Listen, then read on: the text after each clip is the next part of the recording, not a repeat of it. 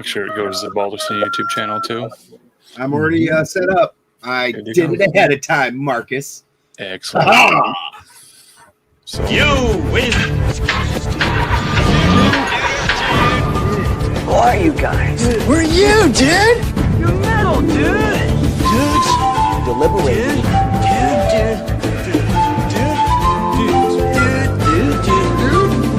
Deliberating. Deliberating. Dogfish.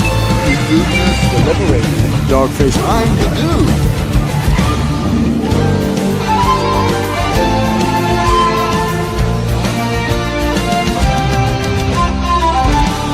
One minute, dude. 9, 8, 7, 6, 5, 4. You're a lying dogfish pony shoulder. You said you were, but now you gotta be honest. I'm gonna be honest with you. 3, 2, 1, fight! Who are you guys? We're you, dude!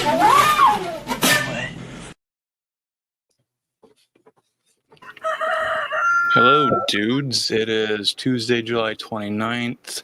This is the 46th stream. My name is AlanMarcus.com. I'd like to propose that for the next 2 to 3 hours, we discuss the tragedy of a German model in doggy style in a Spread Eagle jeans advertisement. You want to spend 2 to 3 hours on that one subject? The Spread Eagle Sydney American Sweeney style. did nothing wrong. I thought Sweeney Todd or Sydney Sweeney. Is she Is Australian? that's the right name, right? I got I'd that like right. to go down. I'd like to go down under and investigate. I've been Okay. working, so I only vaguely saw this. I just saw like a couple memes. I don't really know what it's about. Who are you? I'm Benjamin Balderson. Dude, I'm on the big Deliberating following? Dogface Dudes. How big's your following? At least 12 people. A dozen. Baker's dozen.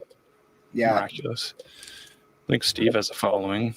I'm Steve, and I have a dog that likes me. Yeah, I'm good with that. I'm He's a fine good dog. with that.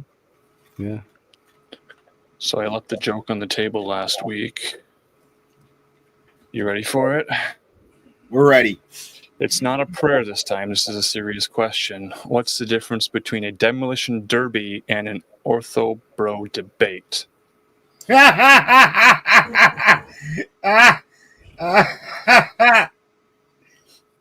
Well, in a demolition derby, they aren't just picking on girls and retards.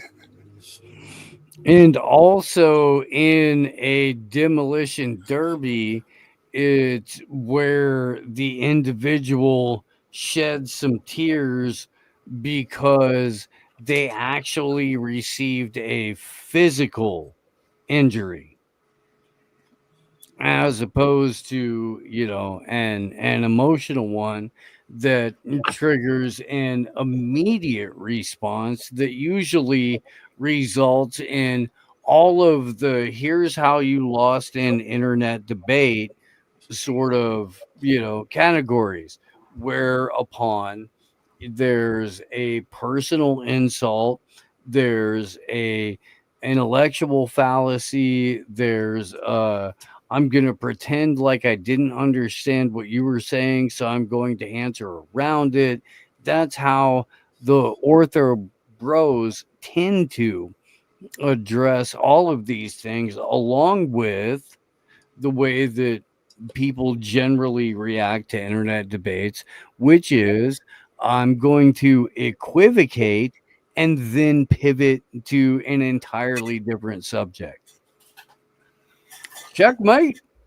Yeah, and then also we're gonna go ahead and try and muddy the water and make it out, and they're gonna pretend like it's logic. They're gonna call it logic, but it's gonna be anything but logical. They're gonna make sure that words have no meaning whatsoever.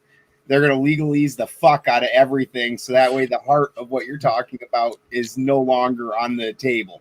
You're not arguing about what a couch is.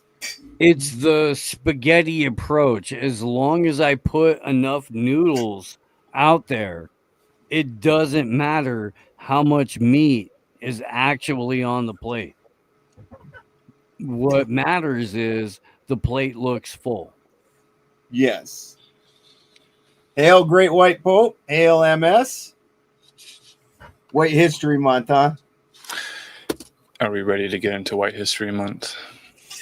I mean, it's not February. We're allowed. Okay, let's see. I guess I can share the screen of a dog, a famous dog. Are you allowed to talk about Loxism on YouTube? Sure we can. Here's a famous dog selling American Eagle denim, I guess. The problem That is dog looks like a white supremacist to me. problem I don't is know. the problem is the German Shepherd identity of the dog. A lot of people reaching real far, real wide between their couch cushions and their cheeks to find something of substance to say. Commenters on the American Eagle Instagram page with a picture of a dog and a blonde-haired actress saying something like, "Not the German Shepherd. Could y'all make it any more obvious?" Another comment says, "Blonde girl, blue eyes, denim, and a German Shepherd." So we're just cosplaying 1939. Is 1939 when denim? Girls wore sundresses in 1939, stupid hoe. And I realize that that's maybe a dude. You're still a stupid hoe. Yeah. MS, you could probably go to I don't know where you're watching this on, but either Balderson's YouTube Mhm. or the AM Wake Up Rumble. We got a channel here. We can put They're a on- link in somewhere.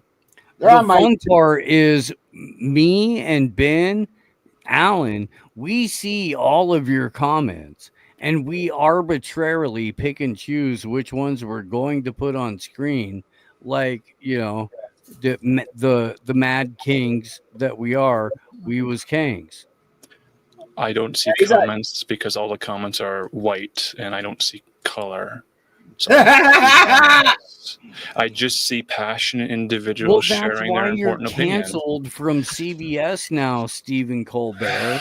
You ran the mileage out of the I don't see color thing. You did. I thought it was the Fax Club that he was part of the scene, the Fax Scene dance he did with I the don't know, syringes. he Is was Tootie dancing in with. that club? I've been fired before. I have. When I got fired, at no point did my employer go, "You're fired, but you're still going to make $15 million a year until Okay. May of next year." Okay. All right. That's the deal. I really wish I would have Colbert got got. like that. That would have been nice. I'd be okay with that. You could fire me like that like 2 or 3 times a year. Do you have a lawyer prepared? Do you need I I need a one? lawyer. do, but he's Polish. Not. It's a different ish. All right. The So wrong kind of ish.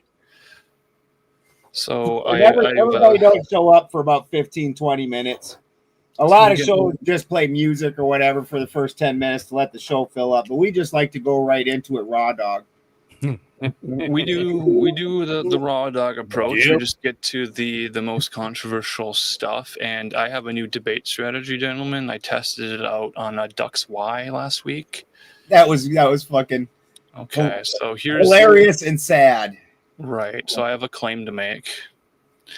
I'm blaming it on the whippets that I did earlier. So anything I say was under the influence of Girl Scout mint chocolate chip whippets. in a But can. not nitrous.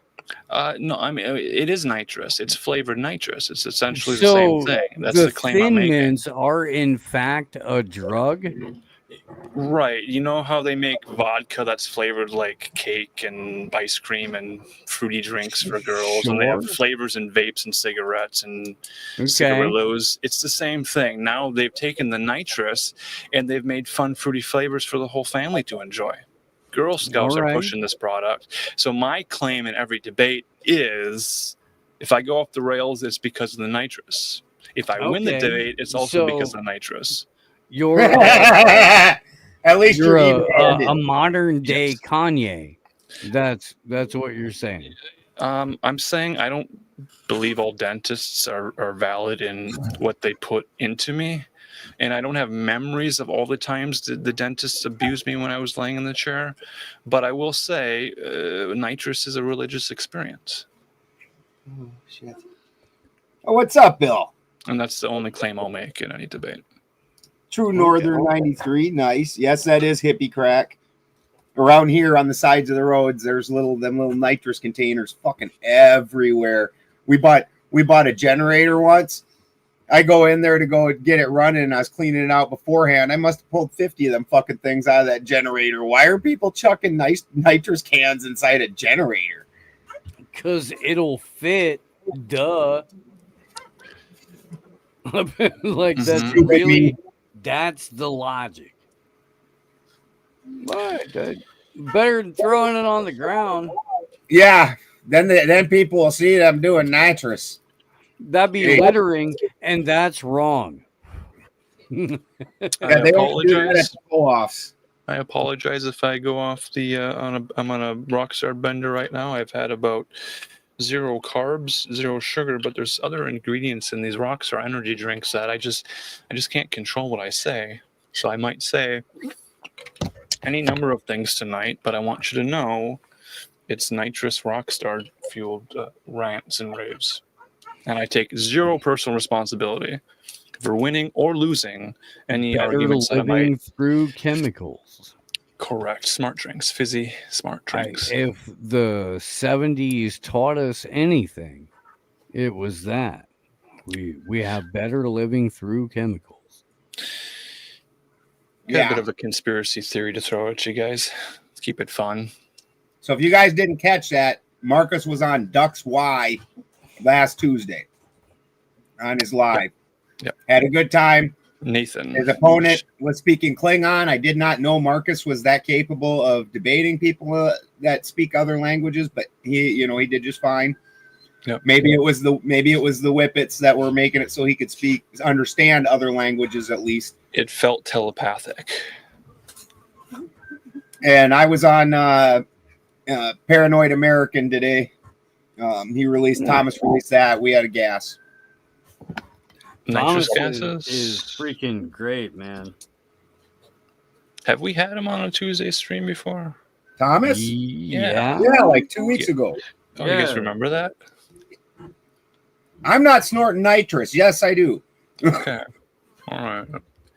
Was there any highlights from that? It was a good one. To check my own blog to see what we talked about. Was that the Don't Neuter My Cooter Computer show? Yes. Yes. I remember that. I found Cherry 2000 on YouTube for free. Christy and I Nice. almost watched it. Ah. We came this close. Yeah, that's when we talked about the hard R strawberry problem. Mhm. By the way, if you're at all interested in elevating your barbecue sauce game, the Hard R Barbecue Sauce Company is about to go nationwide. Nice. Yeah. Nice. Yeah. So look, every little bit of barbecue tastes a little bit better with a little bit of bigotry. That There's tang of bigotry. no True. denying that. Just a It's true. little bit of extra spice on it. And here at the Hard R Barbecue Company, we're happy to provide you with that extra little bit of bigotry in every bite. I'm okay with that. It gives it the zing. Mm-hmm. Yeah. A little bit of flavor. Nobody wants their barbecue cooked from them by a freaking danger-haired, nose-pierced weirdo. Nobody. I don't care if you live in Austin or not. You already know better. Yeah, nobody Good wants that. barbecue comes from Cletus or Clem, and both of them have the exact same hat on, but they hate each other. That sounds bonkers, but it's not quite Baby Billy's Bible bonkers. And Been because of the watching FDA, we Stepstones. can't go full on with it, where there's like some cigarette ash from a dangled cigarette that was there the whole time the food was being cooked. That little extra can't be in there, but that's why he put the extra racism in there. It's implied. It's Yeah. implied. It's The implied. grandma ash, Mhm. it's implied. And you kind of like nod over a little bit. Do we want to watch the Sydney Sweeney commercials to see if there's anything implied in the language they use? Why we want to copyright this early in the show? No, it's an advertisement. It's fair use. There's Mhm. a dog in it. Sure. I won't play the You know how audio. many advertisements you've gotten us dinged over, Marcus? 2. Two. I like the use of the nostalgia. Remember when things were analog? Sony camera there. Sydney Sweeney has great jeans. She's got a great. Who is Sydney Sweeney, anyways? I don't know, but I would have used a Great Dane for this commercial personally. I would have got a giant dog, a Great Dane, and put the Great Dane in great jeans. American Eagle. I think they sell something. I don't know what they're selling. Clothes, jeans, shirts. This is a dog named Sully, by the way. Let's make the dog famous. I don't know who If the blonde they're actress is. selling Lincoln Town Cars or AR-15s, they're doing a great job at subtlety. They are. The order that people see these advertisements is probably going to influence their bias into what they see. This is the first one I showed you guys because there's a dog in it, so it's on brand. So There this is the whole commercial that they're throwing a giant white fit about. there's others. That's just the one with the dog in it, and they were complaining that the dog happened to be a German Shepherd, so they thought it was a dog whistle that a German Shepherd was German. Here's another one with the great jeans. So people can cherry pick and choose what they see. See the jeans one. Hang on. Are they blaming the dog for the way that the dog was born? I thought I was under the impression that trying to attribute undue malice to any sentient being because of how it was born or how it identified was the penultimate sin that you could commit in this day and age. Who's mad at the dog? Who gets mad at dogs, period? Maybe That- the dog thought it was a pug. Could have been. Could have Maybe identified the as dog a pug. thought that it was an Australian Shepherd, and it couldn't even bark. It could just go nar, nar. And punch Poor kangaroo. fella. Well, see, that's where I get confused because Sydney, I think, is a city in Australia. So to name your American daughter after an Australian city seems unpatriotic to me. So I get upset about that. I really have no idea who this broad is. I only None. freaking heard of her like last week. Mhm. And like, I'm happy about that. Don't get me wrong, I am. Sure. Like, but why? Other than people are dumb. Dude, they're really working hard. Like anything white at all, they're trying to get axed. They are really working hard. And I understand when they tried to redefine racism and try and make racism into something that only white people can do. Like, I understand that this was coming. Yeah, and I don't understand how other people didn't see this coming, but now they're just unhinged with it. Is racism, so when you use the word racism, is it always used in a pejorative way to say that you are a racist and you are using racism, and that's a pejorative thing. So you got owned because you're a racist, and I identified the racism in you, and I called you a racist. So by my calling you a racist, I have elevated myself to let all my friends know that I'm not okay with racism, and I call out racism. In fact, I continuously call out every aspect of racism I see, and all of the available racisms were already called out. So I had to dig deeper and climb higher into the tree to find unfounded versions of racism that I can call out for my followers.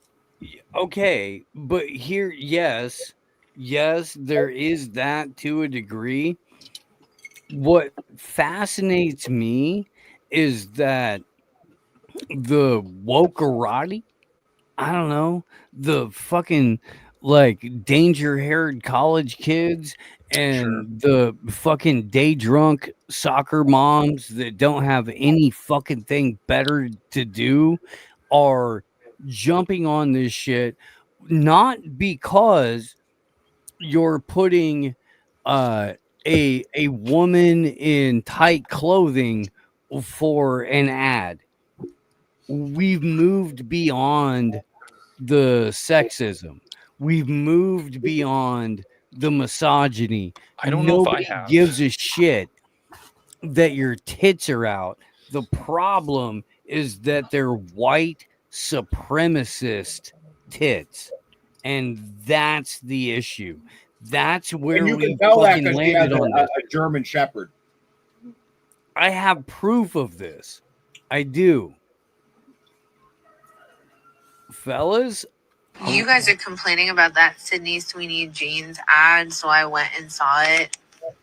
I feel like Sydney Sweeney getting canceled for Yahtzee propaganda should have been on everyone's bingo card at this point. But believe it or not, it does keep getting worse because they have continued to drop more ads over the last few days. And today I'm going to show you the most horrific and problematic one. As always, make sure you like, rage, comment, repost, and follow along for more. But if you're not already up to date, here's what's going on. This week, Sydney Sweeney launched an ad campaign with American Eagle that is very clearly white propaganda. And in any other timeline, it might have been less noticeable. But given the current climate of things, it is extremely obvious. And it has garnered them a lot of attention. And even their stocks have gone up because of it. This shouldn't really be a shock. In the past, we've seen her with her family members who are all clearly red hat people. In the moment, some people gave her a pass for that, obviously, because you can't choose your family. But her silence since then and this campaign with American Eagle now really seals the deal with where she's at.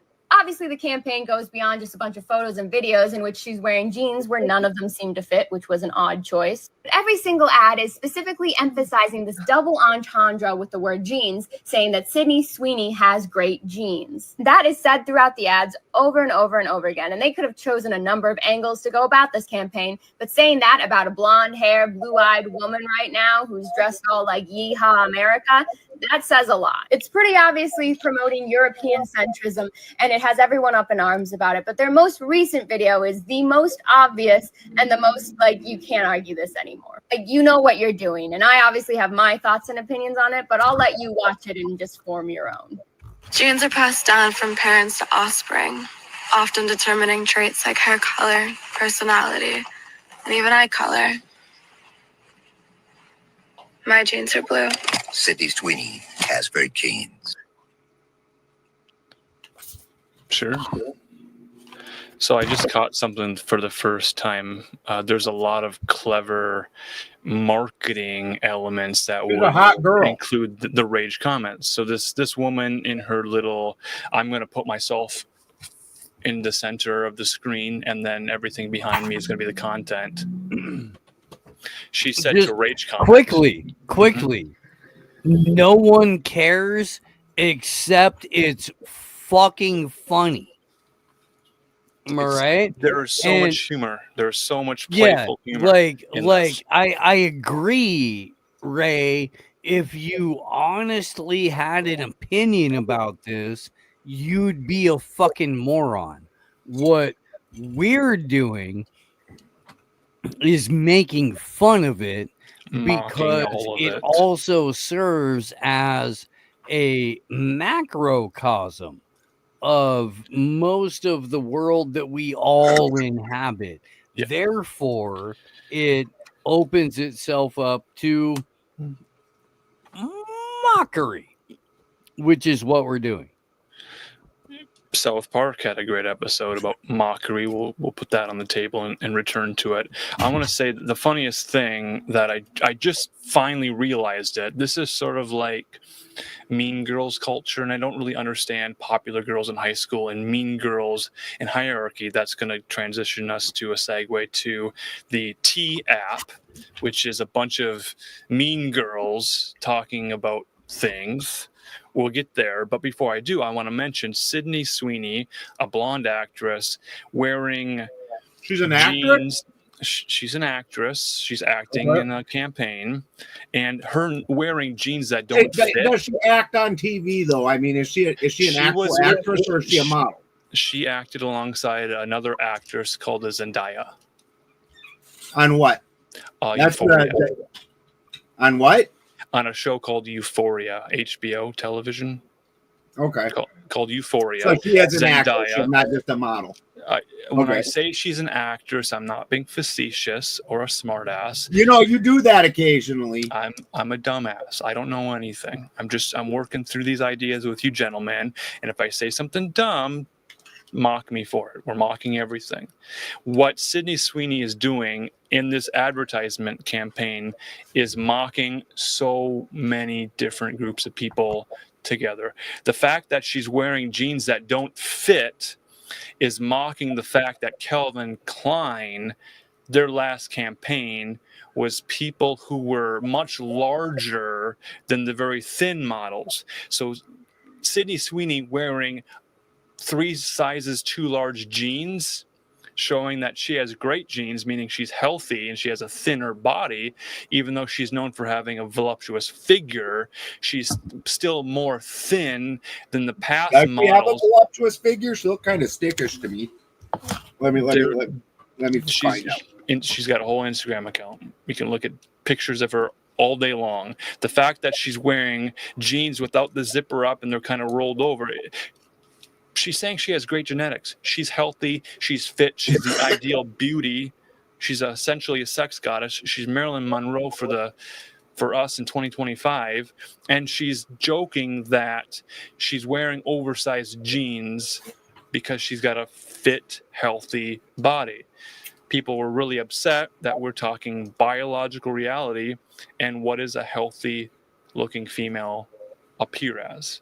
Because the alternative was just a few years ago, there were unhealthy, very overweight models wearing Calvin Klein underwear. I wouldn't call her voluptuous. I wouldn't call her that. She ain't got no hips. I'll call her voluptuous. I'm okay with that. I mean, she got boobs, but her hips are like straight like this. And you know, you got you it's like a motorcycle. You want the handholds like this. Right. This is not how you would do that. You got to get this. For context, he knows what I'm talking about. He likes big booty Mexicans, so he likes them. He likes even out wider. He's like the apes guy. Would you call Paris Hilton voluptuous? No. Okay. I would call Paris Hilton a slightly more plastic Taylor Swift. And if you pick Taylor Swift up and you hold her vertically to the floor, she substitutes as a level, no matter which way you spin. Okay. That's a level. Sure. It's not okay, is what I'm saying. And Paris Hilton, sure, she's a whore, and like idiots are going to be like, I like whores, but they're idiots. And if you would like to be 837th in there, I mean, go ahead. Sure. It's not. I guess, but like, I would advise young and older men away from that particular pathway because they're, Sure. I have a Wars. screen share prepared. It might be shocking. Close your eyes if you don't like to see bald men in biological realities. Oh, that's me. Yeah. I'm not that bald. How bald is this man? Balder than me. But you are Balder's son. That's true. Okay.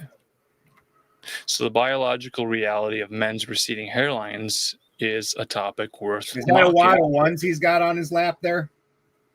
There's a whole lot of Do you know wadded up why? $1 bills Wait, under his hang beanie. on, because I have the clip of this. You got it? We can actually show why he has those ones on his lap. I do not know why he has ones on his lap outside if he was preparing to go to a strip club. I know this may come as a shock to Shock me. some of the people on the panel and perhaps several of the viewers. I'm sorry, and I hate to be the one to break it to you, but it turns out little Timmy Pool, he might be a whore. And by that, I mean he'll debase himself for money in front of other people. And this is the full context of the image that Alan just popped up I love on the context. screen here.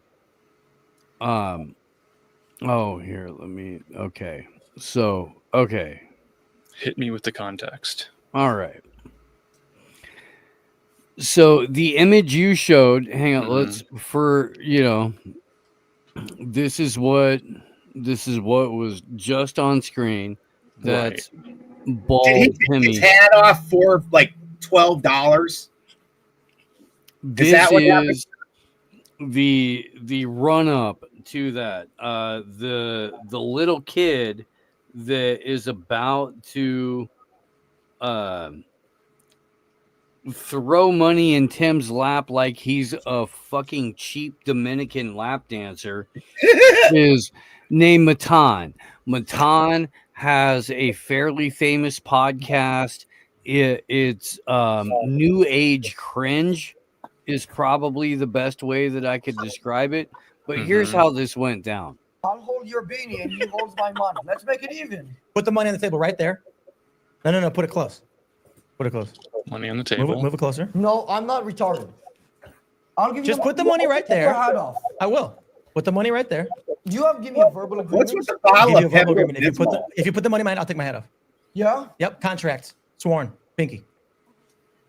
You're gonna take a different hat off. You're gonna tell me you didn't tell me when you took the hat off. I know these games. There's no way you're gonna do I it. will take my hat off in this chair right now within 10 seconds if you put that money in my hand. I'm a hooker, pay me. Jesus. And this is why that dude don't never take his hat off. Make it rain, baby, baby, make it rain. Give little Timmy a couple dollars and he'll take off the beanie for you. He's a whore. Cool. He's not. Okay, so Don Imus described the Rutgers basketball team in a certain way. This guy doesn't have any hair. So what would Don Imus say about Tim Pool in this situation? He's a sappy-headed hoe. Tim Pool is not Don Imus's nappy-headed hoe. He's a sappy-headed hoe. Babe, did you see this thing? Hang on, dude. I'm going to run this back real quick. I am. We have to do this. It's not Finisteride. I'll hold your beanie and you hold my money. Let's make it even. Put the money on the table right there. No. Put it close. The money's on the Tim table. Pool is getting No, paid I'm not to take retarded. his beanie off. I'll give Just you put the money right Take there. your hat off. I will. Put the money right there. You have given me a verbal Humiliation agreement? ritual. I'll give you a verbal agreement. If you put the money mine, I'll take my head off. Matan. Yeah? Yep, contract. You Sworn. fucking cringe kid.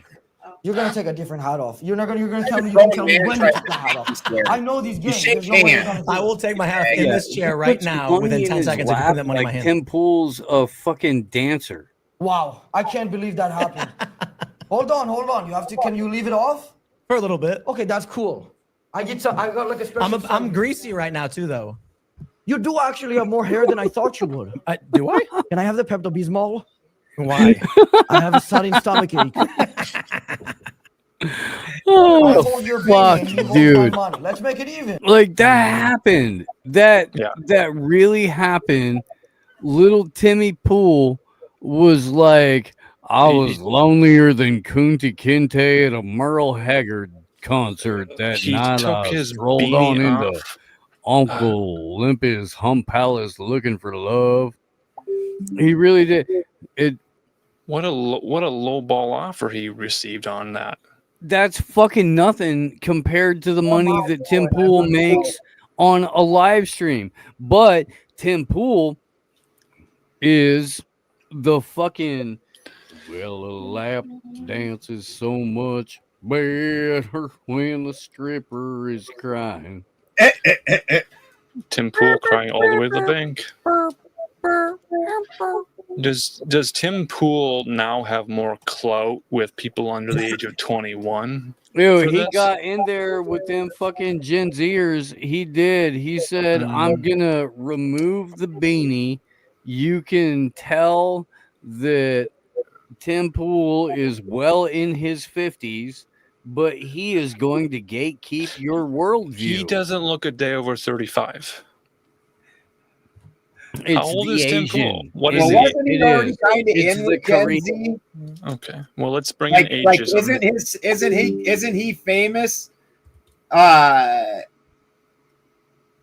famous for having done the Occupy Wall Street shit? Wasn't that what he got his thing from? Here's why Tim Pool is actually famous for the people who remember Occupy Wall Street. Back in the day at Zuccotti Park, Tim Pool went and put a fucking handheld camera in a bunch of people's faces and then put it on the internet. And it was person to person organizational things that should have never been aired in the first place. And Tim Pool, with the help of the newly formed Vice magazine, thanks Gavin McInnes, and the United States Department, helped Tim Pool put very, very, very private conversations into the public sphere under the guise of, you're in a public space, so I can film you. And then Tim Pool got attached to every high-profile hacker under the sun. And the reason that Wheeze went to fucking jail, and the reason that fucking a bunch of, like, still to this day allegedly unmasked Anons went to jail was because Tim Pool was in their fucking apartment filming him. Then all of a sudden he showed up in fucking Syria. Why was Tim Pool in Syria in 2010?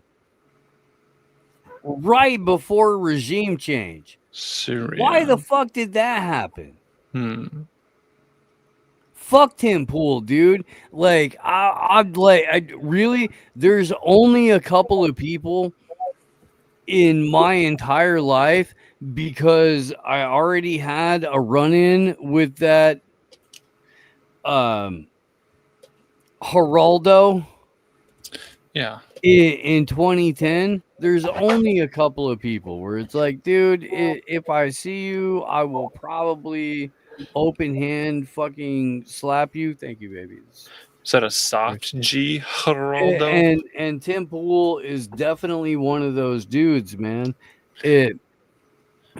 I thought I was gonna run into him in January of 2021, at the beginning of that month. I thought I was going to. Like, we'd fully planned on it. It nowhere to be found. So this is like a brief history of debate dodgers that you've We encountered? did run into Shoe on Head though, and Shoe was great. She was Okay. awesome.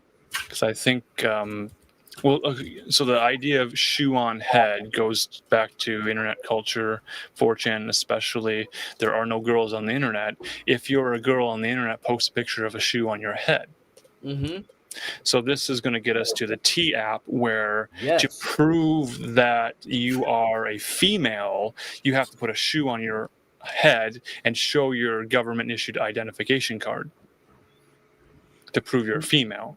That's basically what the T-app said. Yeah. Let's go back to last Thursday. So we had a stream last Tuesday. I talked to Duck's wife a little bit. I said men should own land and have wives and bear children. And I thought, well, that's great. I wonder if they're talking about me on the T app. People had started talking about this app, TEA. Somebody fucking left a comment saying you should see what they say about Marty Leeds on the T app. I'm like, Again, woo, really? The T app contains No, ideas we don't and want to, information. Ben. We don't care. The app is no longer the app is no longer available. I first heard of it Wednesday and Thursday. This is when it was the most popular. I downloaded the app and then went through the process of signing up and registered for the app. How far could I get in the registration process? I got to the point where it said Android is requesting access to give it to T to take a picture from your camera to verify your identity. At that point, I just turned my phone off and walked away. The next morning, I went back to see the T app, and then I discovered that it wasn't loading. So I'm like, oh, it's not. Why isn't the app loading? And then I turned on the computer, and first headlines I'm seeing is that T app has been breached. Well, what does that mean? It wasn't exactly hacked. Anytime the media reports on a computer situation where data is on a server and it's available publicly now, they always say it's a hack. A hack might imply an intrusion or use of force or social engineering to access private information behind a secure server somewhere. But this was not the situation. All of the information, including all of the government issued ID photos of women registering for the app, were on a cloud server behind no password, behind no encryption. They were just available publicly, if you will. So if you had the link to the database, which was made available to people, people started downloading all of the information. All the information from the T app was downloaded and then immediately re-uploaded to Mirrors. Well, So, okay, real quick though, the app itself claimed 1.6 million users. Mm-hmm. The information of 72,000 people, according to reports, was released. So 72,000 out of 1.6 million is not huge, but very, very, very important to anybody who was part of that 72,000. Yeah. Especially if they're getting a picture of your government ID and everything. That's crazy. It was a Department of Defense ID that a woman was showing. Yeah, it was pretty terrible. Well, Pretty yeah, terrible. that was the catch. If you wanted to sign up for it, you had to prove that in 2025, I can't even believe Sexism that people are exists. this egregious, overstepping the bounds of gender, but you had to prove that you were a woman. You had to appear feminine to other people that determined if you were feminine appearance enough to be approved to join the app. Well, because basically the app was a gossip app about men, right? The app was based off of this idea that women in a community were dating the same men, but didn't know it. So a man was spinning plates. All these women are plates. He's spinning them, seeing How a the different fuck woman. does that happen in the social media era? Women not aware that the man that they're dating, in quotes, is also seeing other women on different nights of the week. Well, these women decided that they wanted to know who was also dating the same man. So they were deciding to try this on Facebook. So there's Facebook groups that would form, are we dating the same man? You know, and it would be like in a state. So you'd have like the state of North Carolina was a big one. It was like East Coast, West Coast. I didn't see a lot of flyover state stuff. So it was like California, North Carolina, Florida were the big states I saw a lot of. Yeah, the crazy shit always happens on the coast. The flyover states, for all that they want to act like those aren't important, you never hear the crazy shit out of the flyover states. Right. So I was able to see identification to verify as a journalist that what I'm talking about is accurate information. Identifications were uploaded to the application for verification, and all of that information was not leaked or stolen. It was just, here's where the door is. It's January 6th. The door of this house, this very large house, is open. People come on in and help yourself, huh? Sure. Yep. So if you were interested in data mining and some real stiff data, because there's a number of apps and ones that transfer money and whatnot, that having the picture of the ID is what's going to get you into that app and verify who you are. So that's bad. I mean, don't get me wrong. I think any woman that was on one of these apps probably there was probably a couple that were truly using it for what it was supposed to be used. They'd gotten bamboozled by some asshole, but probably the majority of them, you should just be an immediate giant red flag. You were on that app. You were not suitable to date in any way, shape, or form. Well, we're talking about imperfect people with, broken social skills, talking about other imperfect people with broken social skills. Of course, there's going to be lies and drama and slander. The issue here is that the founder and CEO of T, being a homosexual male, was on the app. And it says here he created the app because his mom was direct messaging criminals on dating apps, apparently, is the reason he created the app. But how's that? What's that got to fucking do with fucking numerous girls dating the same dude? That's not even matching the story. It's a very long-winded story. There's a lot going on. And these girls don't know how to run a background check. You pay like $19.99 on the computers, and my daughter does that for she's not even dating, and she does that like her sister wanted to date a guy, and she told her sister's name, and my daughter's like, well, right. So here's the thing, though. There are men who are slime balls and don't pay for dinner, and they're not kind to women, and then they ghost them, but they haven't committed a crime.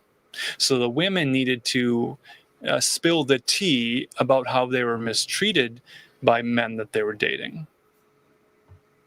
Yeah, this is where this is really going. It's just a gossip session where women fucking try and shit on dudes. Right. So and that's what girls do. Dudes do things directly. Girls get everybody else to hate the person. Right. It's a modern day warlock hunt. Yeah. Okay, so everything that AlanMarcus.com has laid out here, verifiable. The my co-host on my show on Monday night, Teal, she was trying to sign up for it because she's ratchet like that. And it's within her wheelhouse to be like, yes, I want to read everybody else's business, and I'm going to put other people's business up on here. I don't give a fuck. and that's who she is, and I love her for that. I really do. But would Steve ever date her? No. No. No. Her dog is my dog's first girlfriend, and that's why we know each other. You know, been very good friends ever since, and you know, co-host a show together and stuff like that. No, I don't need that kind of shit in my life. I don't. But good luck to whatever fucking fella, you know, trips and falls into that pussy. Yeah. May the odds be forever in your favor. But okay, so the whole point to that was wait, I got way too far off the point. What were we talking about? TM. You talked about it the other night. Right, the TM. She tried to join that shit. It got join. hacked while she was trying to join it. Not only was there an initial breach of driver's license photos and the upload photo that you have to do, because you do have to prove that you're a woman, before you're going to get on there. But there was a secondary leak. Yes. It's like a second aeroplane has hit a completely second tower. And it was like DMs from, you know, people on the app to other women on the app. And they're trying to like form up groups and get after this particular individual. And they discussed all kinds of like very personal medical procedures and a bunch of other shit. And all of that has been leaked as well in the because rule number one of the internet is don't fuck with 4chan. To be fair to 4chan, 4chan allowed the information to remain. The same information was quickly spread across all the available platforms. It just sat a little bit longer on 4chan boards, and people screenshot 4chan because 4chan is often the scapegoat to take all of the blame for all of the internet's evils and terrible behaviors. But other places had the available information as well. The magnet link to the torrent for people to download all the available information from the servers was also spread everywhere. Some places kept it up, some places took it down. What people have done with the data they downloaded, that was not stolen, it was shared and copied. There was no theft here. There was no breaking and entering. What people if you leave the fucking door open, it's not really a breaking and entering, is it? Correct. So what people did with the downloaded photos from the database, they did the same thing that Mark Zuckerberg did when he gained access to a database of student photos in a student directory. This was 2003, I think, 2003, when Mark Zuckerberg was a college student, and there was a thing called the Facebook, which had, so when we had student IDs in college, well, there was also a thing called LifeLog. Well, LifeLog is happening concurrent with Mark Zuckerberg and scraping just happened to database. go dark the same day Facebook went live. Right. So before Facebook, thefacebook.com went live, Mark Zuckerberg had a face mash site. So it was, here's a picture on the left, here's a picture on the right. There's two pictures here, two faces. Which one do you prefer? Left or right? And then you'd click, I like this face more. This is a hotter body. This is I would date this person. I don't like this person. So you'd have to choose between two photos, and you'd click on them, and then it would tabulate the score. And there would be the hottest and the least hot, and they'd be categorically ranked based off of users clicking on photos. That's what people did. That's what users did. And I'm not saying men did this. I'm saying users who use computer code, I don't assume their gender, they used the available information and they created multiple. I've seen at least 2, maybe 3 websites that had the similar concept of the Zuckerberg face mash. We used to call it hot or not. Same idea. So they took the idea, that Zuckerberg was questioned in front of Congress about this face mask thing and did what he did.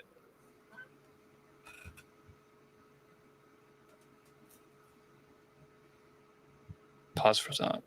Yeah, and if you want to, I think right now you could probably go to whatever website that is, or GitHub or wherever, and still participate in ranking random people who signed up for the T app. Yes, if you choose to do so. Just based on the pictures that were, published through New York Post or New York Times or whatever, they all look exactly like what you think they would look like. All of them. I saw a lot of computer mice. I saw a lot of walls. I saw some carpets, and they all scored better than anything that looked like a human. Ah! Photos holding cats or dogs scored higher than photos without cats or dogs in them. Reasonable.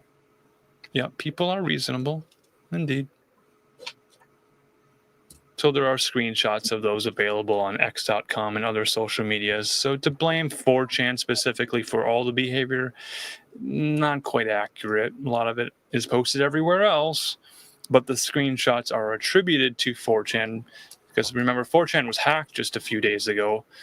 Chicken Jockey 4chan Minecraft. was hacked also? 4chan was taken down by the Soy Jack party. That's the lid cards, right? They were the guys who did the mouth wide open expression, the Soy Jacks.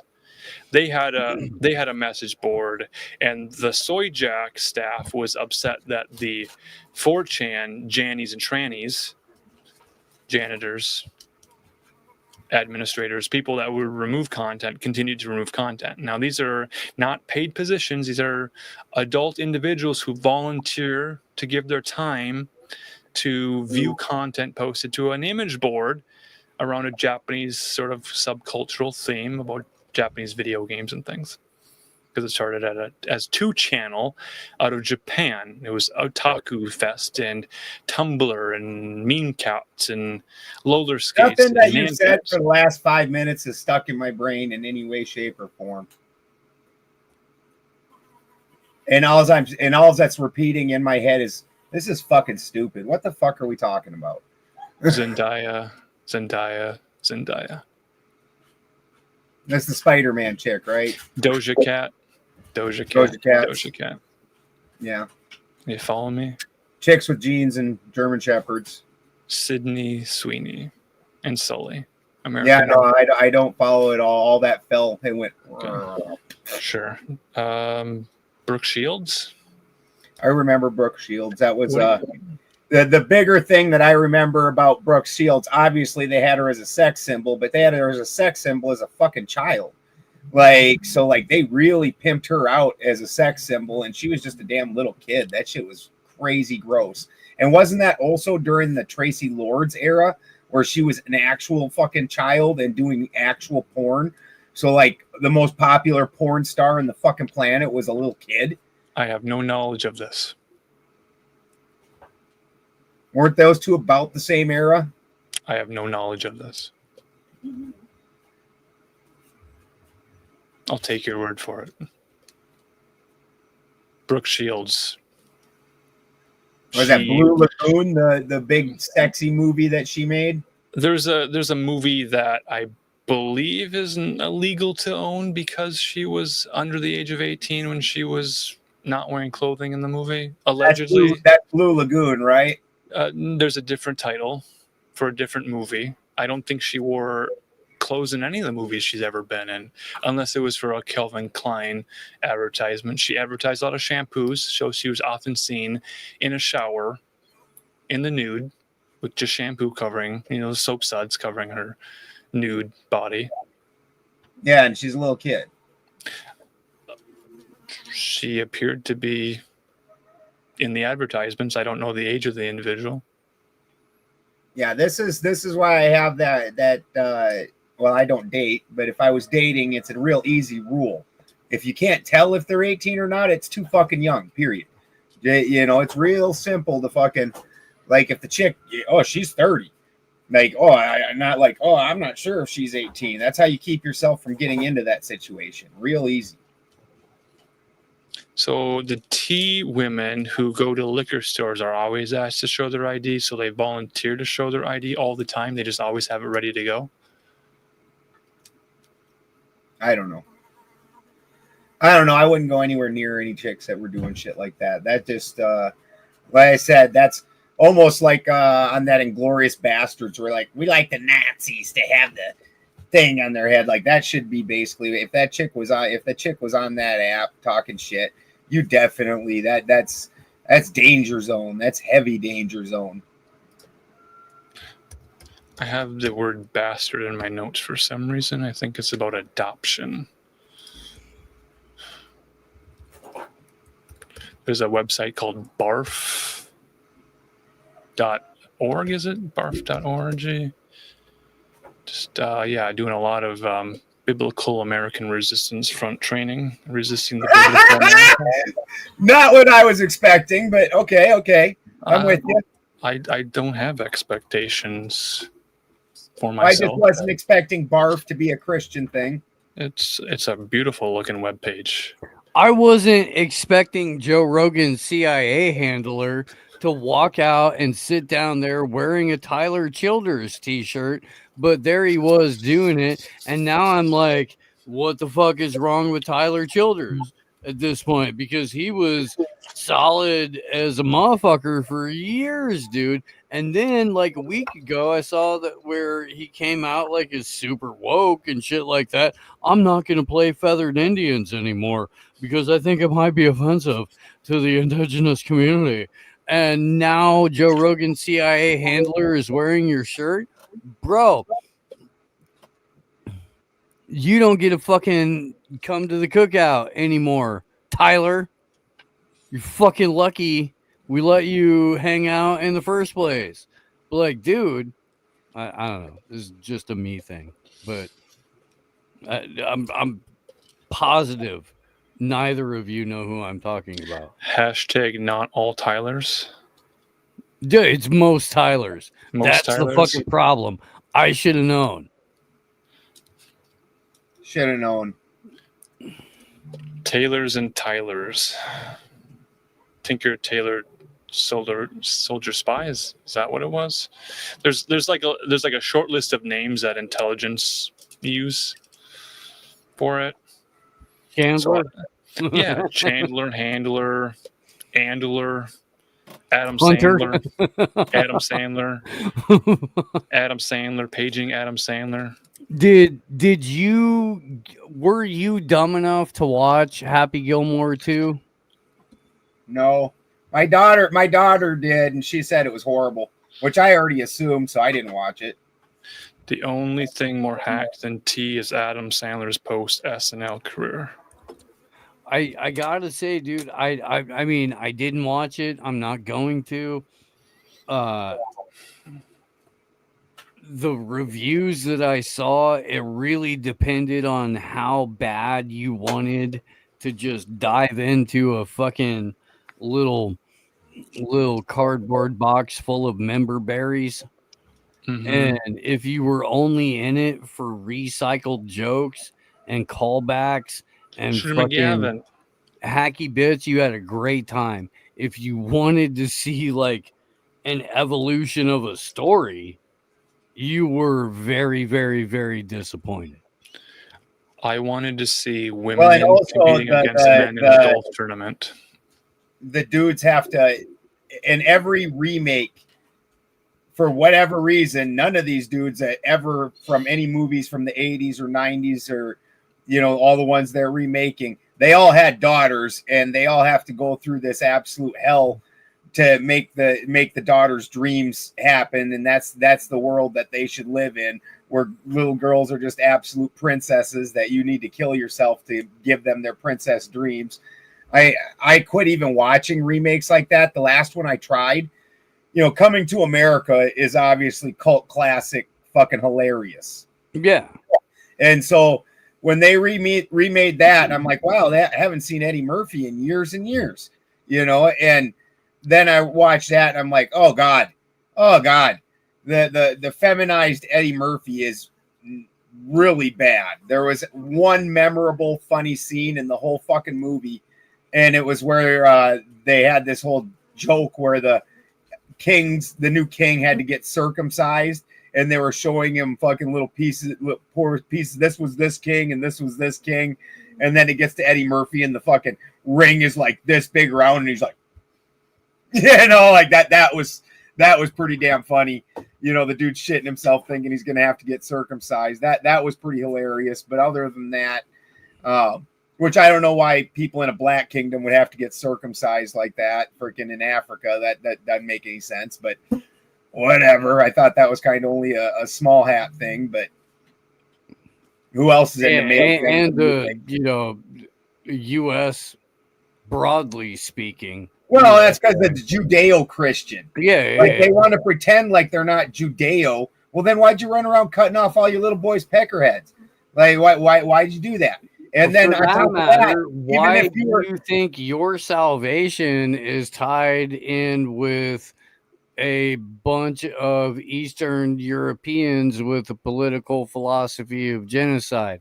Doesn't make any sense based on the book.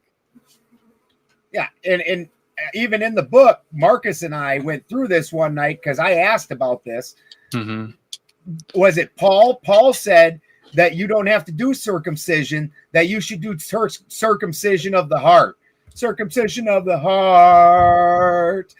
Right. Go entirely around the heart, circumscribe it, precision into that heart, and let there be a hole in your heart for Jesus to stuff it. That was so fucked up sounding. There's a whole genre of metal called cum metal. Oh God, I don't want to know. Should I stop there? Are we done? Yeah. No, I don't want to know this. It's all G.G. Allen covers. Turns out. There's a lot of Christian lyrics I just shake my head at when I hear people singing in church. One of the lyrics is something like, "Come, Lord Jesus, come." I'm like, I can't sing this.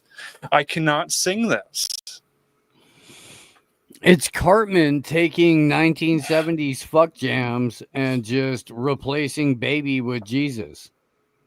I mean, this is like the way my wife is unintentionally racist. She just says shit. You're just like, are you aware of what you just fucking said? Is there any awareness? Only not funny. Because when my wife does that, it's hilarious. But it is really funny. It's Baby Billy's Bible Bonkers. Uncle Reverend Baby Billy put some respect on his name. He doesn't want much, man. He just wants $2 million and an 8-ball. It's not quite a family feud. It's not. Baby. Is it Baby Billy's Bible Bonkers? Uncle Baby Billy's Bible Bonkers. Yeah. Uncle Baby Billy's Bible Bonkers. Yes. I did watch that it's like one of the only fucking shows on TV I've watched in years, and I got like sucked into an entire season of it, and it was broadly fucking hilarious. And I hate most of the people involved, but it was still broadly hilarious. It's better to not know the people. I don't know anybody in chat. It's better to not know them. They might say something flattering or affirming, or they might try to butter up my ego, and I might get a real big head about it. Trying to remain humble. Can you put up Adam Weber's question? And what's up, Sarah? What's up, Dead Wolf? Good night, MS. In your experience with animal husbandry, have you ever witnessed what you would consider possible rabies infection? Totally seems like a nonsense fear tactic. I personally have to agree with your assessment of that. When I imagine that maybe in some small areas it's a problem, but when I was moving to Humboldt County, I looked at what was going on. I'm a weirdo like that, and I even looked at the rabies. There's basically no reported rabies in any way, shape, or form. The couple reports over the last 20 years have been bats.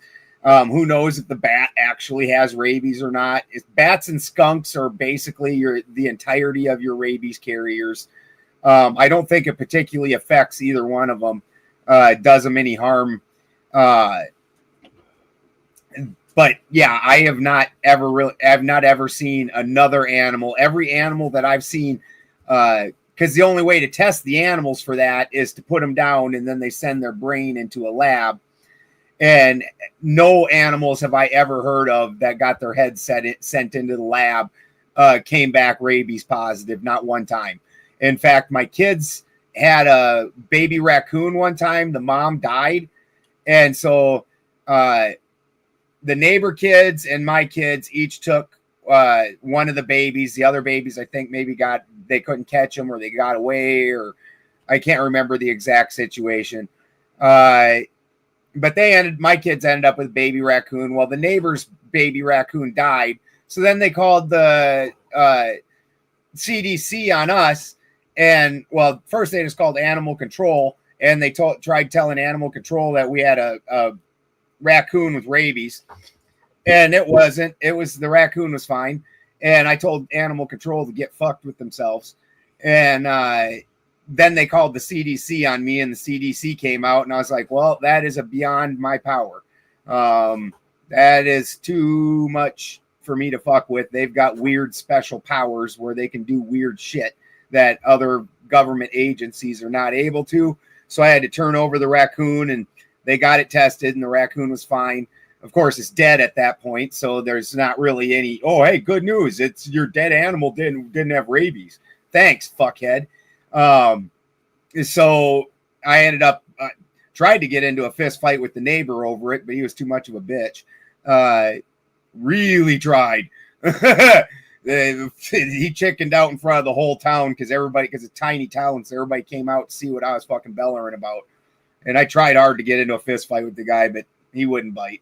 It was about like trying to get into a debate with an ortho bro. Only I understood why he didn't want to fight with me, because he would have been severely physically injured. Where ortho bros, it's just their little bitch ass egos that they're crying around about.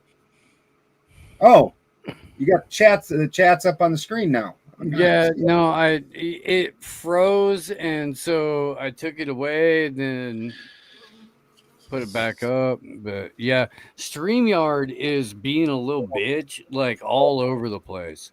It's really frustrating using this as a platform. Yeah, they just did a bunch of upgrades, so I'm guessing that they just got nailed. You know, they're working out all the bugs on their new upgrades.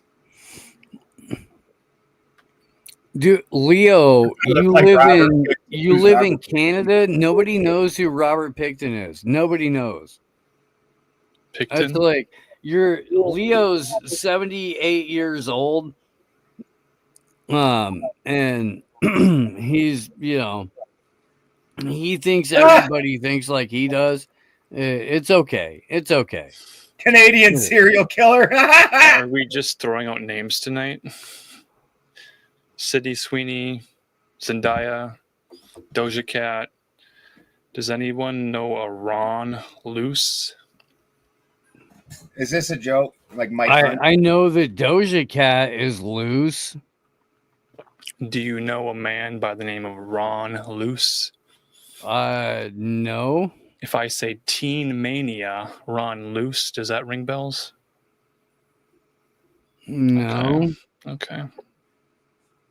Not even a little one. If I say the Duggars. Those are the people those are the Christian people that punched out like 23 kids, right? I don't know what and their then personal raped faith a in bunch Jesus of them? Christ is. I don't know. I don't know if they're walking with the Lord in a baby Bible belt sort of way. I don't know if they've loosened the belt a few notches. I or would if they're wearing assume it tight. the brother or whatever that was molesting a bunch of them was not walking with the Lord. Okay. Maybe. So the I have yet to see anybody point out in the Bible where that was a bad thing. Why isn't it in your rules? You made rules about a bunch of other things, but that doesn't seem to be one of them. I mean, there's rules about shellfish and blended fabric. You would think kid fucking would show up there somewhere. Yeah, I'm just saying, that seems like a bit more important than blended fabric or shellfish. Maybe don't do this. And they don't have it in their books. I don't know. And there seems to be a lot of things like I got into it with that one of the new he just converted to ortho bro from Islam, so he's like extra annoying. And yeah. And he was saying he hates Islam now because they kill apostates, and I'm like, well, okay, is this the Spider-Man meme where they're like pointing at each other and like you? I'm like, what do you think Christians did historically? Well, do they do it now? Well, murderers don't murder somebody every day, but you're not less of a murderer just because you didn't do it today. How murdery is the God of the Old Testament compared to the God of the New Testament? Testament? Saying that one of their kids, well, I mean, if the kids were getting SA'd, then that's pretty natural that that kid is now going to be a fucked up person and do fucked up things. Aren't we talking about Rosie O'Donnell becoming an Irish citizen? Ireland don't want her.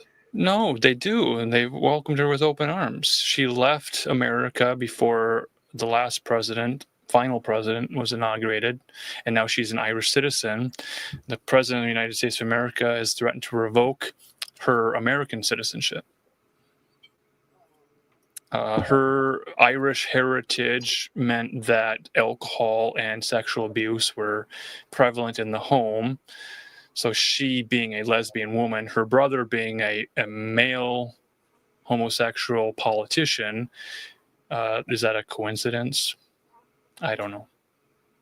But I just know that they're Irish. I guess O'Donnell is an Irish name. I don't know. The things that people do to little kids, and it just makes me mad. And I know that there's a common story where like, oh, those guys get it when they go to prison. No, they don't. The inmates would love to do it, but they get protected by the system. And it's just wild how every government system is rife with this shit. The churches, the schools, the governments themselves. Like, why the fuck can't you people leave little kids alone? It's pretty simple. And then people like me get looked down on. I think I think it would be perfectly fine to take those people and show them, the inside of a meat grinder. I don't have an issue with this. I don't know what that makes me a bad person, but I guess we're on kind of opposite ends of that because I'm not changing my mind. It's interesting. I was asking if you guys knew who the Duggars were. You kind of said, yeah, they're those people. They have a show called Shiny Happy People. I didn't see the first season. There's a show called Shiny Happy People. I don't know if they asked for permission to use the song title. I think, is that an REM song title? Shiny Happy People? I don't know if we can trademark or register or copyright or use any sort of intellectual property protections on the way we arrange words, because sometimes we're deliberating dog-faced dudes and sometimes we're dog-faced dudes deliberating, but we're laying claim to those 3 D words in any order we choose to use them. Everybody likes triple D. Triple D. And Adam Weber saying that rabies means rage. That's interesting as hell, because the biggest overriding factor I know of with rabies is you're hydrophobic. So that's one of the interesting things is the hydrophobia. Allergic to sex fluids? Yeah, I've never been and fed in sex fluids. Fucking. What's the definition of hydrophobic in this debate? Where you're where you don't go near hydrogen. I It's- don't take water. I don't take my clothes off when I go to the shower. I'm afraid of water. Well, I knew a lot. That just makes you a teenage boy. I'm trying to segue into Shiny Happy People Season 2, presented by the Duggars. How many essay, you know, like for little kids like that end up in the Fed system though? I don't know. I've never been in the Fed system. I've only ever, you know, I just went to prison for weed. Like, so it was just a state prison. It wasn't Fed. It's, you know, definitely wasn't enough for the Feds to pick it up. So I really am not aware, but how often do the Feds pick up that kind of case? Like, I don't know. Laws change over time. Well, I understand that, but there's just there's certain things that the Feds will come prosecute and certain things that they won't. Like in the weed world, you knew, like, okay, so in California, even right now, you can get like a normal person can get a license, and 99 plants is the tipping point on that. Why is it 99? Because at 100, the Feds have the option of coming and charging you with it. Anything under 100 plants, the Feds won't fuck with it whatsoever. So there's certain things that the Feds will go after, and certain things they don't consider worth their time. And then even at that, like, let's say if you have drugs and a gun, that basically immediately puts you on the Fed radar. But if the state's willing to do it, a lot of times the state will have more severe charges than the federal charges. And the Fed's just as happy not to spend that money. It's the jurisdiction we're talking about. Interesting. And yeah, I think the cats will drink the water. When you got rabies, they won't drink water either. Their hydrophobia is one of the big signs. They won't go near water. They won't drink it.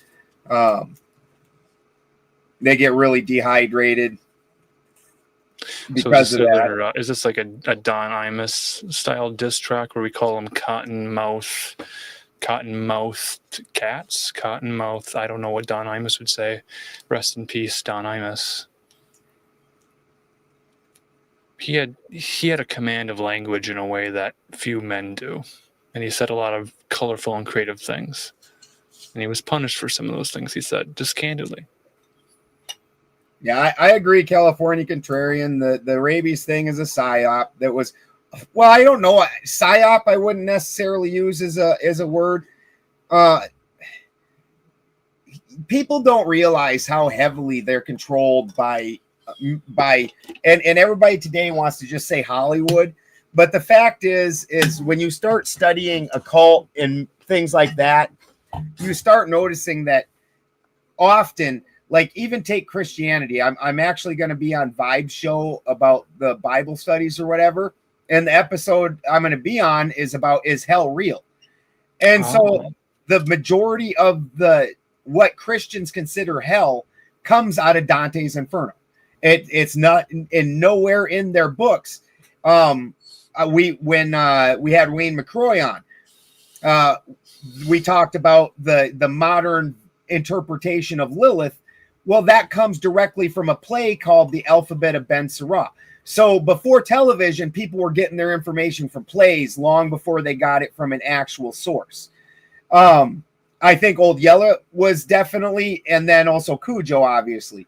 And now, do I think that they were necessarily a psyop? I don't know.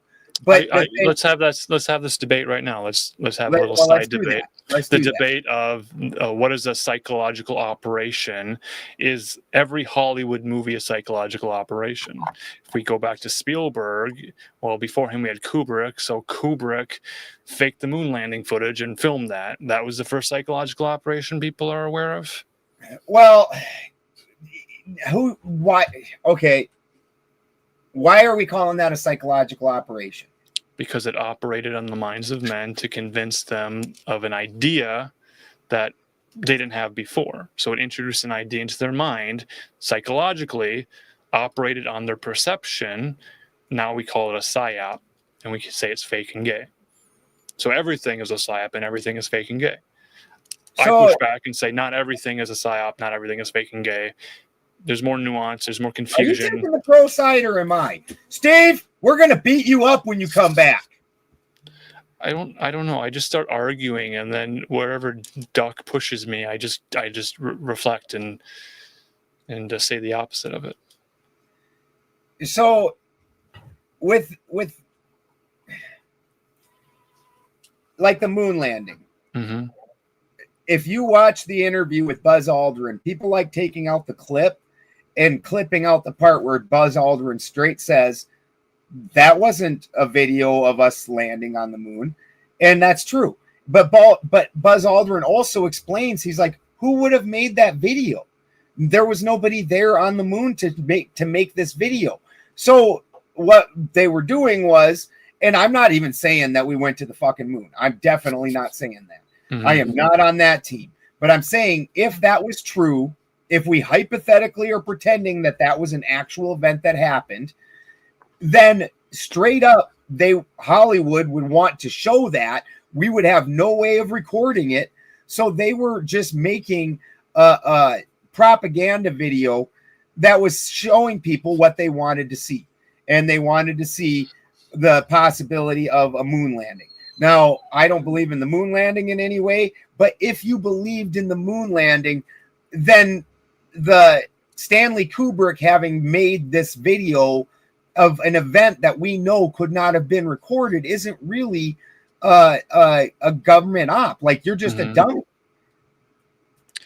The example that started this little side tangent for me, and I said, let's debate it, was the topic of rabies and Old Yeller.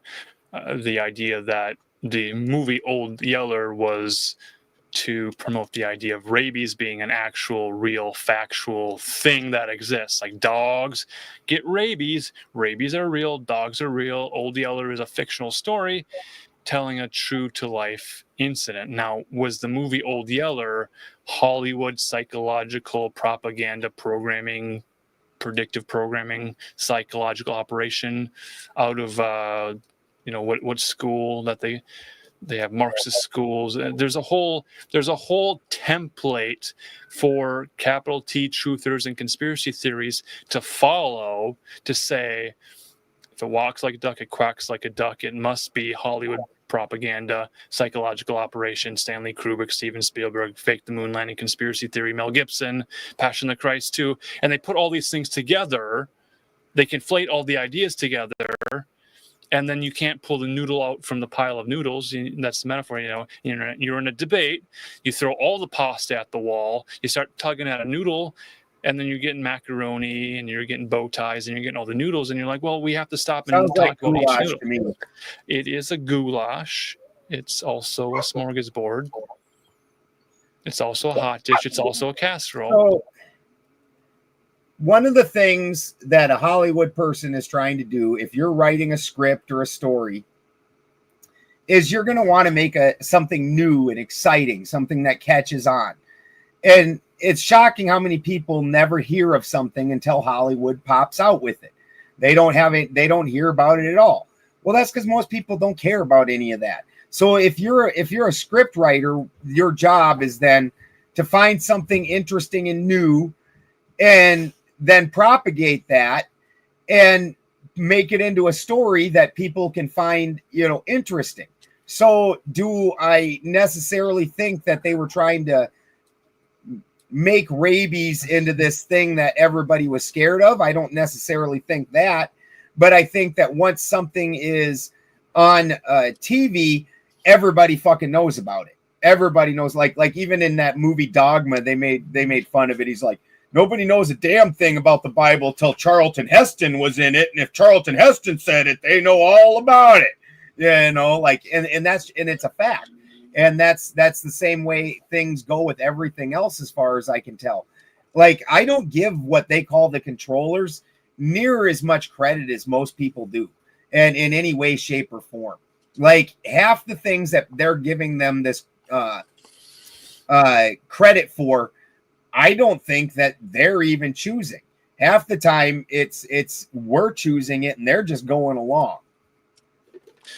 that's where I agree with you in this little mini debate.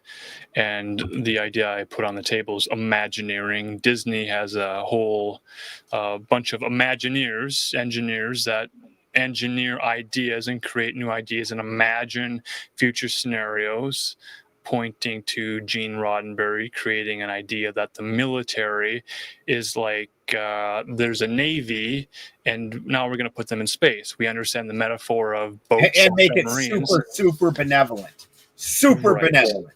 So now we have Star Trek, and they all have little devices that flip open and communicate with other devices that flip open and communicate.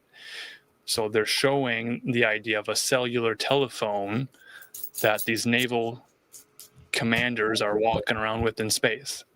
They imagined the idea of the cell phone, and now when the idea of the cell phone was made available to people would get those big Nokia phones.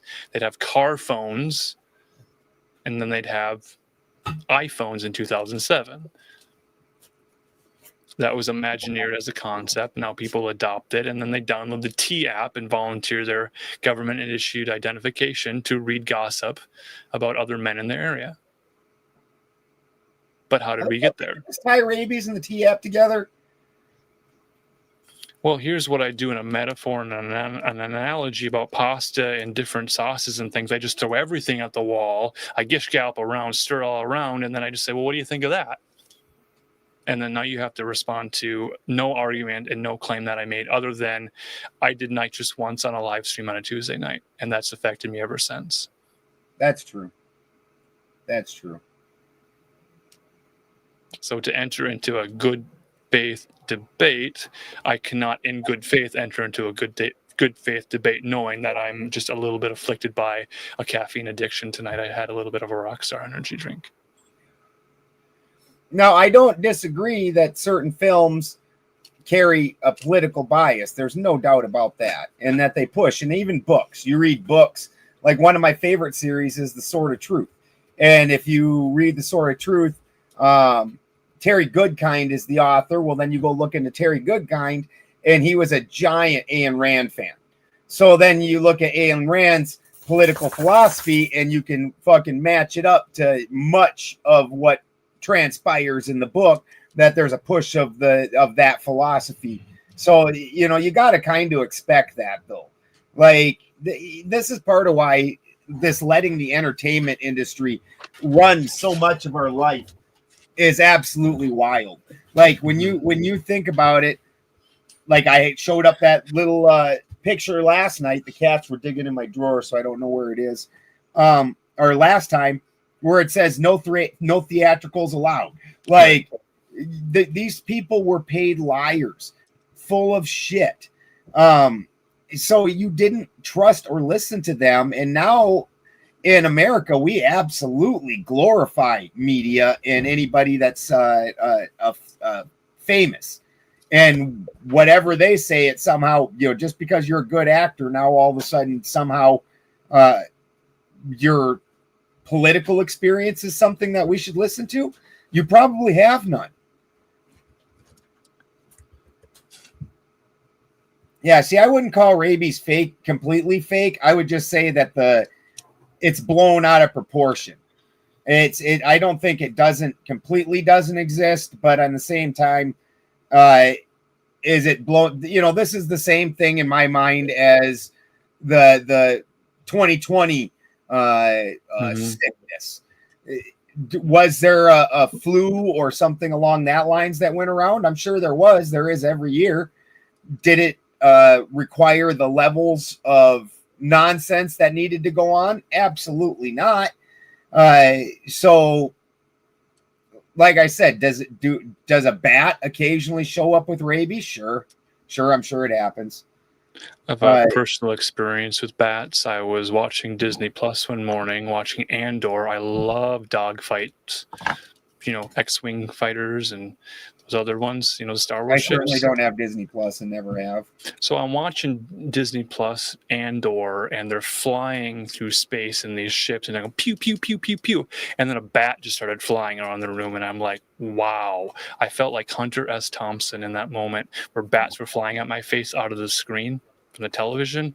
That's It was hilarious. terrifying. It was exhilarating. It was thrilling, and that's why I don't know. I'm just a big fan of Star Wars and Star Trek. I mean, after the Flat Earth movement tried to convince me that space is fake and not real, and tried to take Star Wars and Star Trek away from me, I said, no, it's okay. Well, now space being fake and gay and the flat Earth are two separate things. And I conflate them in my mind. Yeah, I choose to do so. That's my choice. yeah. The two things don't have to be correlated whatsoever. The whether you're the flat Earth thing, I understand that there's arguments on both sides. I get it, but to imagine that somehow a pressurized vapor system sits next to a system that is either negative pressure or much lesser pressure, that's absolute fucking nonsense. Who can believe that? So if I ask you, in the first box, we have the letter A. The middle box is empty, and the third box is the number 3. So empty box in the middle. What is in the middle? We have A, question mark, and 3. What is in the middle box? An orange. It's a Rockstar drink. Damn it. It's a fruit skedaddle. What's the name of this? This one is called Radical Skedaddle. Oh, my butt is so much whiter than my legs. These actually on occasion see sun. There's components of me that when I run around naked at night to go chase off predators, I don't even need a flashlight. Like, I glow. I am my own light source. I run around naked. I am the product of many white people breeding against each other. Are you making a claim about your genes?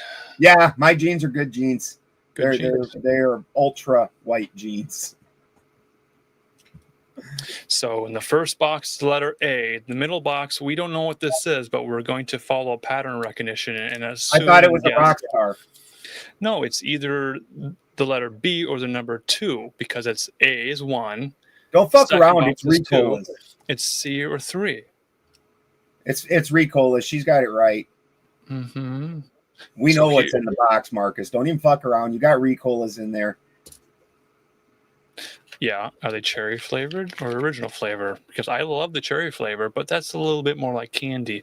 When I have a serious throat problem, I reach for a Ricola Originals. I like that original recipe best. I get it. Is this another dog whistle for racism? Are you going to put your hair up in ponytails and start yodeling in the Swiss mountains? Not everyone hears the dog. Not everyone hears the whistle. Do the Swiss even have a dog? I can't think of sometimes there's smoke, sometimes there's fire, but there's not always a gun. You guys are assuming it's a penis. I haven't said penis, but I made maybe you a think of Belgian it. Malinois. I sound white. I don't know all the breeds of dogs, but I know you're going to quiz me on it, so I'll do flashcards. I'll prepare for the dog breed test. The dick is in the box. That's right. It's my dick in a box. That's what my wife wants for every holiday. So there was a business called WAG that went bankrupt because dogs just weren't fetching enough profits. There's a dog. Okay.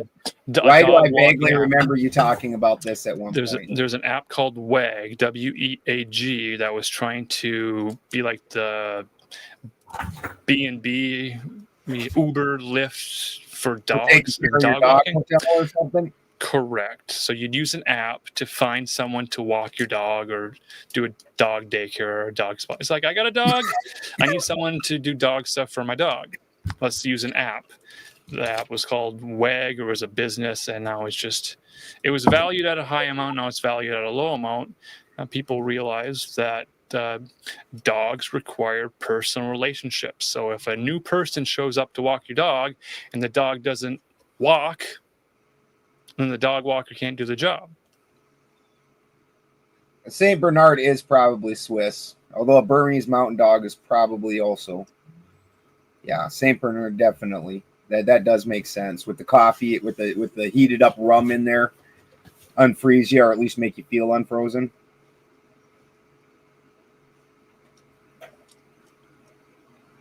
Shiny Happy People season 2.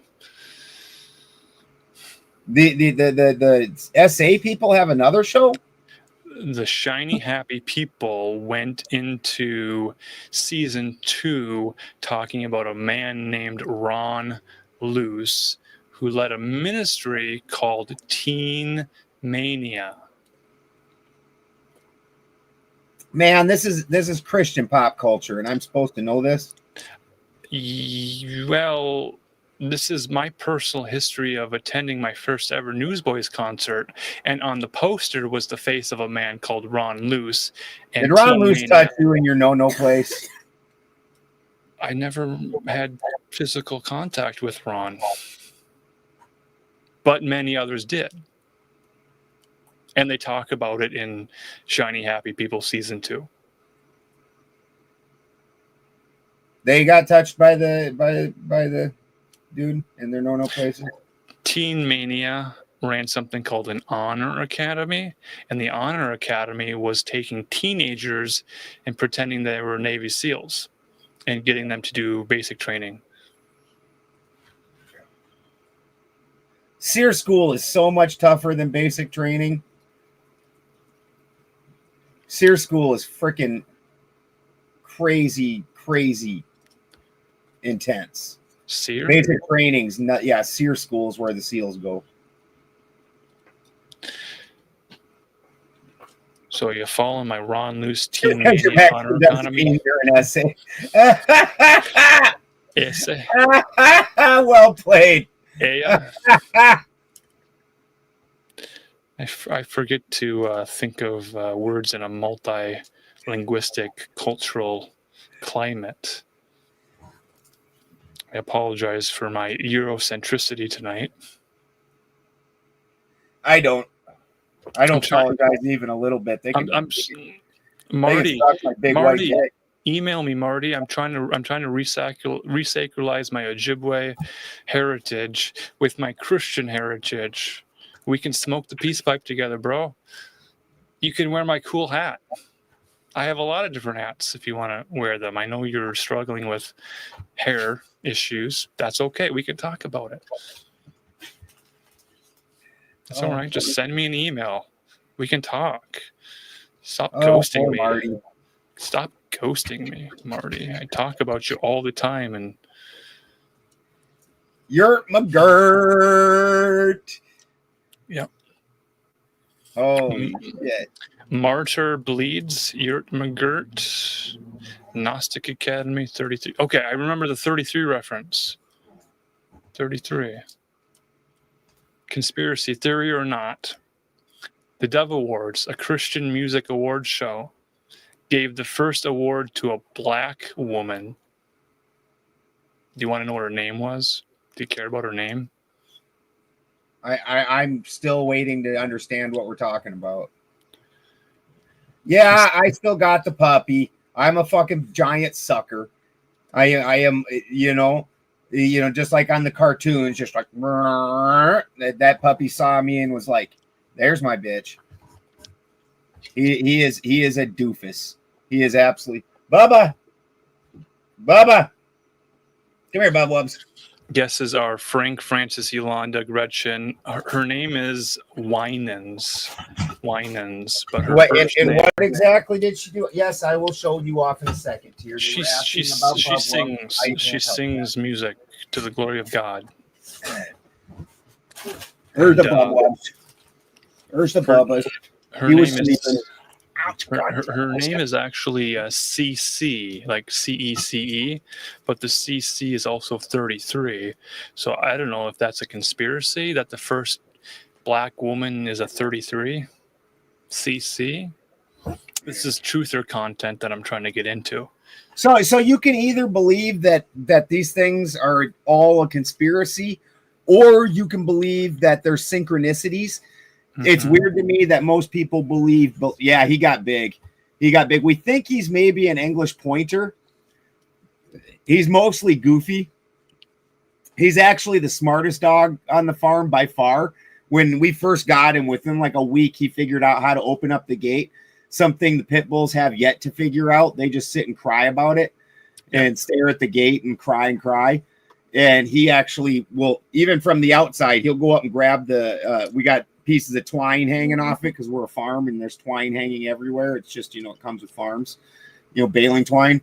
And he'll go grab the baling twine and pull the gate open for himself. And he's figured out how to shut it now because he kept getting in trouble for not shutting it. So now he shuts it behind him even. And he figures out all kinds of things. He's smart as hell. But he's also just a floppy, goofy dog. Aren't you? See, he went right back to sleep. He's been out playing and harassing everybody too much. But you can either believe in synchronicity, which means that you're doing things so naturally certain numbers are going to pop up and certain things are going to happen because you're in alignment with that in the world. Or you can say that it's all a big conspiracy. It's kind of a one or the other. Now, I do understand that there are definitely going to be people that understand, just like, presumptively the people that created the state of Israel did so using the biblical revelation and whatnot as a script. And I can understand that also. I get it. But to act like there's no synchronicity in people that are doing these kind of things, I don't understand that. Mm-hmm. Like it's synchronicity when it happens to you, but it's evil and Masonic when anybody else goes through that. I don't know about all that. Well, this is where we give props to Marty, Gnostic Academy. Yeah, he has a 33 in his name. He talks about 33 a lot. Yeah, for him, 33 is like a whole Jesus thing. Mm-hmm. And know that he's not as inbred as the Pitts. That's a fact. He is not. Marty's not inbred. That's the claim you're making. Marty very well might be inbred. He's only like 3'5". Like fucking dude's a sawed off little midget. So his genes may not be the equivalent to your genes. Absolutely not. Okay. His genes are not near as good as my genes. Okay. You're ready to defend your genes any Tuesday night? Any Wednesday I am night? ready. Your schedule's wide open? Okay. Them's our fighting words. You're going to enter a yurt and two minutes, one man leaves. I'm not making a claim of manliness for anybody. I'm just going to say 2 humans enter, 1 human leaves. But where's his master blaster for him to ride on? I don't feel comfortable using that word. Barter Town. So again, if we're going to talk about the Hulk Hogan discourse, we could get into that a little bit. Hulk Hogan, a real American hero. You might own a yurt and it's great, Joe. but are you trying to start a white nationalism movement? Yes, I've been trying and failing to do so. All right, Meathead wants to come up on my lap and let everybody see him too. They've seen enough of you. Look at this. I think yurts are great. Like yurts are great. Yurts are great. It's like WWF wrestling. He's pinned. 1, 2. This is all we do. We call out opponents and we want to wrestle, and we want to do theatrical wrestling, and then they don't email us back. I thought we were. You are clearly a white racist. I thought that we were friends and that we could just have a little scrap. Instead, you know what, Marty? The ortho bros are cooler than you. At least Jim Bob you can joke around with. Meathead, come on. Meathead, come show everybody your beautiful presence. Come on, sense of humor. It's very important. This is Gomez's dad. That's the aspect of synchronicity I experience most often is humor in synchronicities, very silly synchronicities. I'm a big meathead. Oh, big meathead. Oh, big meathead. Oh, yes. Who's big? Are mushrooms safer than Whippets and Rockstar energy drinks? They are definitely safer than Whippets and Rockstar energy drinks. Not all mushrooms are safer than Whippets. That is true. I presumed that you were speaking specifically about psilocybin mushrooms. Who's big and meaty? Who's big and meaty? I'm big and meaty. See, when Steve's dog was living here, we called him Brown Brown. And why? Because as you could see, like Meathead here, he's got one blue eye and one brown eye. And Brown Brown actually had two brown eyes. So his name was Brown Brown.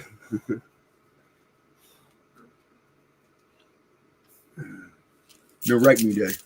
Look at those beautiful eyes. Beautiful dog. Yes. All right, Meathead. Everybody's seen enough of you. They probably haven't. They've probably seen enough of me, but you get off my lap because you're fat. So there's still some pasta hanging on the wall. Are we going to clean this mess up or just throw some more? Which string? Pull on a string and I will follow, Marcus, or at least attempt to. As long as it's not too pop culture-y. Obviously, you're getting me a whole bunch of times tonight on new ones. And now I'm going to spend the next 6 months trying to figure out how much you were fucking with me. It's the rock star in me. I'm just inflating my ego a little bit. It's got y'all antsy in your pantsy. Indeed. It's 33 cc's of Jesus juice directed straight into the penis. Was the answer to a question from chat earlier. We've talked about the Jesus juice and the ortho bros lifting weights and getting swole. Well, when you can't open up an olive jar, you should definitely do something besides fucking sit around getting drunk. Like you done lost your man card at that point. I do think that Jesus would hang around nappy-headed hoes and jigaboos, and other words that Don Imus would use. I said I was going to say it after an hour in the stream, and we're almost 2 hours into the stream, and I haven't said it yet. Holy shit! I must not have been there when you said you were going to say that. Caught me off guard. We talked contracts, and I said I wouldn't say it in the first 7 minutes, but after an hour, and now we're into it. Shit. Oh, I have other words and slurs that we can learn tonight. I have a whole list of them. Who could definitely open up a pickle jar, though? Oh, Andrew, yeah, he could probably open up a pickle jar. Olive jars, that's too much, though. And it's mostly because his lumpy-looking soft arms are about the same size as his wrist, which doesn't look particularly big either. Lumpy-looking soft arms. Yeah. That's a good one. I'm thinking one-word slurs. One-word slurs? One-word slurs. These are pejoratives. There are new slurs that we must learn and reckon with. Like ortho bro? Similar in vein. Ortho bro might be connected to like mansplaining. A lot of mansplainers like to call women femoids or femoids, shortened to foids and moids. What? And troids. And troids? Troids are neither male nor female. Or you can't for tell. Fuck's sake. Oh, for fuck's sake. So why is it anytime something sounds ridiculous, it's always them shitbags? Like when they came up with the whole cis. Mm-hmm. Oh, you're a cis. You're a fucking cis. Shut your pie. Well, I think cis is supposed to sound like sister or sissy or Nancy. I think we're back to Nancy talk tonight. Where we have yeah, Christy Crinkle asked about that. What are you doing then if you don't want it? Well, see, Christy, Thomas was not in person with me, so now it's Carol talk, not Nancy. Carol. It's if we're in person, we have to go outside and do some work. How am I supposed to go out and do work with Marcus when Marcus is sitting in Minnesota and I'm in California? So now it's Carol talk. If we were sitting next to each other, then it would be Nancy talk, and that's unacceptable. How do we make it more acceptable? How do we become more accepting? I don't want to become that more accepting. We're too accepting in the way it is. Are we not progressing fast enough in our acceptance? No, we've progressed way too far in our acceptance. Okay. Oh, this is the push back, and the slur I want to talk about tonight is connected to Star Wars and Reddit and fandom. Questions of what is a good slur to use pejoratively against people who use AI, artificial intelligence, LLMs, large language models, this type of thing. What is a slur against people who use artificial intelligence in writing and art creation and music creation? They were looking for a slur. Nerf herders? Again, that's a good one, but it's a little bit long. Scruffy nerf herders is a long slur. They needed a shorter one. What did they call people who broke the law of the Butlerian Jihad after the Butlerian Jihad? What did they call those people? I It's looked like this up. there was Mentats, the human computers, Butlerian Jihad. Man, I haven't dug into the Dune Encyclopedia and the appendixes in a while. There were Nice catch, words. though. Mm-hmm. Luddites is as a word that some people use. It's not quite Yeah. fitting. Luddite's somebody that doesn't use technology. How the fuck would somebody that wants to use AI to do everything be a Luddite? Correct. So they couldn't use the term Luddite to describe AI tech bro. So they went to Star Wars, and in Star Wars, there's sort of slurs against droids and Clone Army. Attack of the Clones. Star Wars Episode 1, 2, and 3. Well, this is fucking helpful. Therefore, a Butlerian Jihad lawbreaker is someone who violates this prohibition against creating, owning, or using forbidden technology. Yeah, I know. I caught that. I understand that. What was the term for that? Yeah, what is the term for it, you jet? Maybe they don't have one. I don't know how thoroughly he sussed that out. I mean, the Butlerian Jihad book is after Frank Herbert's dead, I think. I think that's a prequel from when his son and whoever else took over. Yeah, Brian Herbert and Kevin Anderson. Mm-hmm. Yeah, that was made after the original series as a prequel. Star Wars fans would use the word. It's a C slur. What's I up, don't know if Brian? I can say it. Star Wars fans would use a C word. Yeah.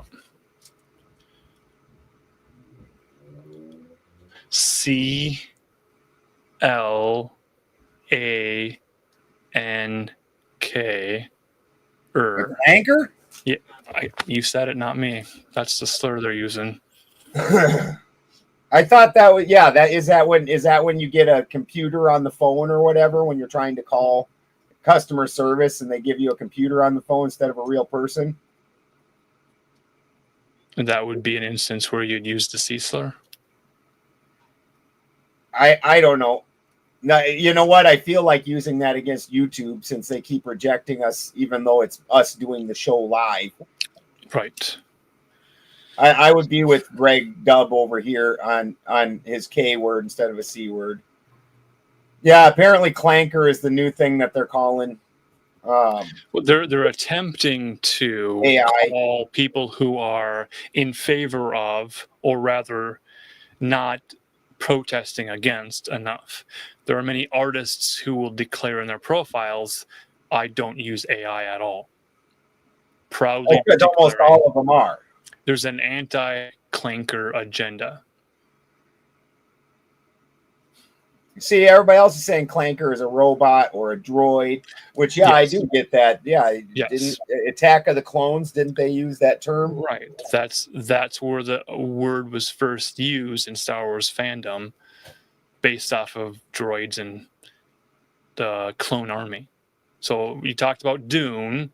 Well, Dune no, was written, Army would and be the- Clankers because those are people inside those suits. The clones are people. right. That's based off of the genetic cloning in the Dune story. They took that idea and put it into Star Wars to have a clone army. So the Butlerian Jihad goes into the Star Wars universe. This is culture takes these ideas and then reuses them over and over and over again. And now we're at the point where clanker is going to be a slur, and you have to blur it out and bleep it out because you can't say it because it implies a certain thing and it's a hate crime. to hate people who use AI.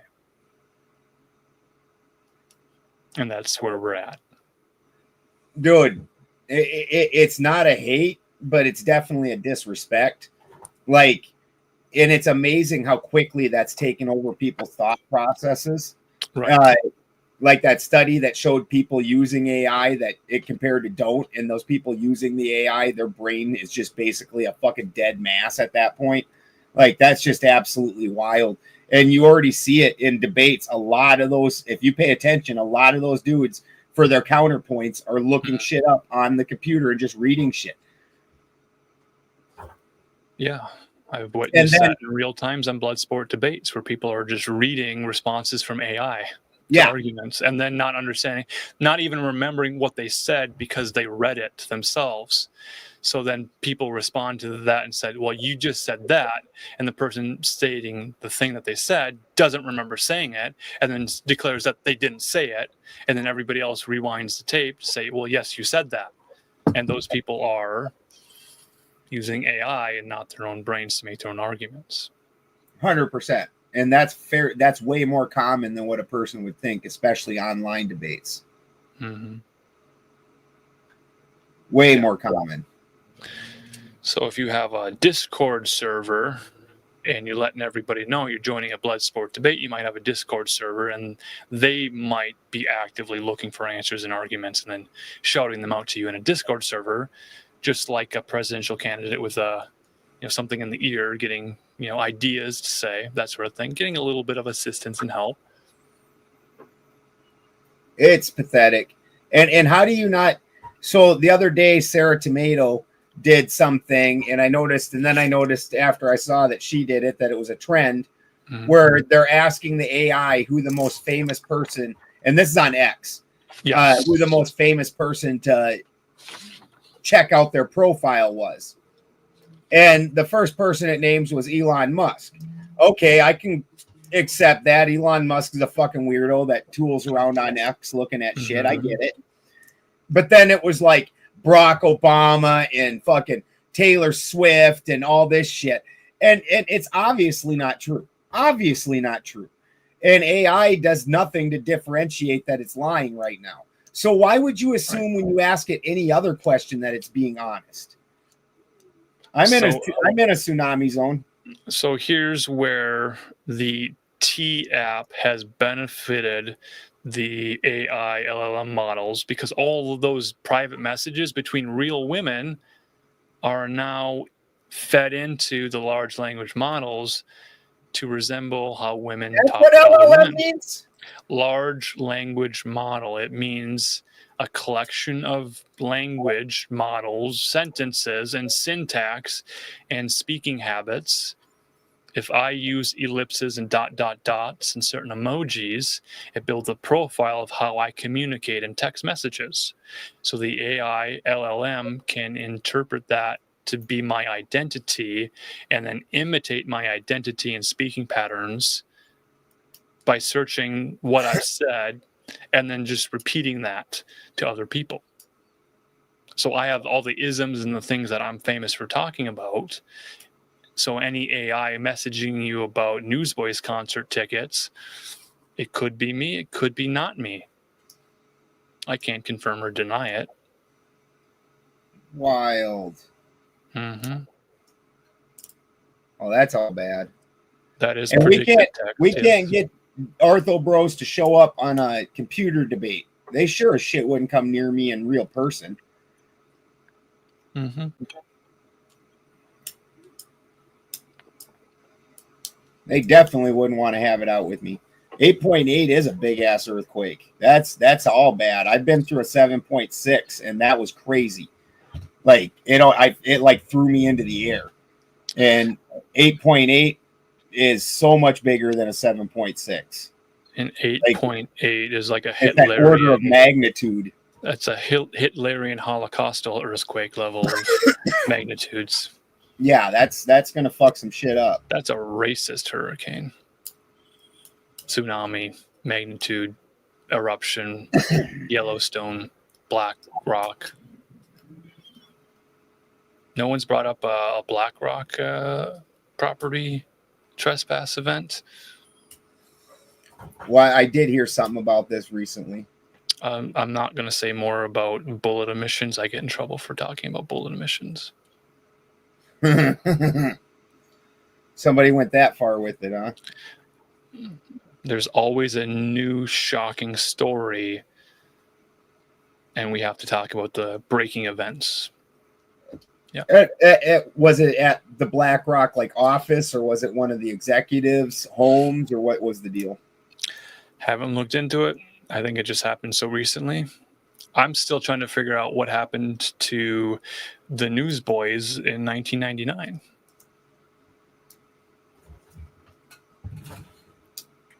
I seen somebody else posting on Instagram about them. With the Newsboys? Yeah. I hope the Newsboys enter everybody's algorithms. Yeah. Made me laugh.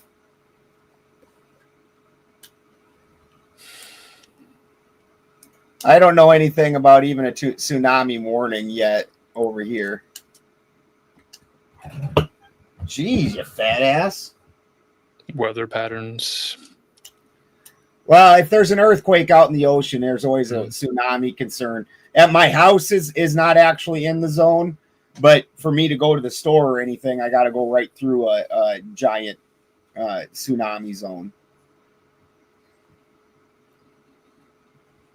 Like the ocean's literally, Cutis, why you always got to do that shit? You're so naughty.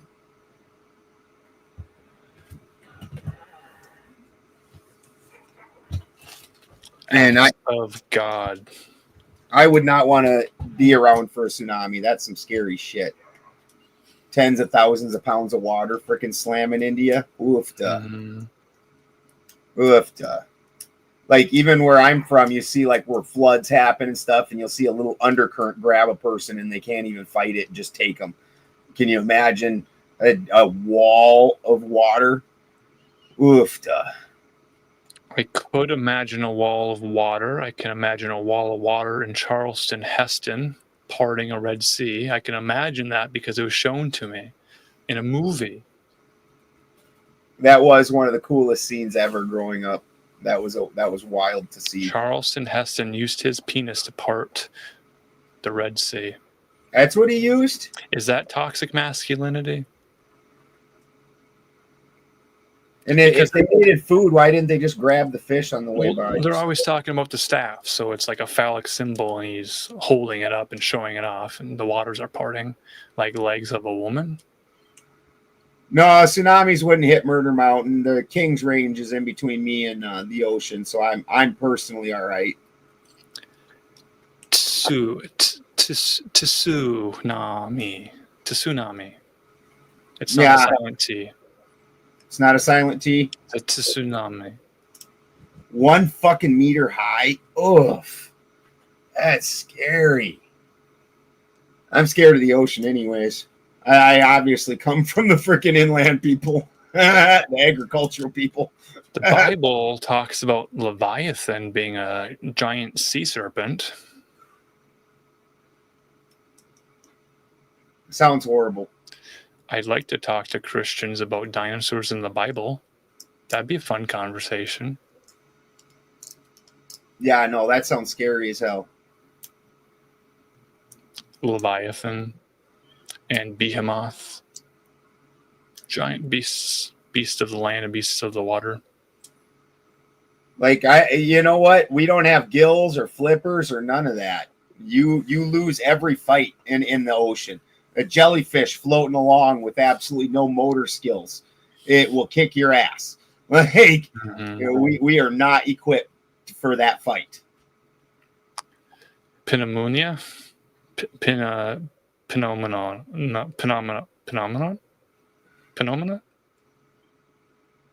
Ken Ham would love to talk to you about Jesus riding dinosaurs. Wouldn't that be badass, riding a T-Rex? I have Ken Ham books waiting to be read again, a second and third time. I love Ken Ham.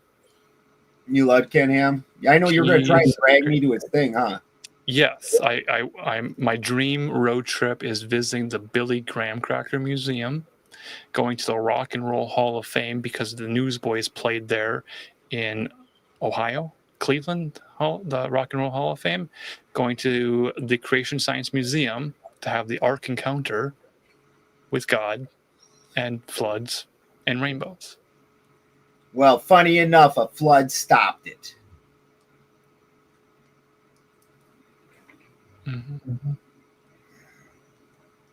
Yeah, fuck cuttlefish. I condemn Ken Hamas. Kent Moss, the baseball player? Ken Hamas. Oh, Hamas. Hamas.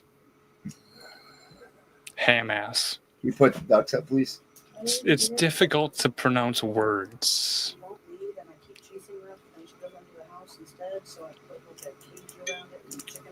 She's sitting there trying to hatch him eggs. Yep. Do dinosaurs have gender fluid? They have black goo.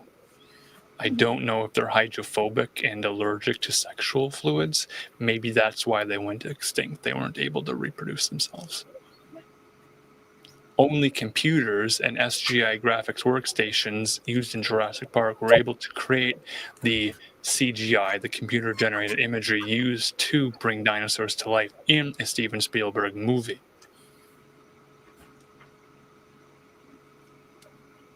Yeah, it's a broody duck instead of a hen.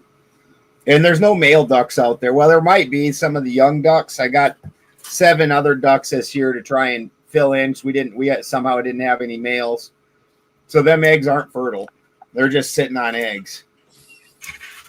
There was no boy around to help them out with that. That's the frustrating part about it. Like, there's nothing happening here, and we've got 4 ducks right now doing it. So here's an app idea. We call it No Eggs. Men only join the app and then post what you know about the reproductive abilities of women, sisters, mothers, daughters, everyone. So men will just post about women's cycles and eggs, and we'll call it No Eggs. And only men can join.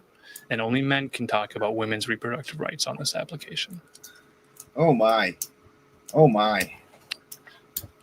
Are you willing to put in some seed money? No, probably not. Get this thing off the ground. Get some investors investing. Get it out of the Shark Tank.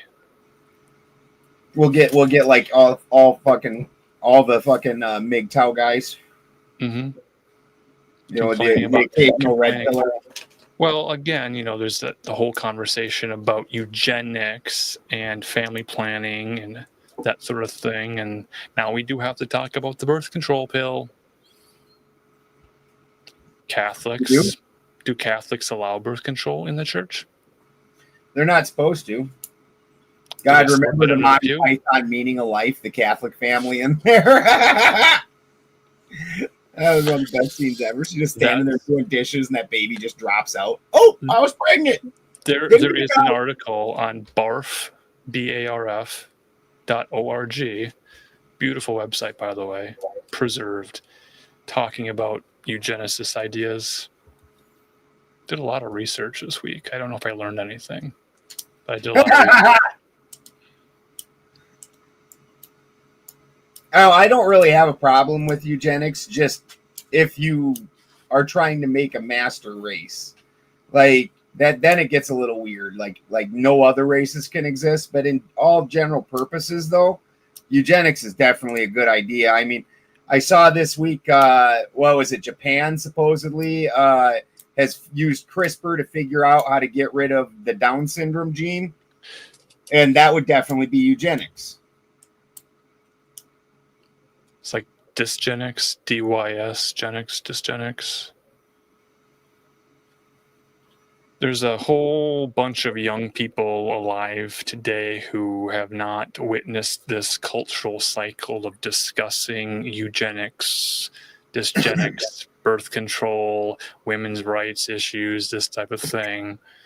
So for them to be born after teen mania ended, they need to know the history of teen mania, or they're doomed to repeat the history of teen mania. Well, you best explain teen mania. Teen mania is a teen ministry, a Christian ministry led by a man named Ron Luce. Yeah. Back there. There was a series of concerts with fire and brimstone and pyrotechnic effects. Was there any stripper poles? There may have been stripper poles, but it was more about see you at the pole, the flag pole, where we would meet in early September for prayer before school started. See you at the pole.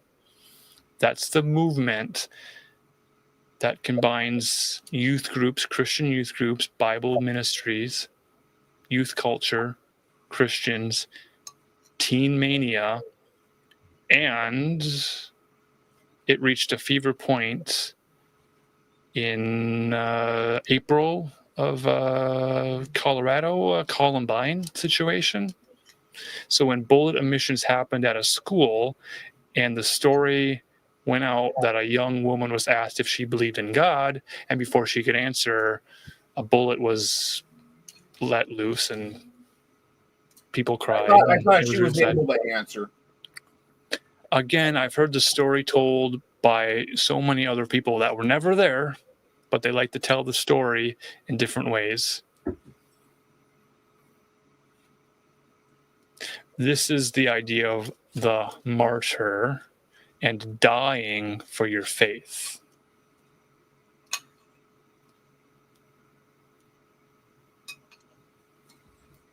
So you're saying that little girl was a martyr? Cassie was made a martyr by people who told her story without her consent. What the hell was the jeans girl's name? Sydney? Oh, okay, Sydney, not Cassie. Sydney, Cassie, Tragedy. There's all sorts of names for girls. Some are biblical, like Esther and Ruth and Rebecca. Some are not. We know a Christian biblical name when we hear it. And then there are other names that are not Christian, that are not American, that are not English. Yes. Bellin? Bellin is a biblical name. Is it a boy's name or a girl's name? It's a biblical name, and that's the most important thing.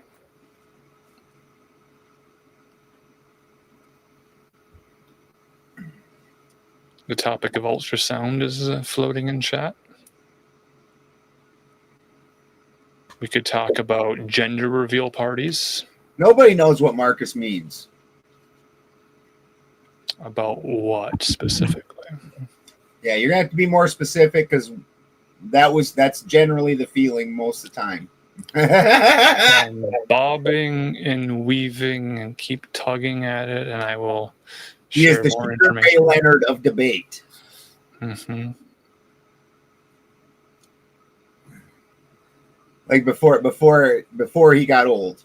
I am the voice of the ADHD generation.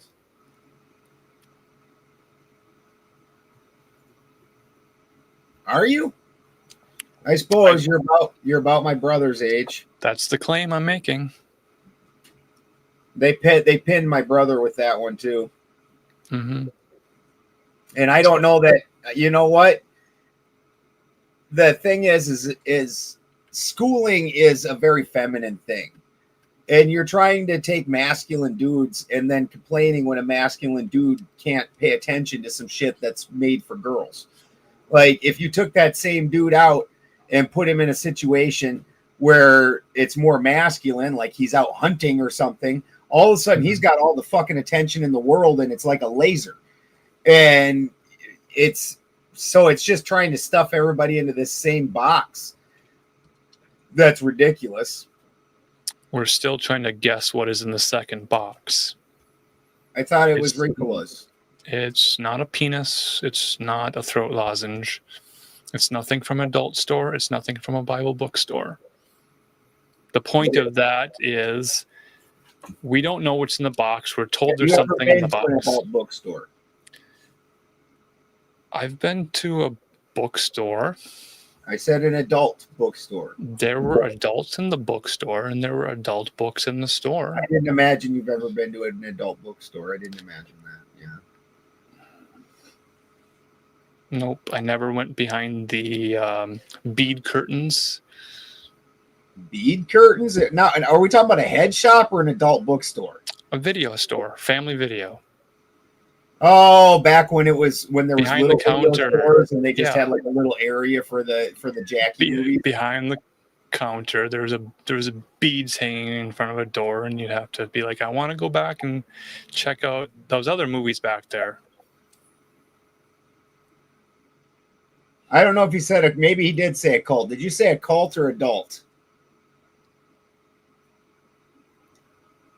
I said both at the same time. That's where I'm using gematria to conflate the number 3 with the letter C.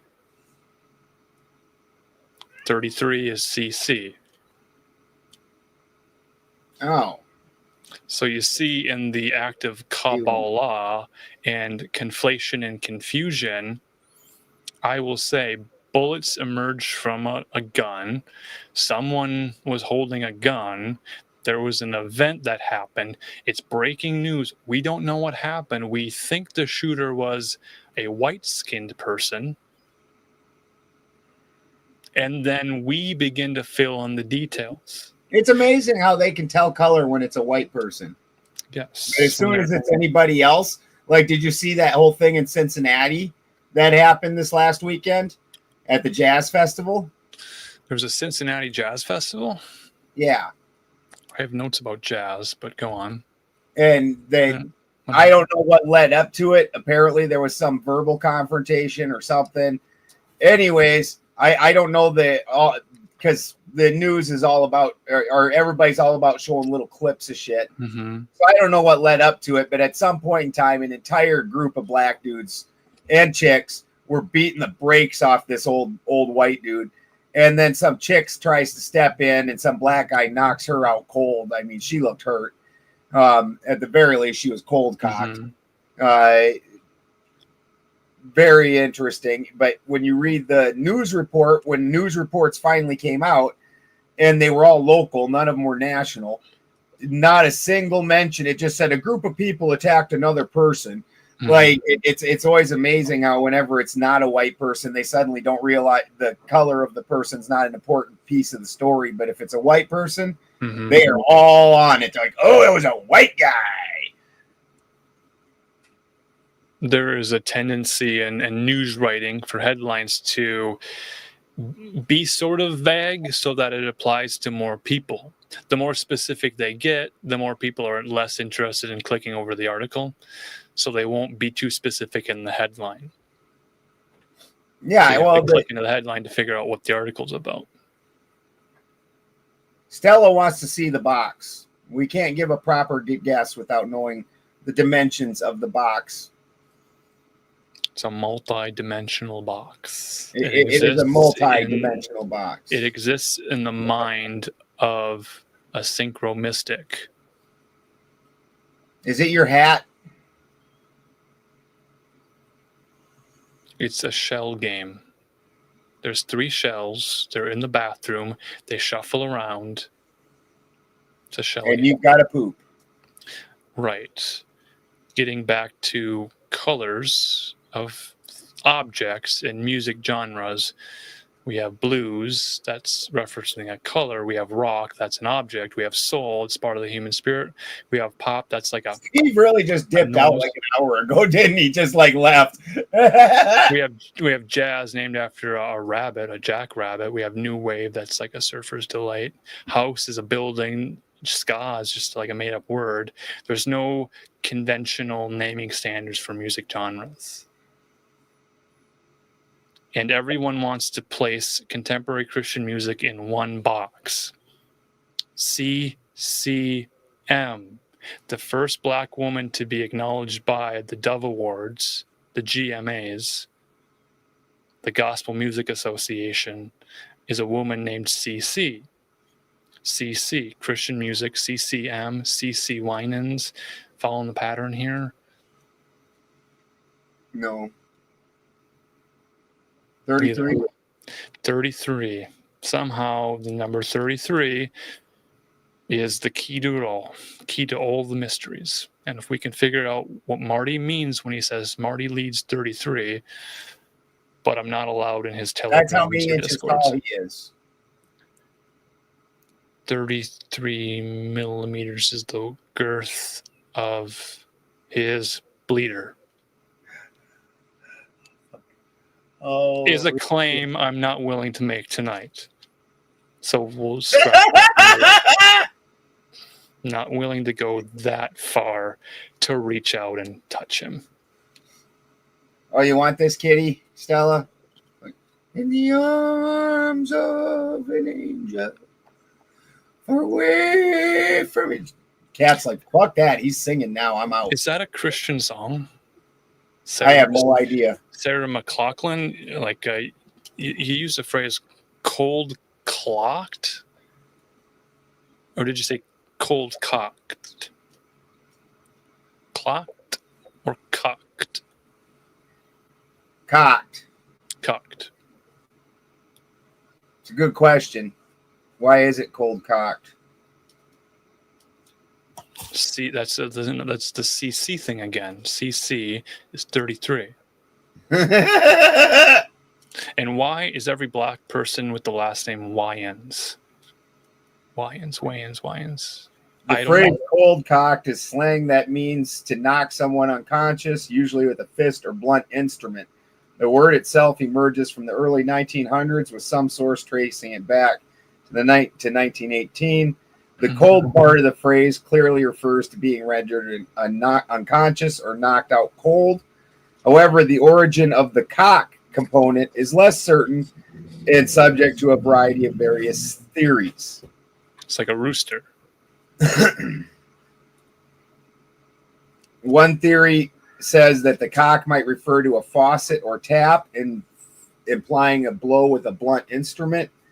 Another type of blackjack, another hypothesis connects the term to a type of blackjack leather weapon, which is a leather pouch filled with shot, the shape of which may have inspired the name. I don't understand this one. Sure. Caulking on a boat, a less common theory, suggests the connection to a forceful hammering involving a cold cocking the seams of a boat. This sounds like a cipher from a euphanaut. Usually they have a pretty good reason for this old term like that. This one is just not.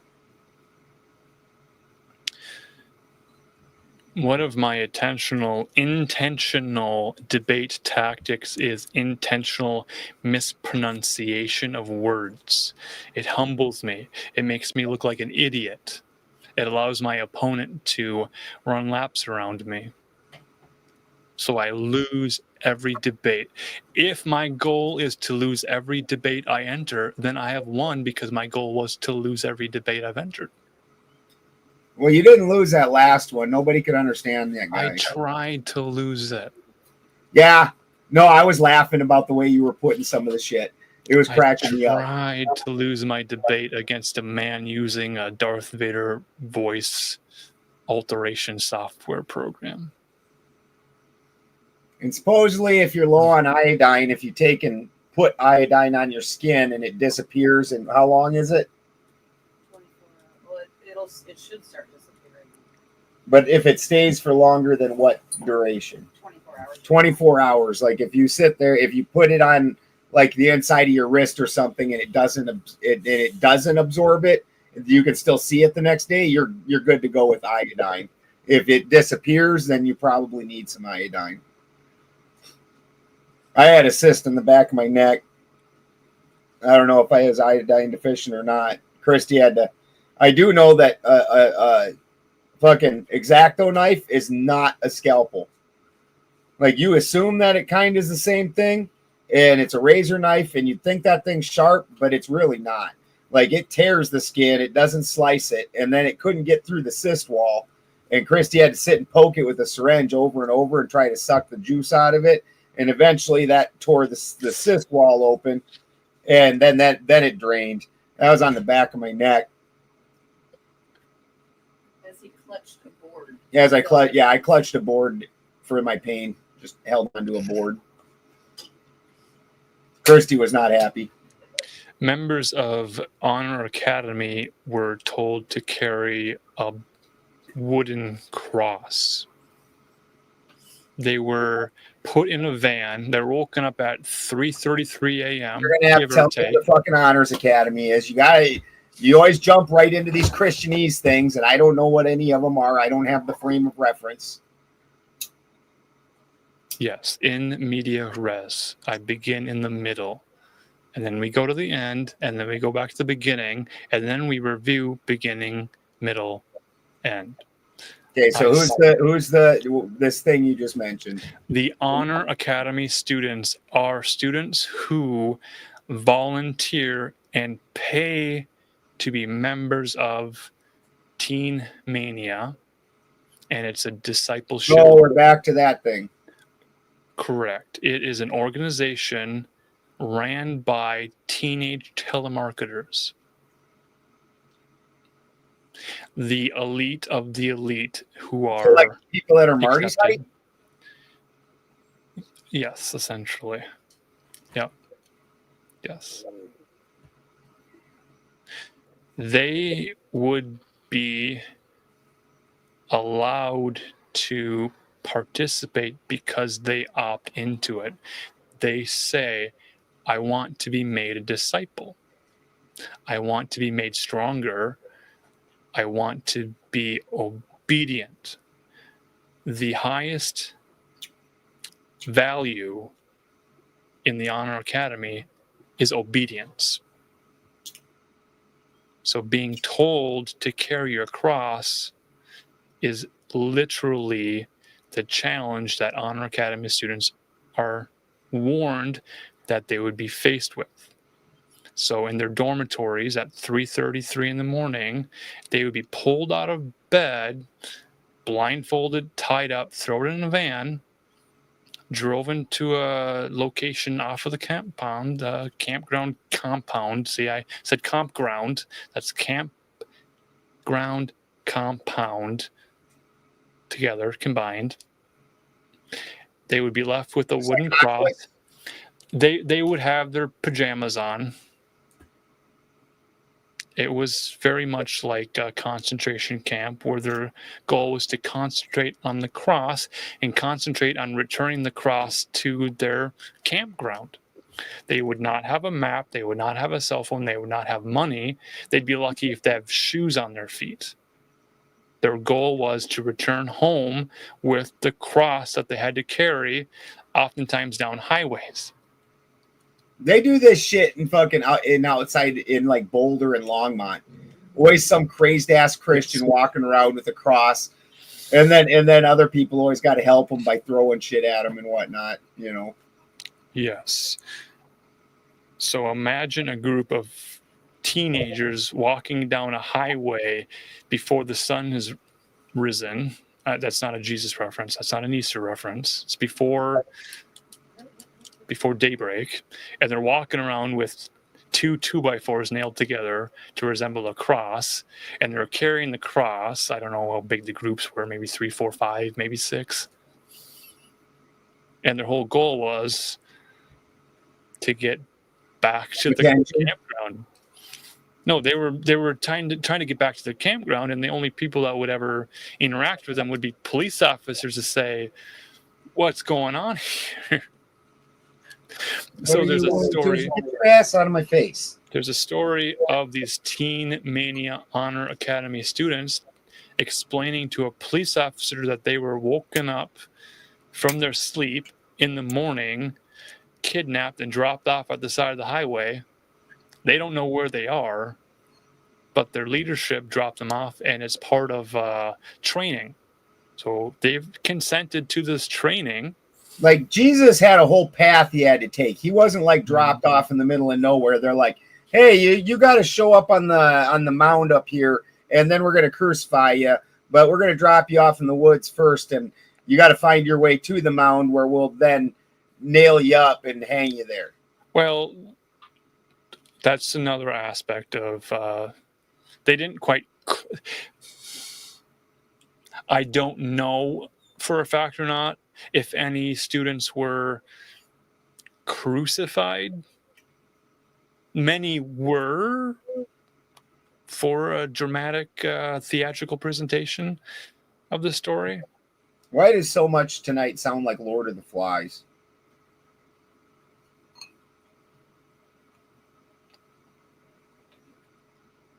It's a good How many go missing? Yeah. How many of these kids make it back? This has all been Just the documented. good ones, Dingo. Just the good ones.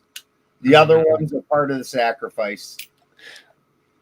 What I'm describing is a scenario where teenagers are consenting to be put through these trials and tribulations to prepare themselves for the end times, to be soldiers in Christ.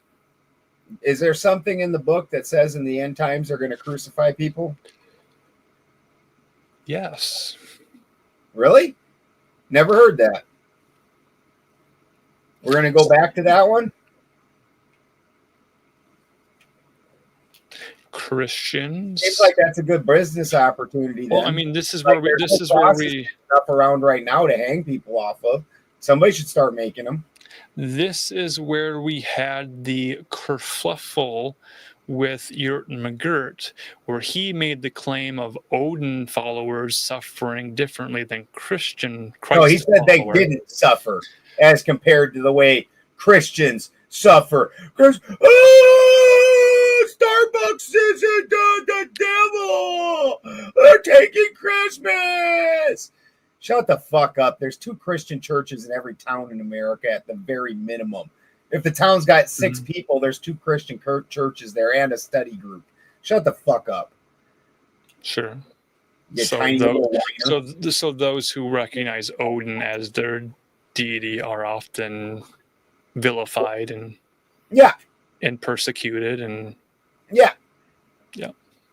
sure.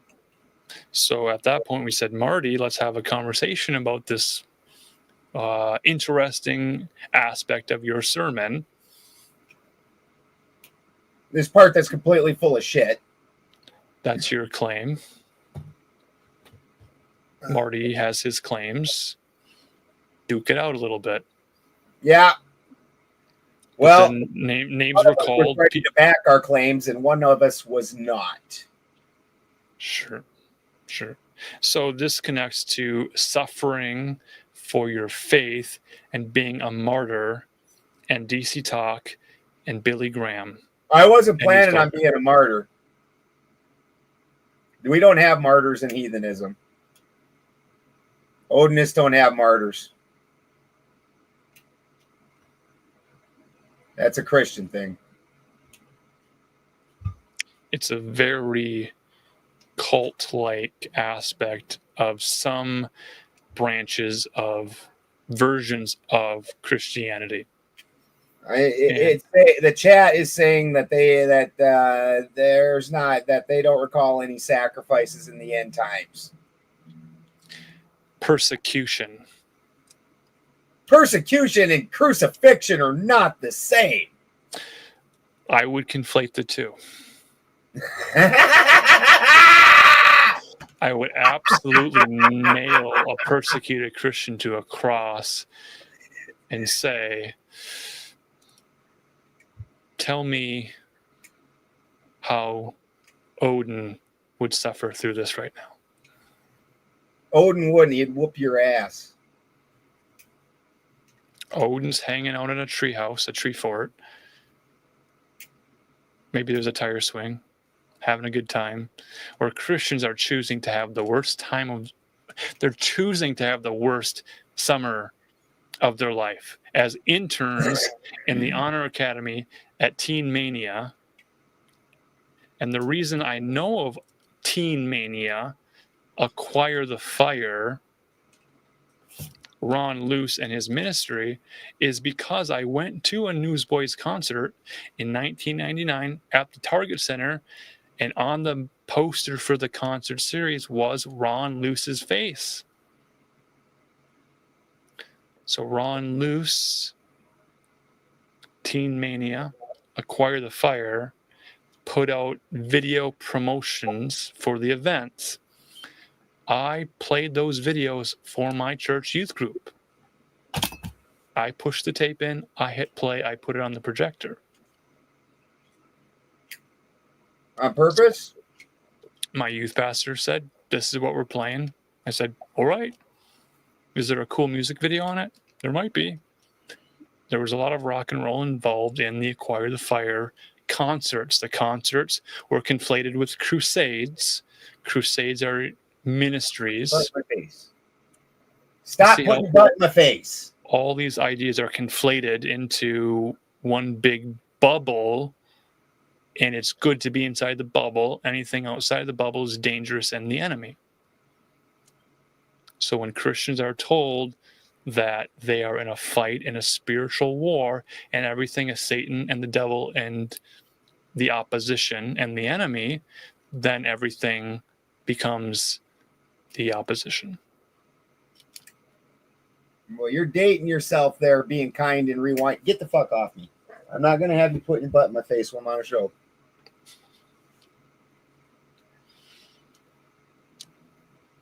The way to play the tape is to play it out to the end. Once it reaches the end of the tape, then the VCR often has an auto rewind function. That wasn't in until like the late 90s. I remember that is when I played the tapes, 1999. See, 1998, I got my first four-head VCR that had auto rewind. It cost like fucking $350 for a VHS, for a four-head VHS back then. Put it on layaway.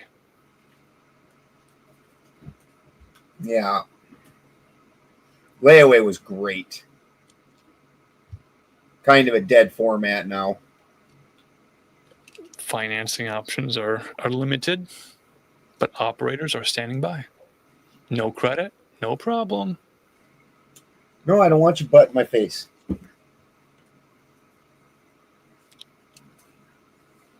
So if there's any interest in Teen Mania Ron Luce Honor Academy, it's on Amazon Prime. It's Shiny Happy People Season 2. The Duggar family presents it, but then they just get out of the picture and then someone else presents the story. It sounds like something that I would rather have diarrhea than do.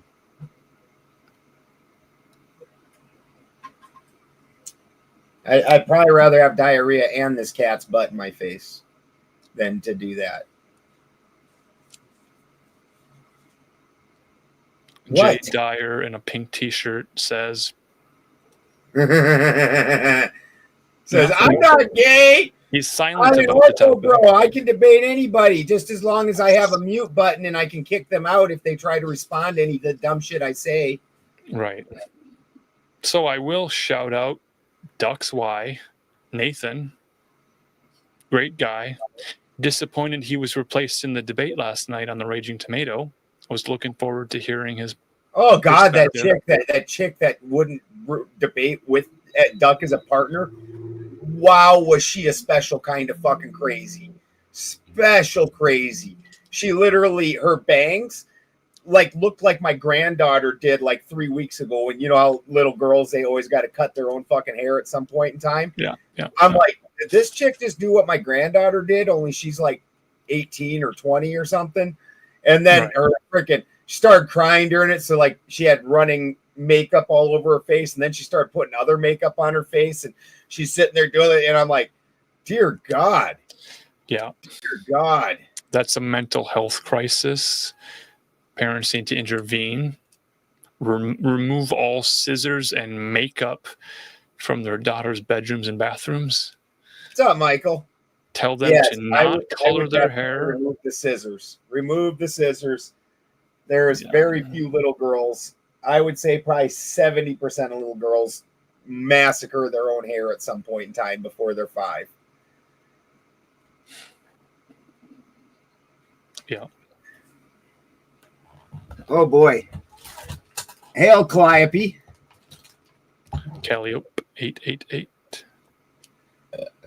It's like a carousel musical. That's a word I haven't heard in quite some time. Calliope, yeah. Yeah, the importance of physical media is such that I can pull out a Newsboys poster, show you Newsboys and Ron Luce's face on it, and say, this is actual history. I can show you that I went to the Newsboys concert because I have the Newsboys dog tag from 1999. I believe that the post that I seen was like, where were you in 1999? And it was showing the Newsboys. That was the Newsboys post I'd seen. Stepping up to the microphone. Yep. Like, I don't know, getting pussy? Drowning in it. Yeah, I survived, though. Holy smoke. What are you doing with that? I smell them tomatoes strong all of a sudden. Strong tomatoes. Yeah, my wife's right outside the window here messing with the tomato plants, and all of a sudden, like, the smell of tomato plant just came wafting in. Amazon Prime is the origin of the series. It's a digital file, and digital files are sometimes shared. I share digital files on my webpage.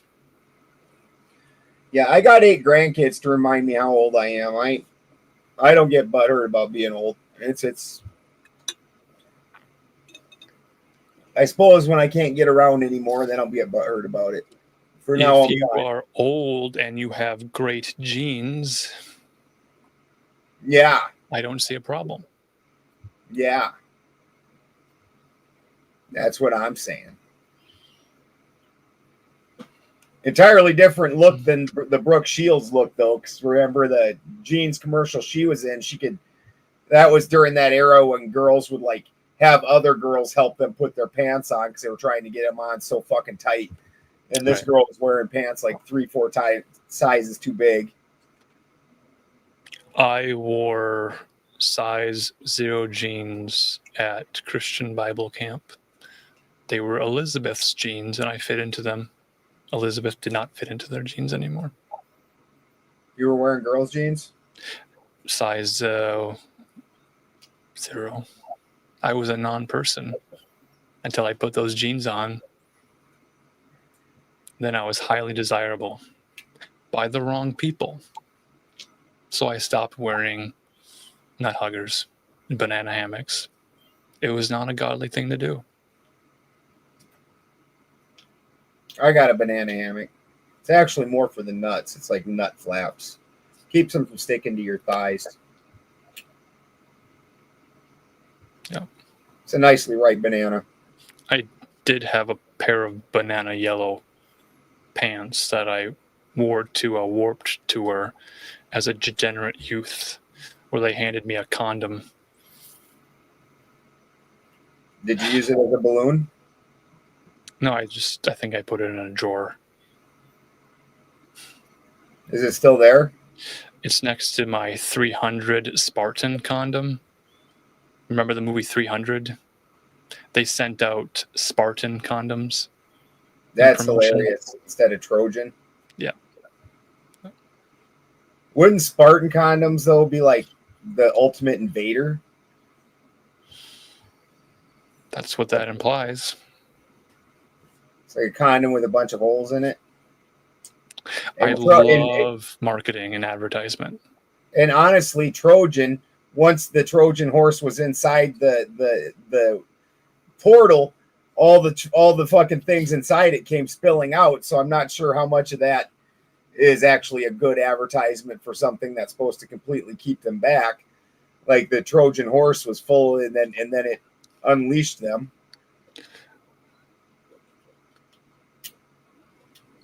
Not a prophylactic. Yeah, you Catholic.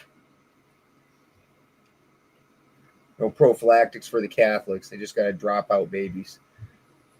Yep. This light underneath Cutis as she's sitting there is hilarious. She's sitting there making... Looks like that cat's about to call someone a clunker. Like a Sith Lord would from Star Wars. Do you have Sith Lord blood, Cutis? Are you a Sith Lord? You don't seem very Sithy. You're pretty nice, yeah? You don't say. How many children have the Duggar women birthed? I did not know that there was multiple Duggars birthing children. Just that one. Okay. I don't know if we'll ever have an actual debate about healthcare and family planning. So in my research of Acquire the Fire, Teen Mania, Ron Stella Lewis, says their daughter's doing the same exact thing.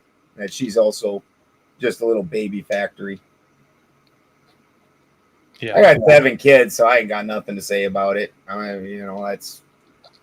no better. the claim I read was that crisis pregnancy centers. God, for at first I thought you said Christ is pregnant. I'm like, all right, where are we going now? What is this about? Christ is pregnant and he's birthing the new millennium. My mom just asked me if I'm in the tsunami watch. The tsunami. Hold on, guys. I gotta tell my mom that I'm not gonna die. When the bridge collapsed in Minneapolis, the 35W bridge, I remember that. Many people texted me to ask if I was still alive. I said I had just gone over the bridge the other day, but I did not go over the bridge today. So I'm alive.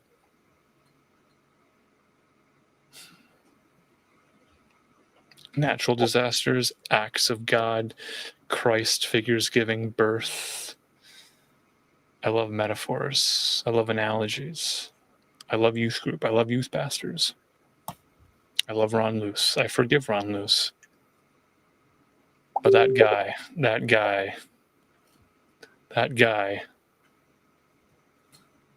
he did a lot of good and did a lot of bad, and a lot of teenagers lacking parental role models decided the best thing they could do was to be the most extreme version of their Christian selves that they could be, and they themselves created this feedback loop of the Honor Academy and the challenges and being the most chaste and the most pure.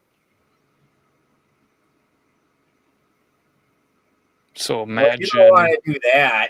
I don't know about all that. That don't sound any fun. If I'm bringing the plane in for landing.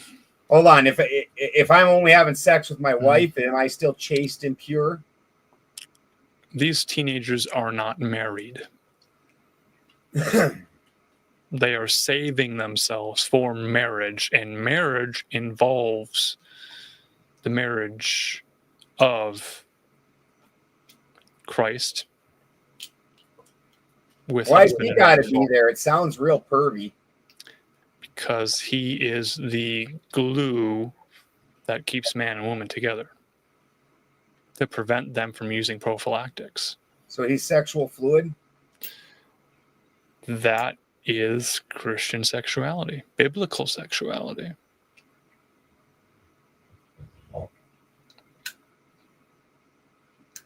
What is a metaphysical marination?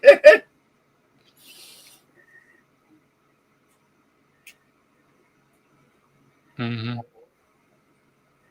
Oh, so, wow. When one continues to hold on to that which one is not, even after having been put through the fire. So almost like trying to maintain an ego that should have been burned. That's the midlife crisis many humans face, where they realize that they are holding competing ideas in their mind.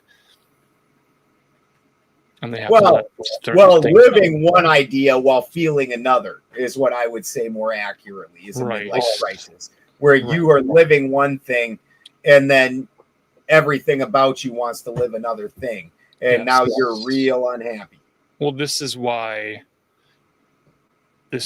people who go through Honor Academy end up being Christian politicians.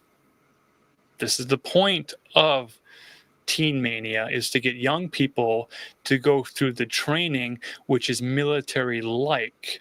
And all the teens are doing, they're cooking all the meals, they're cleaning all the toilets, they're building the campus.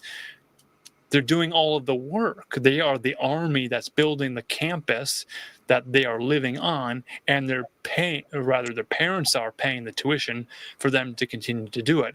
As soon as the tuition stops, I got to pay a tuition for you to give my kid 2 2x4s and make him wander out lost in the woods?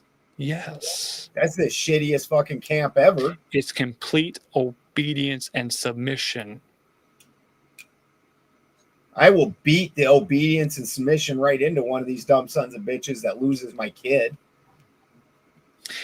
And as parents discovered that this is what was happening, many parents refused to allow other children and siblings and brother and sister to attend the Honor Academy. Big brother goes, big sister goes.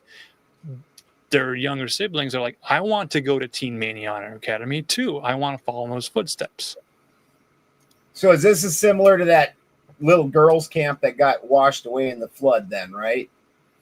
It's basically a bunch of political leader type people. Yes. So this is where Newsboys went wrong. Newsboys got involved with politics and political figures. Teen Mania got into politics, and Teen Mania alumni from the program went and protested in San Francisco against same-sex marriages. Teen Mania alumni and graduates of the program, people who went to Acquire the Fire, they would go and pray in front of their school at the flagpole every September. See you at the pole. And they were trained and educated in these ideas through the youth group, and they filtered out through culture. Calliope over here is saying that there's another PSYOP that's active in the truther community, where they're saying that many truthers are pushing open relationships. Emily, love you, Emily, and Danny Katz, who actually, I believe, Marcus was getting ready to ask on to the show. So it seems like maybe that's a real good time to ask her on. Yeah. Apparently the Emily and Danny put an entire show on it. Yeah. That's just fucking gross. Like, you know what? A good portion of the truther community is just completely lost in Theosophical Society bullshit. Straight up. Yes. Bad ideas exist in a lot of communities. So I was trying to land the plane on this idea of the sexual psychology. I thought that fit in pretty well because that's an interesting thing. That's really an exact opposition to trying to be chaste and save yourself for marriage. On the flip side, have an open relationship, which is an absolute idiotic idea. Yes. So a room full of teenagers who are organizing events are all in the same room together, sublimating all sexual energy. You get a bunch of teenagers together, hormones are raging, energy, and all that energy is sublimated to the Can you imagine the smell? I've been to these rallies as a teenager. I don't have to imagine the smell. I remember the smell. Your nose still burn? Still burns. I have no knowledge of that topic. You're like, God, why does it smell like angsty testosterone in here? What the hell? Yeah. Yes.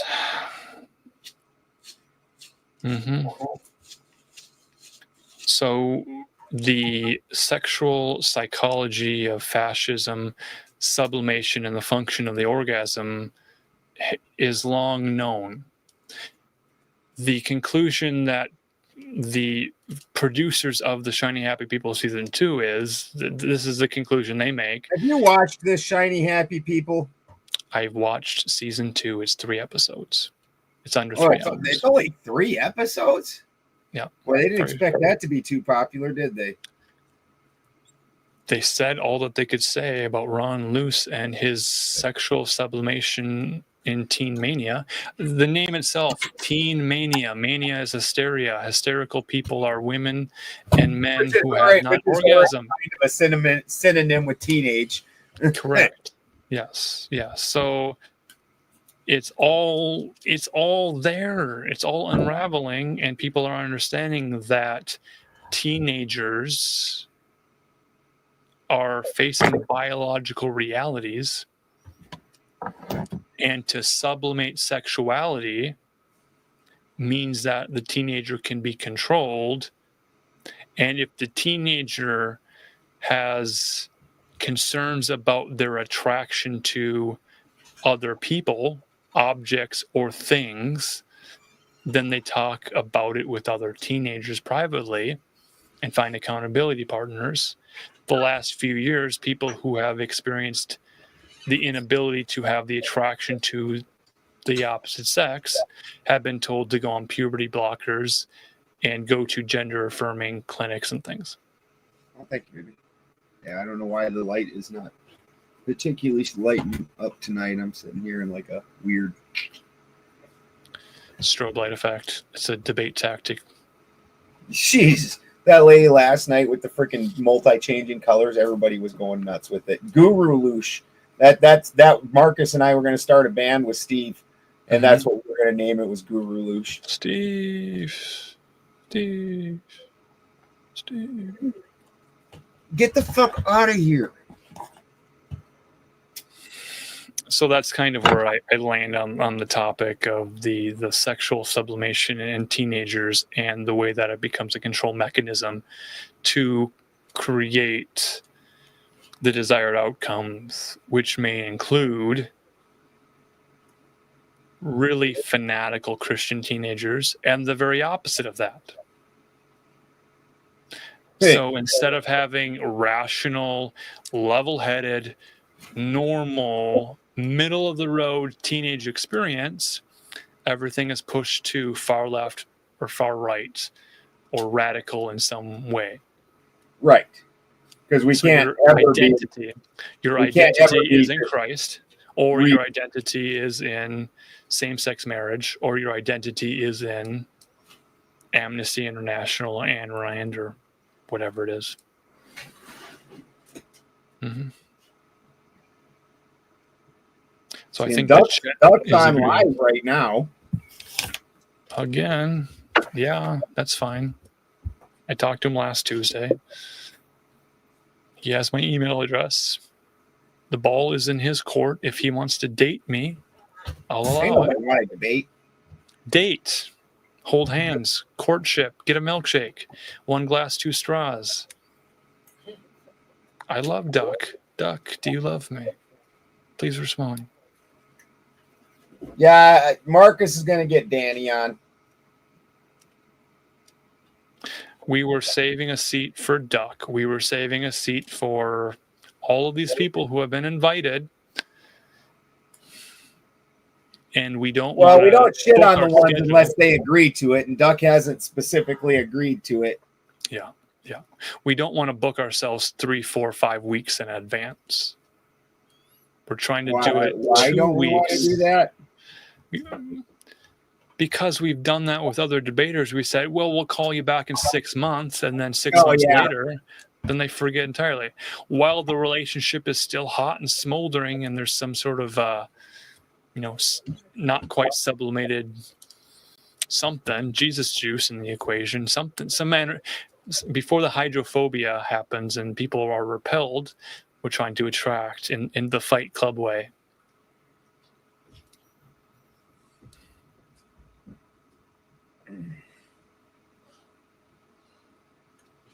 Well, we just quit doing it as we're going to debate as hardcore and shit, because apparently everybody's scared of that. But I can't, for whatever reason, we can't get people to come debate us. That's just not the thing that's going to happen. Yeah. Emily and Danny have their own show and their own stream. We've had Emily on a program. We haven't had Danny yet, but now it's public. Danny is open an invitation to a Tuesday night. Yeah. No, we'll get Danny. I'm sure she'll come on. Mm-hmm. We'll We're collab. We're good friends with Emily. Yeah. So we can just talk to her. Mm-hmm. That is why the name is Dog-Faced Dudes Deliberating or Deliberating Dog-Faced Dudes. The title is not Debate Dog-Faced Dudes or Dog-Faced Dudes Debating. Yeah. Because that would apparently be too much for people. The deliberation is frightening enough for many people. Exactly. We're deliberating, discussing. Discussion. Otherwise, you end up like the Ortho Bros, where I just smashed Jim Bob last week on freaking Twitter. Oh, he got smashed. That was ugly. Mm-hmm. Tuck, tail, and run. Yeah. It was a great debate. We have a video of A&W Root Beer, also known as a volleyball, who decided the best debate topic is to leave the debate, to walk away from it. We gonna play that? Give it a play. Give it a play. Come on, Marcus. It's on the Deliberating Dog-Faced Dudes Instagram channel for those who are looking for it. It'll probably give it a play. I can play it, but Steve has to approve it. Oh, you can't do a video? You can put it up on your channel. I don't know if it might be on the Deliberating Dog-Faced Dudes YouTube channel. I got it downloaded. I just haven't uploaded it yet. So we'll hype that up, and that'll go live. That shit's hilarious. A lot of burping, a lot of farting, a lot of hot air, and then the admission that the best way to win the debate is to not debate at all. Well, when you're not good at it, yeah. You're just not going to engage in the debate.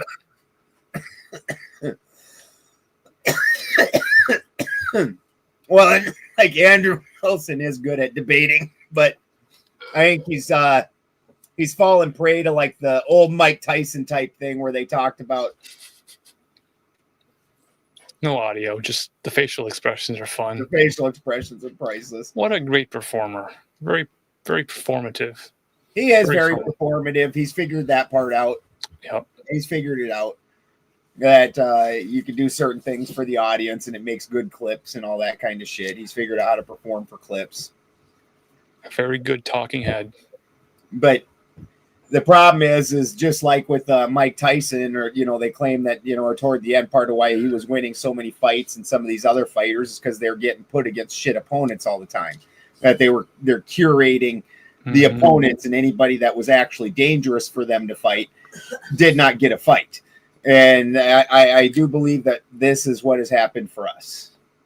Like, I think the greatest fear of an Orthodox brother debating is to enter into a debate with me, and then I lose and they win, and they didn't even use their best argument. That's the nightmare they have at night. Right. They use their worst argument to win, and it makes them look terrible because they engage in a blood sport debate with the gish galloping Nancy. Nobody wants to get beat up by Buster Douglas. Who's Buster Douglas? Exactly. Is he stillborn? Ha ha! Ha! Apparently not. Yeah, so the crisis pregnancy centers are baby breeding factories to bring white babies into Christian family homes. Have you heard this one before? I have not heard that one before. It's available on barf.org. It was written about 2006. It's not a new argument. The idea that similar to the way that the church treats Ireland, is that what we're talking about here, basically? when I talk about rural areas that have one billboard in the town, and the town is about life begins at conception, and they talk about the crisis pregnancy center in every small town, the idea being that young women go to the crisis pregnancy center for family planning advice, and they're told that their pregnancy is a gift from God, and to see the pregnancy out to full fruition, to have the child, to birth the child. And then at that point, if the mother does not have the ability to raise the child, they would help with the adoption process. Okay. So other Christian families would adopt the claim as white. Aubrey Marcus's bitch ass was gaslighting his wife into a three-way. Yes, giving That- Marcus is a bad name. Aubrey. Hmm. I like to call him aubergine emoji Marcus Gaslighter, who See, this- was into an open relationship, and the plant medicine told him to explore sexuality more deeply. Which plant medicine told him that? All of them. I think he ate vegetables, had spinach in a shake, blended it all together. All the plants were telling him. So this Some- is like veggie. This is like the horny version of Veggie Tales. Yes. Yeah. No, this is part of why we wanted to go against the red pill crowd, but we had as much success getting red pill guys to come fight us outside of GLO. Yes. He is the lone and shining example out of the manosphere that has decided to step into the ring at some point in time. Hinterlander's salad told him to be a man. It sounds like a very sage salad. The collard greens, the cilantro. Yeah, they appreciate manliness. Yes. Weed told him to have a three-way. Grass. I think everything in the universe confirmed his need to be sexually satisfied more Fucking- often. I've been smoking weed and doing a lot of it and doing dabs for a very long time, and I have yet to have it tell me that I need to have open relationships. In fact, it don't ever to me at all. I mean, sometimes if I haven't had any medicine all day and I get there and then it's like, it seems like it's calling me. It's like, come and hail me. Come and hail me. You will like it. James Maiden, what's up, brother? What up, Jim? Just talking about Praise in the Pines, Newsboys Concert, Teen Mania, and sexual sublimation of purity culture. Yeah, we tried to take on the red pill guys who also promote this nonsense agenda, where in theirs is real nonsense, where they promote purity in girls but sluttiness in boys. Like, that's, how do you even fucking figure that out in your head? Like, you're telling one side to do the thing that, and then those slutty girls you're not supposed to want anything to do with at some point in time. But you went around and you and your friends have ruined all these girls. Sure. And then you're supposed to be on a different page with things. It don't even make freaking sense to me. It's not supposed to make sense. The point of it is to be irrational. When I mix metaphors and say there is a box and this box holds your purity, this box holds your sexuality, this box cannot be opened until marriage. So the letter A represents man, the number C represents the woman, and when the man and the woman come together to open their box after they're married, then they can open their boxes. They have a pure box. So there is a dick in the box. No, the dick goes in her box. And if the dick has gone in the box before the marriage, then she's a slut who needs to be shamed. That's slut shaming. So women who allowed their box to be finangled by every Tom, Dick, and Harry, They should get a scarlet S on their head. for slut. Yes. Yes, whose hymen is broken and her fish lips bleed. And she should be made to be ashamed. And men should be made to be hydrophobic of female fluids. All of them. Tears, don't let her cry on your shoulder. She's gonna tug at your heartstring and then put her hand down your pants. So stay away. Try and steal your seed. Correct. Yeah. Yeah, I do believe that Caesar had it right about the pride and the chastity of the native Germans. As a matter of fact, that's one of the things that I would like to get into it with Ortho Bros about quite a bit. And I'm trying to finagle that debate with Jim Bob and Chase Haggard, but he wants to play the semantics game, and I'm telling him, no, that's only going to, I'll let you play it for a little while, but we're not making the whole debate about that. And here's how I'll have a debate. Say, hey, we're having a debate. Let's go. I say, yeah, let's go. And then I enter the debate. No preparation, no planning, no research. I enter the debate. I don't want to spend 6 months building up to a debate. That doesn't happen. Right? My testicles can only be teased for so long before I'm in immense pain. He's got debate blue balls. What's up, Bronze Maiden? Tease me like that. Is that Rachel? Bronze Maiden?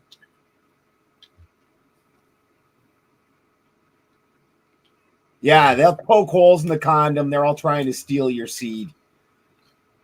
Don't let them steal your seed to eat. They're evil sirens. Mm-hmm. I laugh every time I hear the word Odin nest because I hear Onin nest, which is a seed spiller. I mean, I do got 7 kids.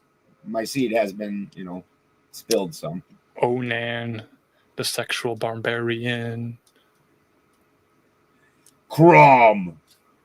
I was just watching that like 4 days ago, dude. I was like, and it was for no reason. I was actually waiting on a phone call. And if I don't have something running on my screen, my computer will black it out and go into sleep mode, and then the phone won't ring. So I've got to have something playing, even if I have it on mute. And Conan the Barbarian popped up on YouTube free with ads or whatever. And I was like, oh, shit, how horrible is this? I haven't watched this since I was a little kid. And, no, it was bad. It was bad. It was so good to watch Cherry 2000. We said 3000. It's 2000. Yeah. I added an extra 1,000. That's fine. That's fine. It's over 9,000. The levels of cherries that have been popped for this sexual liberation to occur. I was giving Melanie Griffith some interest. She got an extra 1,000 for all those years in between. What was that movie, like 1987 or something? Yeah. She's got 40 years of interest coming. Mm-hmm. So. Oh, fuck. Jim just watched Sonya the Warrior. What is that, Red Sonja? Is that what that was called? I believe it was Red Sonja. Red Sonja. Yeah. That's hilarious. I was watching the original James Earl Jones and everything. Did you watch Deathstalker? Never heard of it. You've never seen Deathstalker? No. Oh man, I treasure my Deathstalker VHS right next to my Nuki VHS, right next to my Salty the Singing Psalms VHS, next to my Newsboys Under the Big Top VHS. I'm trying to get down to the essentials. Trying to get it under 500. Have you consulted Zarelath about this? I'd love to speak with Zarelath on a Saturday night. And we know Zarelath is watching. There's a open seat available on a Saturday night stream on the Rumble channel, AM Wake Up. Check it out. My mom likes that Hercules. She's got the whole VHS set. Kevin Sorbo. The Professor in God's Not Dead. Much more muscly than Kurt Cameron was. Kurt Cameron didn't need much muscle to grip a banana in his hand. to grope at a banana from God and say, This is God's banana. thank you for giving me this struggle, these growing pains. I'm a baby Christian, and all I can eat is baby banana foods that I mush up in my fist. Because they fit, the ridges fit That's perfectly. Ray Comfort and Kirk Cameron. Kirk Cameron was in some Left Behind films before he was replaced by Nicolas Cage. And there was Nicolas Cage in the Left Behind movie saying the name Marcus, which was so funny to me.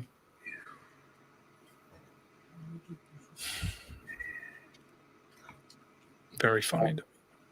Bloodsport was a great movie back in when everybody loved Van Damme, just because he could do the splits. If there was a swear jar, I would ask you to put a nickel in it right now. For which thing, Van Damme? The DAM. Oh yeah. That's a curse word. That's a cuss word. I did not. Well, see, it's not just damn; it's Van Damme. Yeah, that's terrible. That's offensive to vans, dams, and God. Yeah, I was a teenager when that shit came out. All the guys then were trying to fight like this, like what are you doing? What are you? I think Van Dam is clearly another way to really say GODDAMN, and that's not okay. He's definitely not getting. He's definitely not getting shit. I always forget the name of that thing where all the Christians float up in the sky. That the Left Behind movies, Rapture. He's not getting raptured. That's when the light codes of the fifth dimension bring up people into the new age of Aquarius, the Great Millennium, where Aubrey Marcus is able to have as many wives as he wants. Was damn on the did George Carlin list damn as one of the words? I don't think that George Carlin listed it. I have no knowledge of George Carlin. You don't know who George Carlin is? I've erased those from my data banks. He was pretty specific about which words were dirty. I don't think damn was in it. George Carlin was in Dogma, and Dogma was against Christianity. Not a good movie. Terrible movie. It's all right. Pretty terrible. I will confess that it's been 1 week since I've listened to Bare Naked Ladies and 2 years since I've watched Dogma. I heard that it's been 1 week since you listened to Bare Naked Ladies. I've heard that. It's been... Yeah, in fact, I think it was on a truth show. It's an information show. There Goes the Neighborhood. 911 is Gay, the information show. We'll celebrate George Floyd tomorrow night. So join us in chat. It's George Floyd Day tomorrow? Yes. On There Goes the Neighborhood. Let's see if I have it.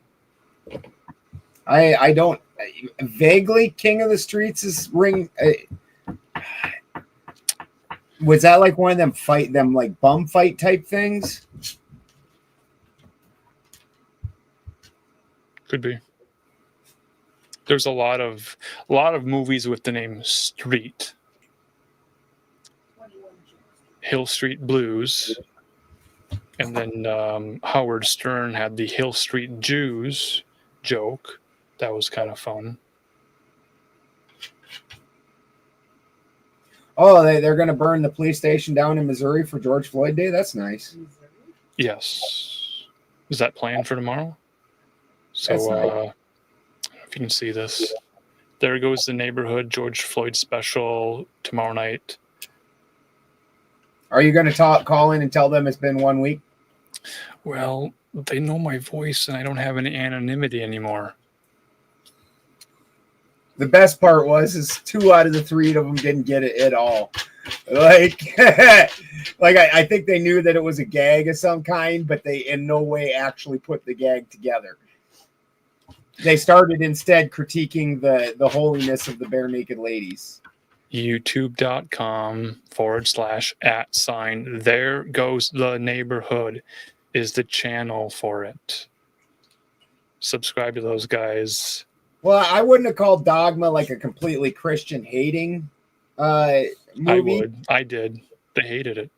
But it did bring up a lot of the more conspiracy ideas. Like the whole movie centered around that Jesus or Mary and Joseph, obviously, after Jesus was born, started getting funky and punching out some more kids, which I think the Ortho Bros, in their version of Mary, she doesn't. That she stays chaste and virginal, despite having punched out a kid, if I'm not mistaken. Don't quote me on that. I'm not one of them. The conception of the child being immaculate meant that no man dropped off his building supplies in her box. Right. To so put I think together arts and crafts. That never happened, even after the fact, which doesn't logically make sense. Why would you marry a chick you're never going to have sex with? That doesn't make any fucking sense. And that I can't remember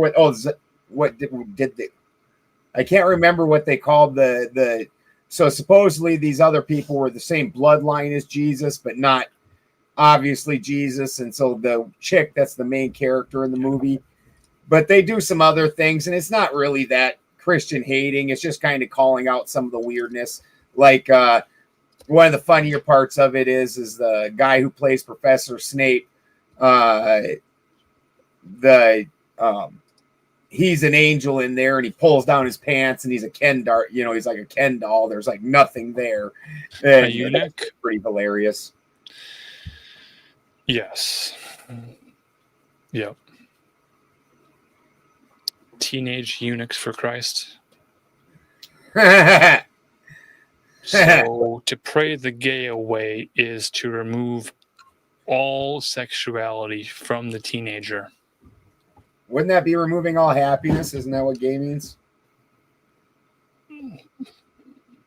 That's the conflict. That's the inner conflict. Yes. Yeah, the golden calf was hilarious. Mm-hmm. Did you see this latest episode of South Park? No, I believe it was taken down before I really knew much about it. It's a digital file. It's shared far and wide. When one's taken down, 3 other sources scroll back up. I mean, I know the gist of it, isn't it mostly making fun of Donald Trump?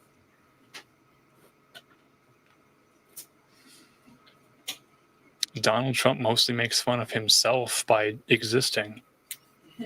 He is such a parody of a parody of a parody of a naked emperor with a tiny penis, with a purposely bad comb over and an orange tan. And his beef with Rosie O'Donnell is kind of funny, but also kind of annoying.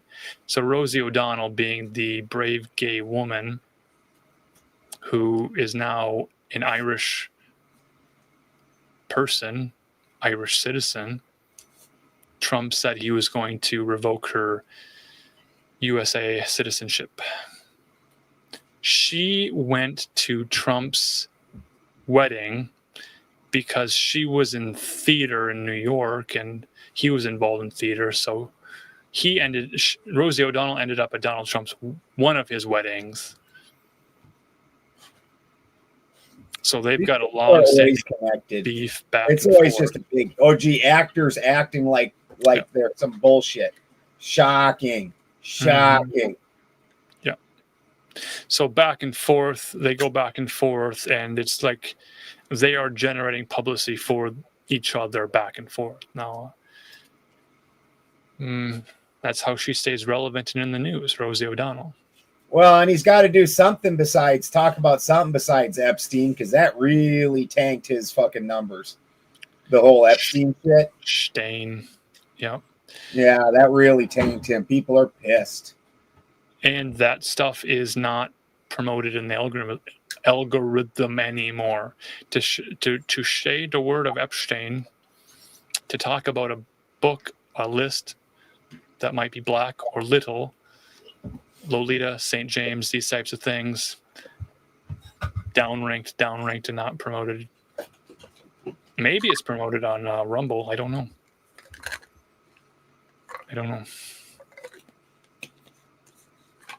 Rumble doesn't seem to care about, I don't know if they'll promote it, but they don't seem to hold these things back.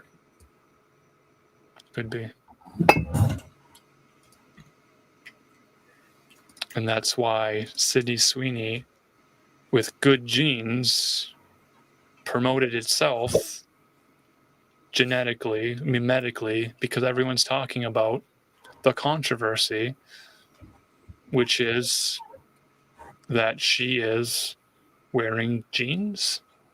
I don't know what the controversy is. There is none, but we can create one because we need content to be concerned about.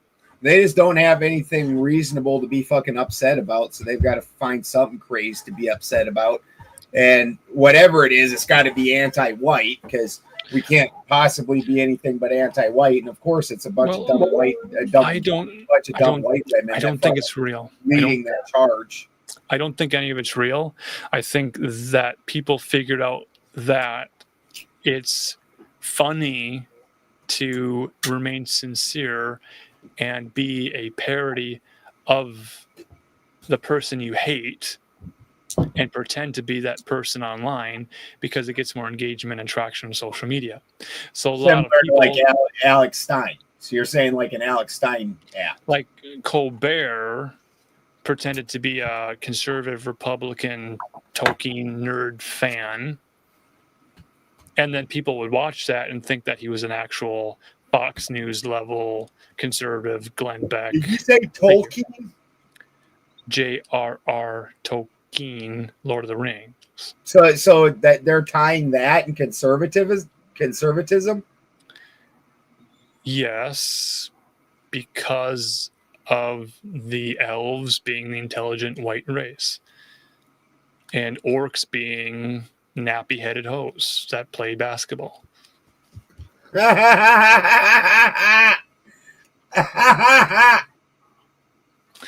And redheads are dwarves, but also sometimes giants. I mean, I could see this. Mm-hmm. This is just the internet. And going back to comments made about men who dodge debates, having profiles on the T app, that may or may not exist, but it's an idea and people want it to be true, so they'll spread the rumor. Rumors spread in this way. And the whole collection of rumors on T were all rumors. Nothing was proven. There was no receipt. The whole point is to create the most believable, but also the most reprehensible behavior that a man could feasibly finagle himself into doing. Yeah, I didn't really see why Marty would ever be mentioned on that. The guy's married. A lot of married men have been mentioned on T. A lot of married women joined T. Marty lives out in the middle of nowhere. I don't really see him doing that kind of shit. Like, he's kind of a weirdo like me, where he's sitting in a fucking by himself out in the middle of nowhere, only he's in a yurt instead of a house. The entire lifetime of an individual is available to be gossiped about. Something could have happened 30 years ago and someone's going to post about it. Have you been to a high school reunion? No. I went for a 10-year reunion. It was terrible. Anybody Everyone- that I wanted to continue talking to from high school, I continued to talk to. I don't need to go to a thing to be like, oh, hey, I remember when you were an asshole. You still an asshole? You are? Wow. I brought the senior yearbook because I produced the senior yearbook. Stop! Fuckhead. Bad cat getting all the attention. Who's that cat on that shelf? This one's cutest. She's behaved. It's this Cute other as. douchebag male that keeps trying to stick his nuts or his freaking ass in my face. Can't just sit there and politely get petted. You want to stick your ass in my face, which is just rude. I don't want your ass in my face. I'm not going to sniff it. You want your ass sniffed? Go talk to Tyr. He'd love to put his nose in your butt. Great White Pope said something about. They just want to Parasite add on to earlier. the fatigue. Yeah, the fatigue thing is a very interesting thing right now, isn't it? Fatigues It is are very something soldiers interesting. wear, right? Fatigues. And they do call those fatigues. I don't know that it's spelled the same. I'd But- spell it the same way. I believe he's referring to the black fatigue phenomenon. That's super interesting right now. Tired of the didn't do nothing crowd. The Well, it's not really the pancake do party nothing. I members. think that's so much about it. It's the way that they and this certainly is not all black people, but there's a large portion that they act like the dumb shit on TV. It's like Jerry Springer come to the real world, Mhm. and these ones that want to act crazed Jerry Springer like, and think that that's acceptable. Nobody else wants to be in the middle of a fucking Jerry Springer set. Like nobody really wants to live that life, but I there wanted seems to. be a large portion that do. This is similar to like this whole thing in Cincinnati the other day. I'm seeing this fatigue thing get brought up by that because, one dude got beat up by like freaking 15 people, and that doesn't happen the other way around particularly.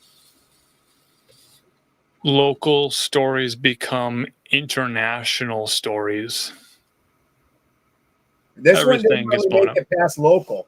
National news didn't pick it up because if it was the reverse situation, it would be everywhere. Everywhere. Well, this is George Floyd. How did George Floyd go around the Well, world? George Floyd involved a cop, though. That's kind of a different thing. Which agreed, I still agree that had George Floyd been a white dude, that wouldn't have made it anywhere on the news. That white dudes get beat up and killed and hurt by cops, all the time. That never makes the news. I do agree. The news is pushing the fatigue, which is part of why I don't really get into it that much, because anything that they're trying to push, Mhm. I tend to stay away from. Like, why are you trying to push this here? Very suspicious. Yeah.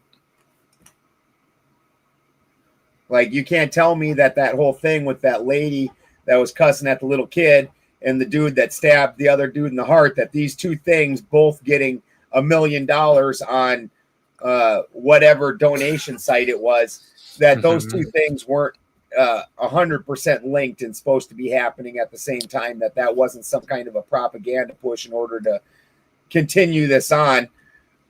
And if anything, I would say that maybe they're using this as a distraction because the federal government's making all these small hat laws and really pushing weirdly towards small hats. And if anything, maybe that's a distraction away from that.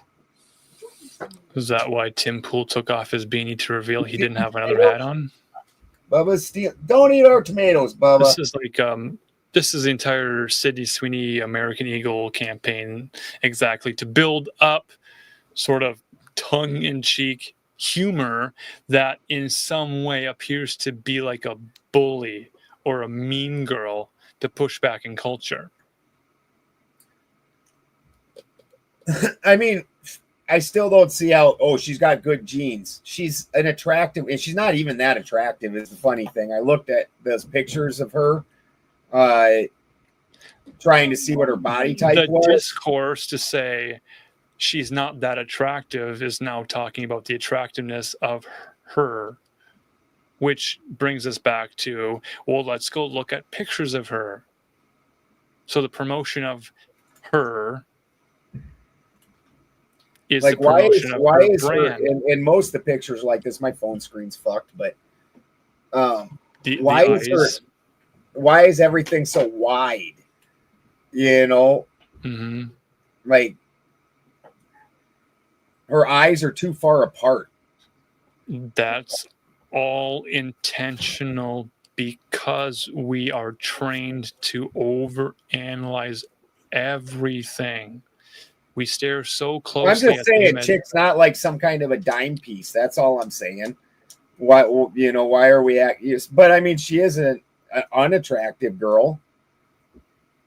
She's definitely not voluptuous. Has anyone accused the blonde actress Sydney Sweeney as being the average girl next door?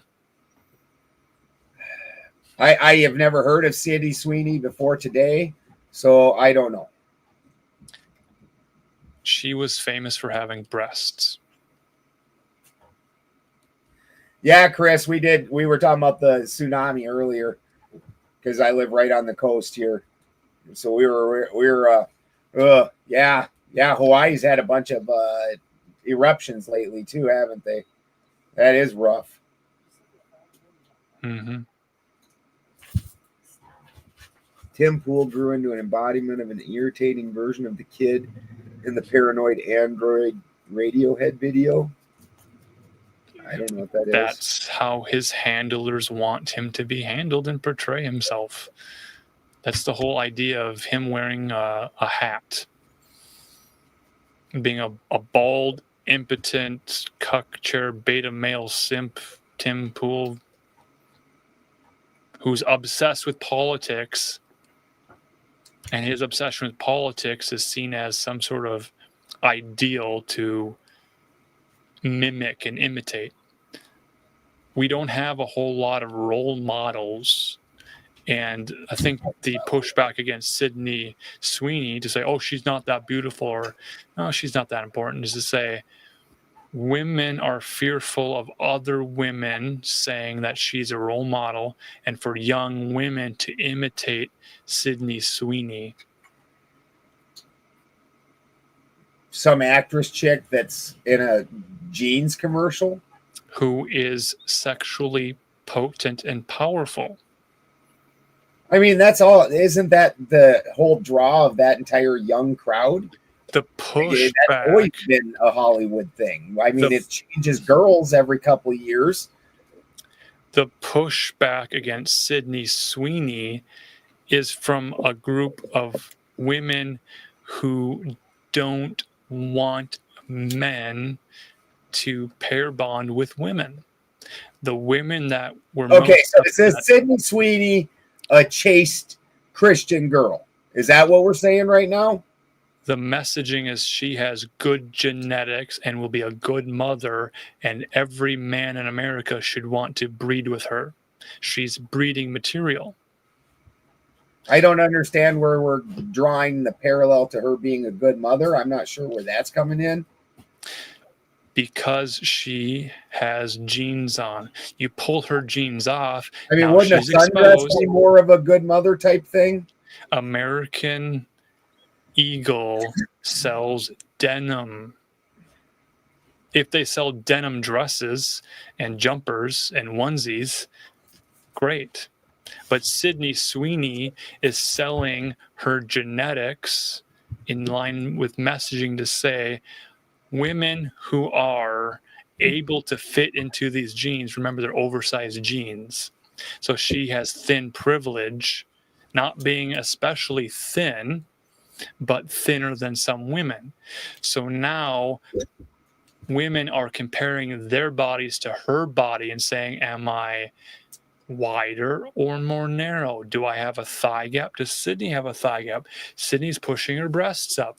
Am I allowed to show my breasts? Chris Miner just put a nice point on there that her name is SS. Correct. So the connection with blonde hair, blue eyes, Aryan race, German Shepherd, good genes, everyone is saying, well, clearly that leads to white supremacy and fascism and mustache man. So that's box A, question mark, fascism. Sydney Sweeney in jeans blurry guy area in the middle, fascism, Hitler Youth, blonde hair, blue-eyed, white supremacy, white nationalism, ethno-state, Christian theocracy. They who are afraid of Sydney Sweeney, they see SS, they see Stormfront, they see Hitler, they see Third Reich, they see Nazis. No, they don't hear you coughing. Not a whole lot of coughing. She's got COVID. Got the coof. The dab COVID. Everybody. It's cool to cough. It's cool to cough. All the cool kids are coughing. That's why cool kids have Ricolas in their pocket at all times. Suppress that cough. I like how fascism is always pinned down on the white people, but fucking Germany is such a tiny country and it's such a tiny area, and that's like your only example. But freaking, there's so many fascist dictators, so much worse, that had nothing to do with the SS is a trip. That does add definitely some factors into it, and absolutely, I think that they're drumming up the race war and trying to point it in a black-white direction. Mm-hmm. Understanding the climate and knowing that maybe SS is being insensitive in this current climate, and that she is being... How dare her have S initials?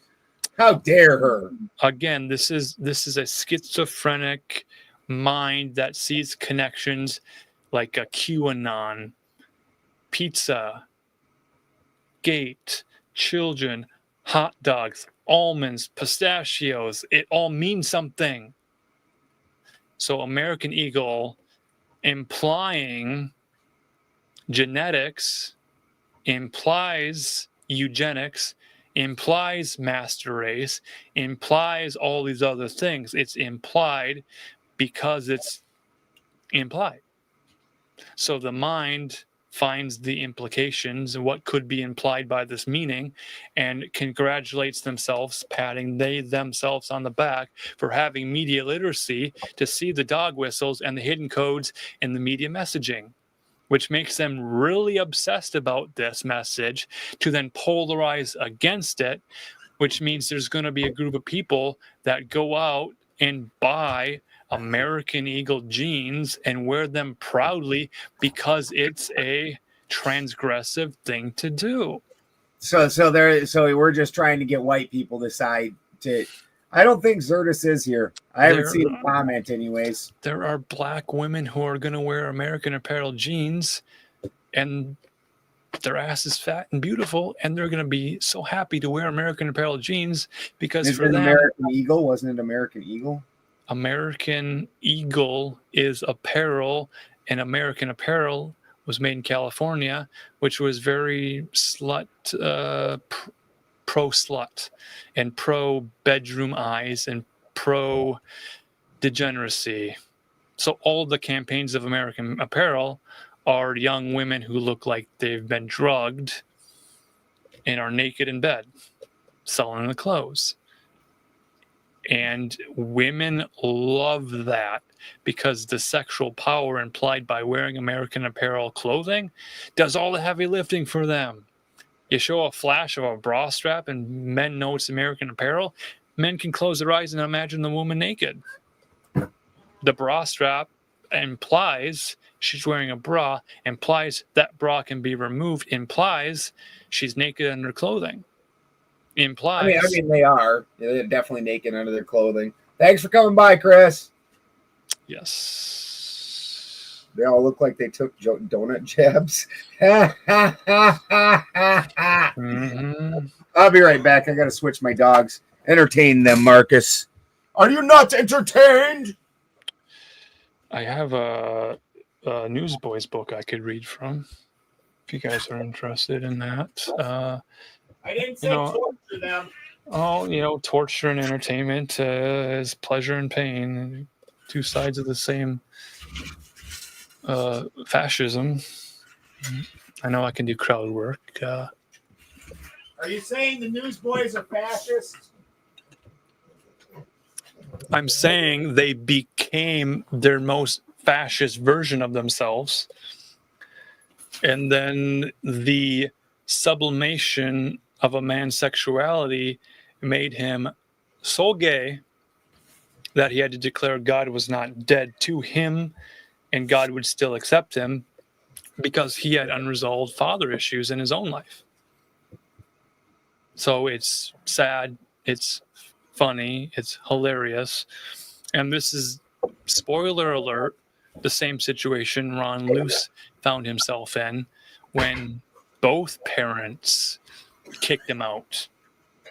So Ron Luce had no parental support and became America's youth pastor and was surrounded by youth that were subjected to the same emotionally stunting parental rejection acceptance paradigm. And that became part of me being naked under my clothes before God in the Garden of Eden. Don't tug on me. Additional wizard robes do exist, but it being hot and spicy tonight on the lewdness scale, anytime we go longer than 3 hours and 33 minutes, it gets real bad. Real bad.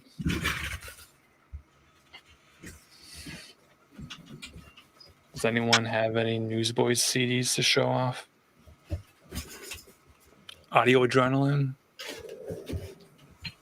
I weirdly do not have a Newsboys CD to show off.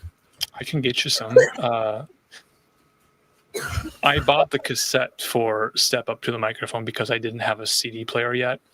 So I bought the cassette, I bought the dog tag, and then I got the poster to the concert. Oh, they have figured out that you, sir, are naked under your clothes. I am. And naked we're going to from the waist save down. that information for when the actual auction happens. I'm naked from the waist down. When we auction this sexy little strumpet off. I'm an expert ball handler. I'm like David Bowie. Apparently, Great White Pope says we have to see this girl in person. It's very interesting, too, that they're putting her out as a sex symbol, because the other girl that's white that's getting put out as a heavy sex symbol is that I can't think of her name, but the chick's in the Northman. She's in all Robert Eggers movies. She was the chick that played in Furiosa. Also has a very wide. Anna Taylor. Yeah, she's also very wide in this area. Her eyes are very far apart.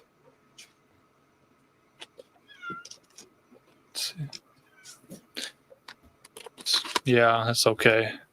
I Yeah, like. see, they're calling for planning the auction here, Marcus.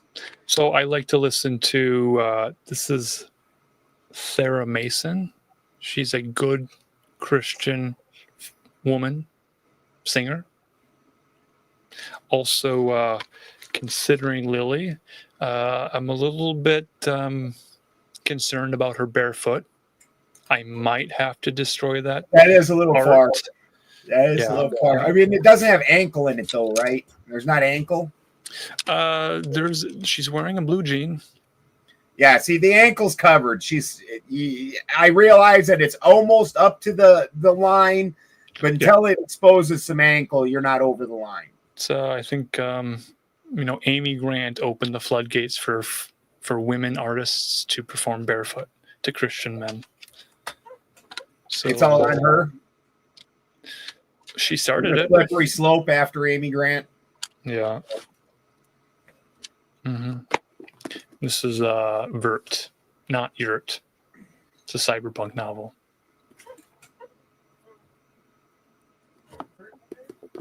What is cyberpunk exactly? That's the music, like the. So Minnesota developed a Gopher system to deliver to Go4 files on the internet, the Gopher network. Okay, so U of M developed this. U of M was developing, well, Why do I smell our tomatoes real strong again all of a sudden? Bubba, do not eat our tomatoes, you fuckhead. the breaking the skin of the tomatoes. No, he's eating them.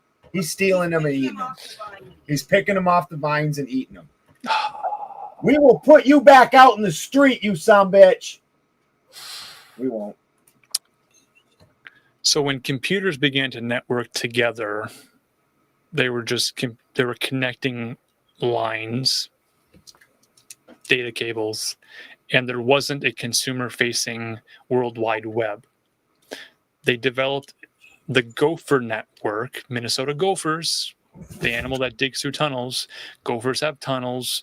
The tunnels connect to other tunnels. There's a network of tunnels. The Minnesota Gophers go for the file serving, delivery, upload, download, this type of thing. They developed the Gopher network. The University of Minnesota saw that it was in use and people were using it, decided to charge users to access the Gopher network. When it became commercial, the cyberpunks and the cypherfunks who wanted Okay, to... is a cypherfunk somebody that does computery stuff? Cypher freaks, cyberspace, all of these words were developed to describe connecting a computer terminal to a network which would connect me to another terminal, like we're doing right now, having a video chat. This was the dream and the imagination of the early cyberpunk developers at the University of Minnesota, to say one day I want to be able to use video calling to talk to people anywhere instantly. You know why Minnesota women love Wisconsin men? You ever seen what a badger does to a gopher hole? I've closed my eyes at those instances. I've looked away. I've covered my ears. I've walked away. Yeah, we've got a mole problem. Well, at least we did. I think the cat's got all of them. Is there a mole in the Rumble chat? We apologize to the Rumble because we don't ever get to really see. For whatever reason, StreamYard does not allot the ability to see Rumble. I see Rumble. You see Rumble? I don't acknowledge it, but I see it sometimes. I do see emails. I got an email from Kevin. Would love to hang out with Kevin. He might want to be a guest sometime. The time zone is kind of difficult.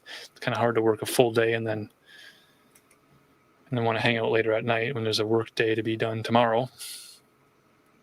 So Saturday night might be a fun time to hang out. It's kind of an open invitation to the Saturday night hangouts. I don't know how open the invitation is. There's only so many seats at a table. Oh, so it is showing the Rumble chats. We are seeing those. Yeah, I don't think Zerdis is in the chat. I haven't seen him anyways.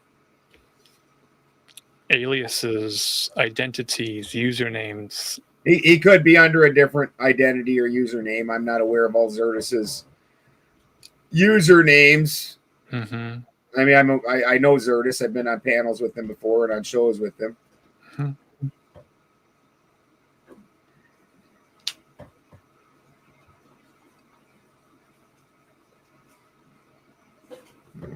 Cool guy. It's a smaller and smaller world, as many channels began between like 2020 and 2021. Now we're 2025, and not many channels that started continue.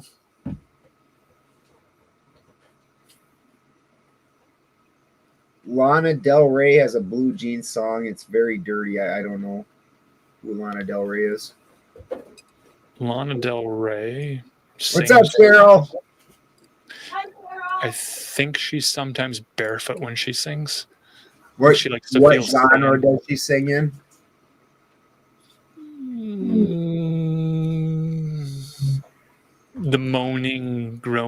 sort of genre. Stripper music? No, it's more Xanaxy and wine, box wine, and longing for relationships to go well, but they always go bad and sort of thing. Prairie dogs are that's your worst infector of the Black Plague. So, remember the Gopher Dance websites? No. Gophers would be animated, little cartoon gophers, and they'd have music playing on the website, and you'd scroll down, and there'd be dancing gophers on the webpage, and they called it Gopher Dance. I think they made Gopher Dance 1, 2, and 3. Okay. What was it for? Entertainment. For the joy of surfing the World Wide Web. Now, all the fun has been sucked dry out of the internet. And if you're not angry and raging at something on the internet, how dare anyone have fun? So every pool party on the internet is pooped in. Every Which can be fun too. I've seen Caddyshack. Yeah, but if the pool becomes nothing but human feces, then no one's swimming in it. Yeah, but then Bill Murray gets to come and eat the turd. Leave the cat alone! Are we talking about pink flamingos? Maybe. John Waters?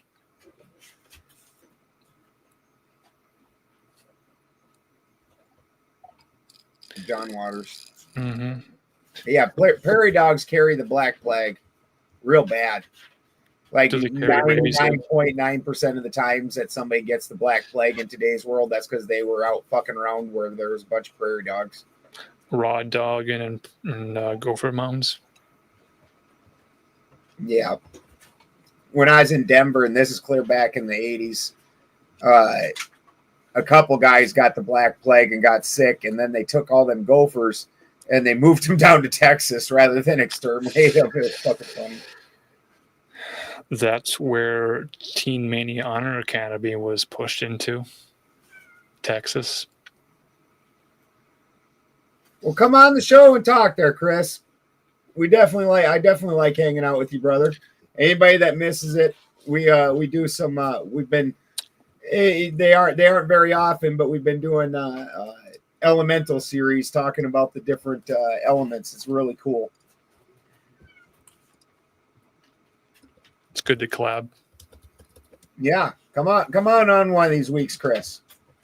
We don't have to debate against you. We can deliberate. We can just hang out. Yeah, Bronze Maiden said that they don't take it far enough, that they're all over the burbs and the burbs keep growing. That's super interesting that they have a prairie dog problem, because then also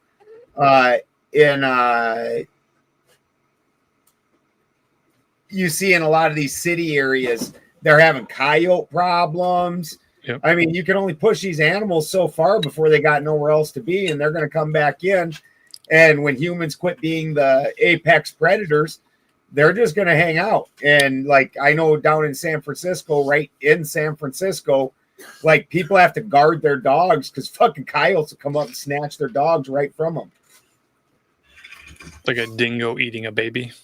Yeah, like a dingo eating a baby. Yeah. Dingo ate my baby. Okay. Well, I don't know if we want to start any prairie dogs are cute, but they carry fleas.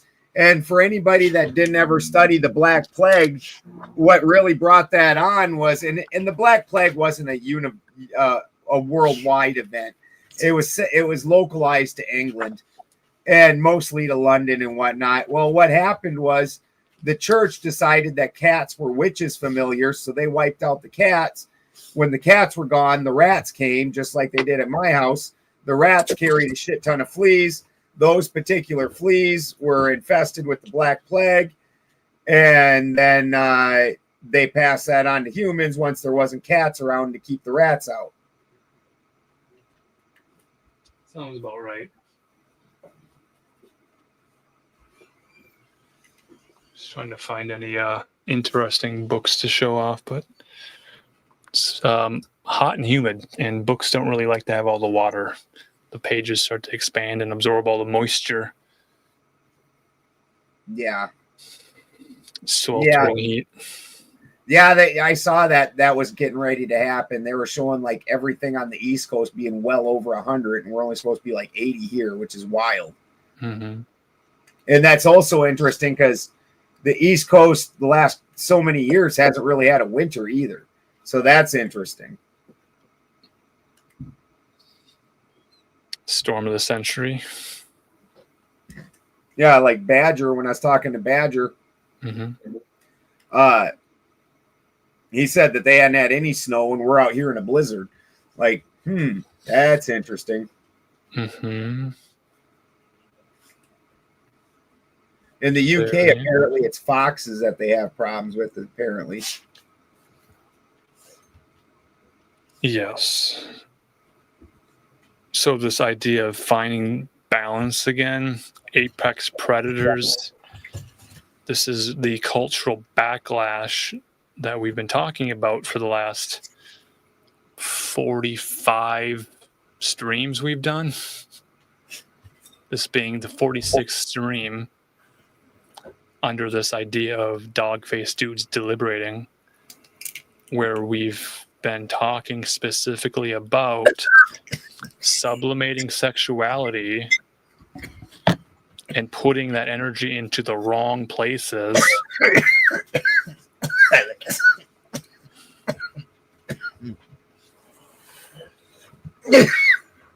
You don't put it in the box.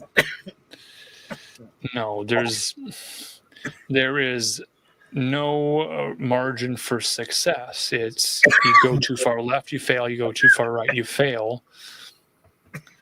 And purity culture has zero tolerance for the impures, the sluts. Sluts. Yeah. Are women still doing the slut walk where they're proudly walking with their areolas exposed, walking through major cities? With their areolas exposed? I guess I missed that. People love the photos of the California areolas. contrarian keeps rats as pets, so They might try to take over the world. Pinky in the brain. Be concerned about that. Which I'm not opposed to any well, the rats around here sure carry fleas. You just maybe are lucky in a very flea lacking area. The rats around here carry fleas like a motherfucker. So do all my cats, so do the dogs. I have to flea bath my dogs. Areola is Sherry's new password.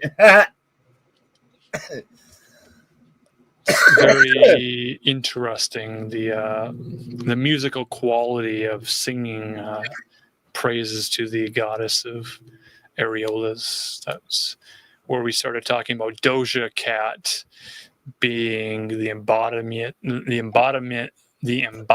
of the goddess of the milk and honey phase, where she's in a pool of milk being very sensual about it, and then is given the highest honors of the MTV Music Awards as being the #1 artist of the year. All of these things are very predictable to people who have been around for long enough to see the cycles. The generation of 17-year-olds, 18-year-olds today don't have a knowledge of time before there were 2 towers and a 7th building in New York City. The teenagers who were not alive during the time where 2 guys wore trench coats and went to Columbine, Colorado high school, walked around and played KMFDM music, which was then repeated recently where a young girl was wearing a KMFDM FDM t-shirt. Most people don't even know what you're talking about. They all think it was Marilyn Manson. They don't even realize that it not wasn't Marilyn Manson. It was not Manson. It was KMFDM. Yep. What do the letters KMFDM stand for? I think it's German. I don't know. Look it up. Yes, and I agree. Ground squirrels definitely have fleas. As far as I can tell, everything in the Northern California forest has fleas. Every fucking thing. Mm-hmm. And there ain't nothing you can do about it. I give my dogs flea baths once a week. We've tried everything except for except for the injectable stuff and whatnot that they give them at the vet. We haven't done that, but do monkeys eat fleas? Yeah. They pick fleas off each other. I always think that when I'm picking fleas off my dogs, because in between the flea baths, we'll just pick them off by hand or use a flea comb on them. Yep. But yeah, everything out here, like and it's just gotten worse. And it's not just fleas, it's fleas and ticks. I've never seen anything like it. And the fleas out here, they don't care about flea baths. They don't care about no sprays. Those sprays that say that it'll keep it. And we went all natural for the longest time, and we could not get rid of the fleas. It just got more and worse every year. Finally, we tried the more chemical laden ones, and even the stuff that you drip on their spine in between their shoulder blades. And that's supposed to last like 3 months. It didn't last hardly 3 days. Like the fucking fleas out here and the ticks are just wild. And then the ticks are them nasty little bastards. Not the, like where I'm from, where Marcus lives, they're like these nice, fat, like brown with little lightning bolts on them or something. And you can grab them and just pull them off. And they aren't really a big deal. You feel them crawling on you and you flick them off of you. Yeah, they aren't really a big deal. Mm-hmm. Out here, we get these weird ones that their body is soft and you can't even grab onto it and pull it. It'll just come apart. Yeah, and then those soft unlike body the ones where we're from, it'll make this like dimple in your arm and it'll raise up around it. Right. And then the whole area around it will turn red. And I'm pretty sure those are the Lyme disease ones. Mm-hmm. I've been bit by a number of those, and that whole area will stay sore. I had one on my hip.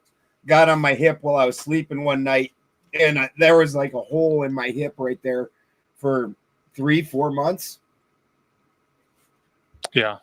Those soft body ticks are difficult because if you squeeze them, they pop, and then the needle, the part that buries under the skin, stays in there, and it delivers whatever payload it's delivered. Yeah. Diatomaceous earth dusting. We haven't talked about that in a while. The trick we use is if you you'll spit on your finger and put it on its butt, and then sit there and spin it counterclockwise. It'll Sounds let go. like a good time. I mean, could be a way to please a person. Right. Spin them right around. I don't really like DE touching me. Like DE dries your skin up so bad.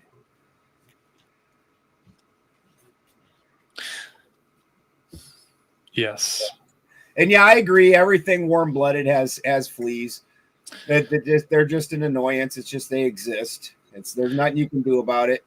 Well, it's the apex predators again, needing to reestablish the hierarchy of biological realities, and having run away from biological realities in all types of cultural programming has led to this place of confusion. So my heart and mind and soul is just so empathetic towards young people today who are given so much information, and they have to spend years and years going through all the information. Don't you know? Righty tighty, lefty loosey. You don't want to spin it in further. Jeez. Left hand makes an L when it faces me. Loser. L7. Loser. And that's why last week when we were trying to introduce ourselves by saying our name and we were trying to decide if we were going counterclockwise or clockwise or Dio Deo Sil or Marcus is the guy when you're sitting in the Topsy-turvy. joint passing circle that all of a sudden makes it into a counterclockwise pass, and then everybody's fucked up. And then like halfway through that, he's going to make you go into the figure eight. Did you notice you me know, doing that? Everyone else was, you know, in a different plane of existence. I appreciate you, Marcus. I understand how to know my limits and not jump off the highest diving board in the deepest swimming pool to impress anybody at a party. Stories of grown men who have not handled dabs well. Those are the best. Dude, Thomas and I on Paranoid American. Yes. It's a beautiful. We were talking about dabs interview. quite a bit. Christy Krinkle posted it at the beginning of the chat. Yeah. Thank you, Christy, if you're still listening or if you re-listen. We love you. Big hand wave. We are talk radio. We are not quite Don Imus or Howard Stern or Glenn Beck or who's the other guy, Joe Rogan or Tim Pool. But we are our own flavor of talk radio. Figuring that out. East Coast did have a winner in 2025. It might have been 2 years ago. I think actually Badger, this last winter, wasn't in the East Coast. I think he was in Missouri. He went and partnered up with the guy. So like 3 years ago, I'm getting fucking old. The Badger went on like a whole tour of the South and went to where Jimmy Driftwood lived and went to, it was so cool. He got to play in the stall that the Tennessee Stud from the fucking song Tennessee Stud, where this horse was kept and everything. Went around to these famous spots from Jimmy Driftwood's life. And while he was doing that, he met this guy who makes fiddles and banjos and whatnot and was a talented musician. And so Badger kind of hooked up with him. So I think last winter Badger was in Missouri hanging out with that guy, and he made his first banjo. Was that a luthier? Is that what they call those? Is it a luthier? Could be. Anyway, so yeah, it might have been the winter before he said that there was no snow. So I think he might have been in Missouri last winter, learning how to make banjos and learning how to play music better. He really, after hanging out with those guys the first time, he really advanced substantially. Tears hurting you again, babe?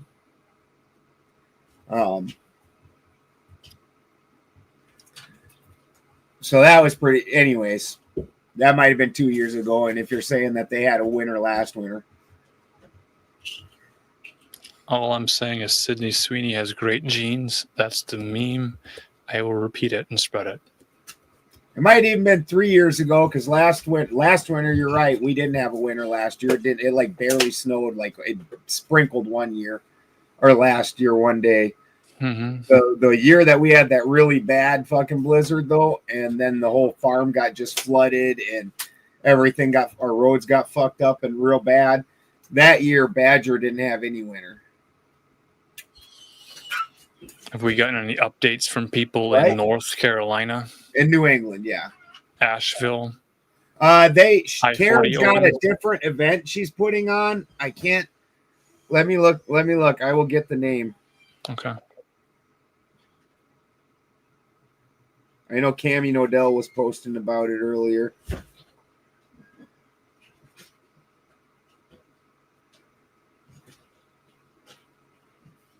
I'm looking forward to the Wolfenstein television series. They're making a TV series about Wolfenstein. Cashel Wolfenstein. Of course they will, because there are no ideas that are allowed to exist that don't already exist. I have can actually only use played old that franchises. video game.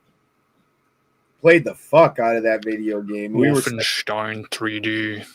we were so good at it by the end that we could literally go fight Mustache Man with the knife. Like, You know, there was a Christian company, in quotes, there was a video game company that developed a video game for the Christian audience using the Wolfenstein code, but replaced all the Germans with animals, and you became Noah and had a slingshot, and you had to shoot all the animals that were in your ark that were waking up. And it was Super 3D Noah's Ark for the Super Nintendo. that's So hilarious.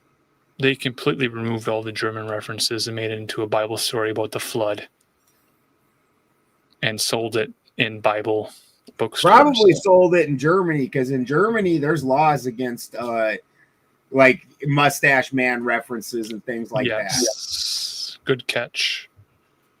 The German audience for Super 3D Noah's Ark exists. Fuck, I know Cammy was posting about it earlier. I don't know why. Well, let me look at Karen's profile. I don't know if we'd want to have stripper music or striper music or striker music or White Cross or White Heart or DC Talk or Newsboys or any sort of music intro that is recognizable. It has a lot of baggage and associations with it. We could use the God's Not Dead with Michael Tate singing it, and then we could say, that's debatable. And then we could rebrand ourselves as Amazing Atheists. But I don't see that happening. I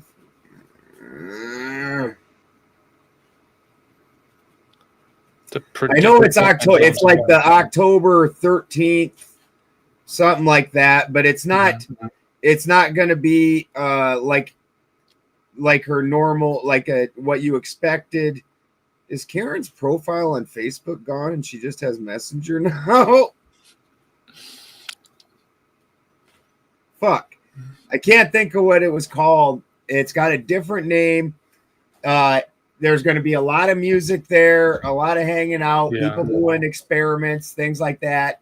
It's not really going to have speakers and all that. Email me, contact@alanmarcus.com, the information. I know we've got moles and spies and listening ears and people that relay information through our networks. Word gets around, we'll get the information spread. I am unfortunately not going to be there this year. I did not know there was even going to be an event this year. And so I made farm obligations that I have to, now that I've already made those obligations, I got to see that through. And so I have no chance of getting away from the farm, especially in October. Get the fuck out of here, dude.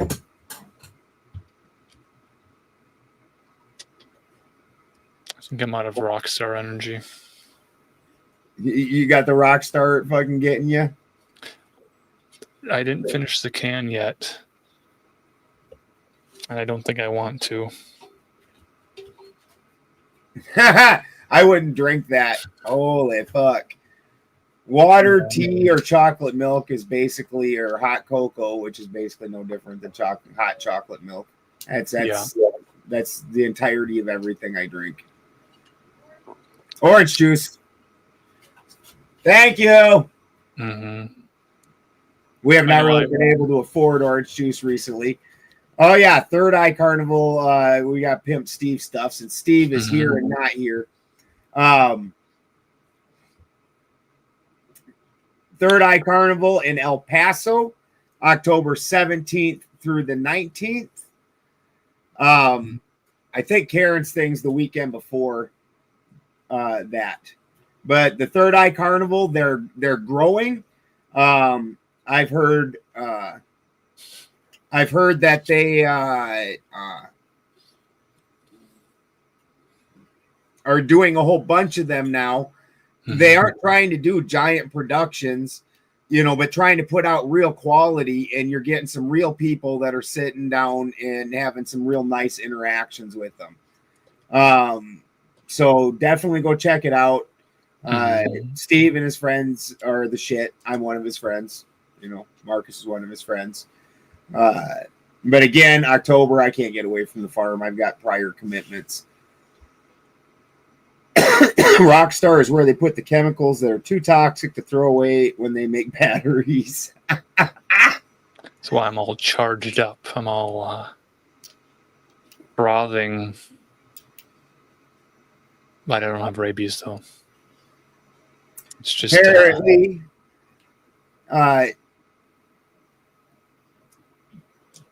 damn it, I can't remember what your first name is. Mares. I apologize for that. They been to the last 3, 2 in Pueblo and 1 in Tennessee, in a barn in a tornado. Said they're rad. Oh, I hate tornadoes too. It has been 5 hours. And I for us. fucking knew it too, dude. It's horrible. It's one of those things where, you know, like, it's like Russian. Mm-hmm. I can't really speak Russian all that well, but I understand it better than I speak it. Like, if you ask me to come up with what the word is, I'm like, ah.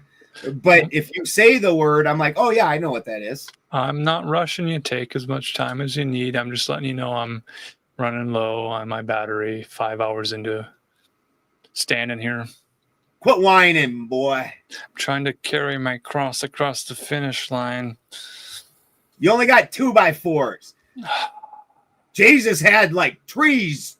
Like trees, he had like a redwood and another redwood. I'm also carrying a construction cubit from the Ark Encounter. I'm also carrying the Ark. Scale model of it. So I have a lot of wood. Not a lot of clothes, just a lot of wood. Are your clothes of mixed fabrics, sir?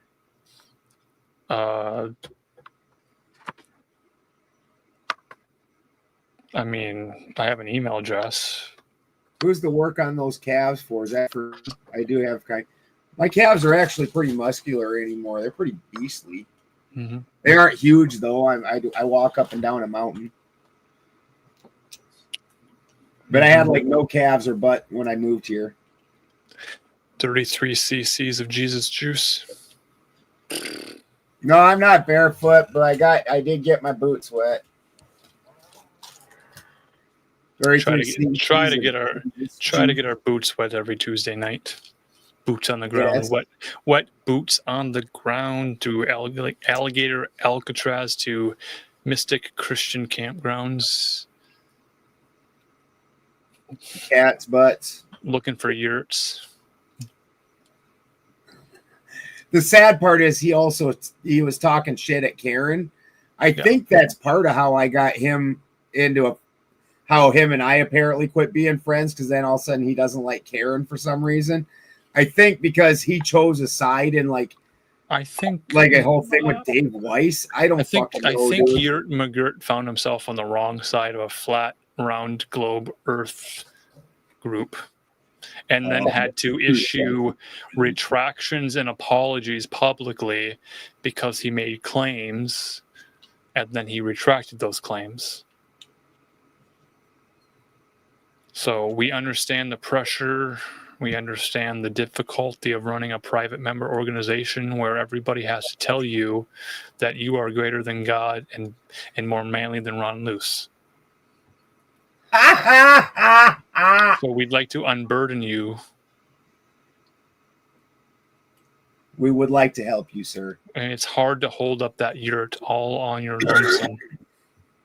We are your friends, which is why we're being friendly and playful towards you. I understand you're being friendly and playful and think we're piggies and swine and pearl clutchers and jugglers and tossers and all the other fun words that you've used playfully in a fun banter way, and we're not even mad about it. We just think it's kind of cute and clever, and we like the way you flirt with us. But let's get real. Let's define this relationship. Let's stop beating around the bush and just really jerk each other off. Because this teasing is just suffering. Somebody timestamp that, please. You don't have to timestamp it. It's the end of my stream. It's the end of the video. It's the end of the video. Going out in a blaze of glory. Going out in a blaze of glory. I agree. Failing Love you guys. We have like 4 options next week of people that Marcus and I are flirting with. So we'll invite them all on at the same time. I was picking a little fight, and hopefully I can continue that with the Posh Redneck earlier today. Oh, I was fucking him up. It was great because the dude has like the whole extreme English, so that and he realizes that, which is part of why he's posh. But then you look at him and he's like, looks like a redneck except for his pretentious mustache and shit. But he sounds so pretentious and so just, and you're like, this is why it had nothing to do with money. It had nothing to do with tea. It had nothing to do with nothing. We just were tired of listening to you English fucks. We're like you just you talking, even sounding nice is almost too much. But yeah, he's a smart guy. Yeah, we'll come over and hang out afterwards, James. So I got a thing going on with them. Obviously, still the thing with Jim Bob and Chase Haggard. Marcus got a couple guys that he's working on. I got one radical coder I'm working on. Marcus is working on Duck. So we're working on it, guys. Duck's working on doing our best. It's very effective. It's not effective at all. Nathan, in any way, shape, or form. We are the worst debate setter-uppers in the history of debate setting ups. We are absolutely fucking horrifying at it. We just got to be real with you. Like we can't pick a fight to save our lives. Literally, there's a list of motherfuckers that are like, I'll debate anybody, and we get them, then they agree to come debate us, and they're like, yeah, but we ain't showing up to the fight.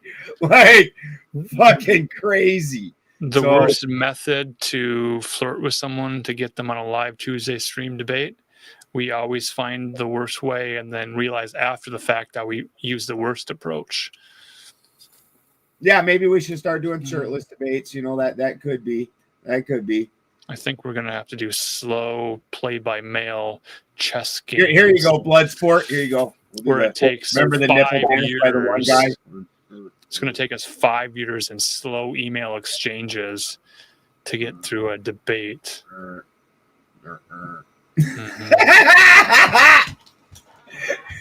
Dude, we do nice emails, and then when they don't show up, we try again, and then we try the shit talk, and zero methods function. Zero. Like you guys watch the show, except for my friends, like Emily Moyer and Thomas, people like that, Wade McCroy. Nobody else shows up.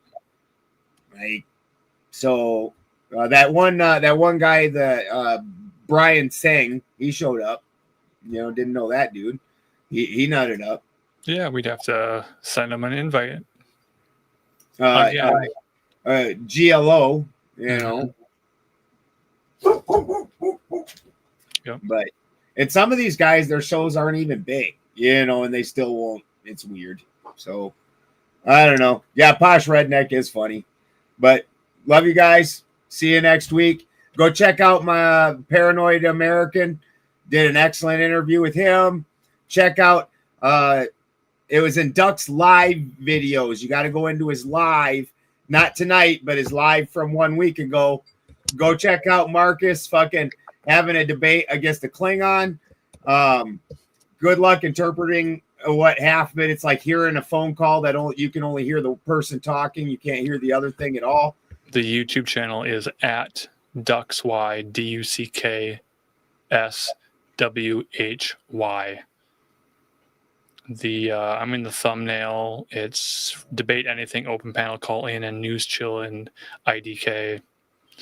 I'll just share the link into the YouTube so you guys can leave comments on the video and say that you're members of the Alan Marcus fan club and really wanting to see the dance of the duck.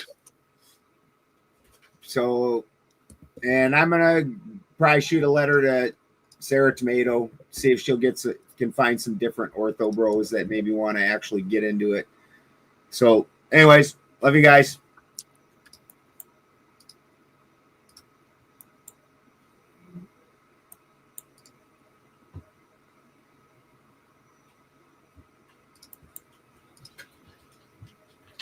All right. Nipples. Removing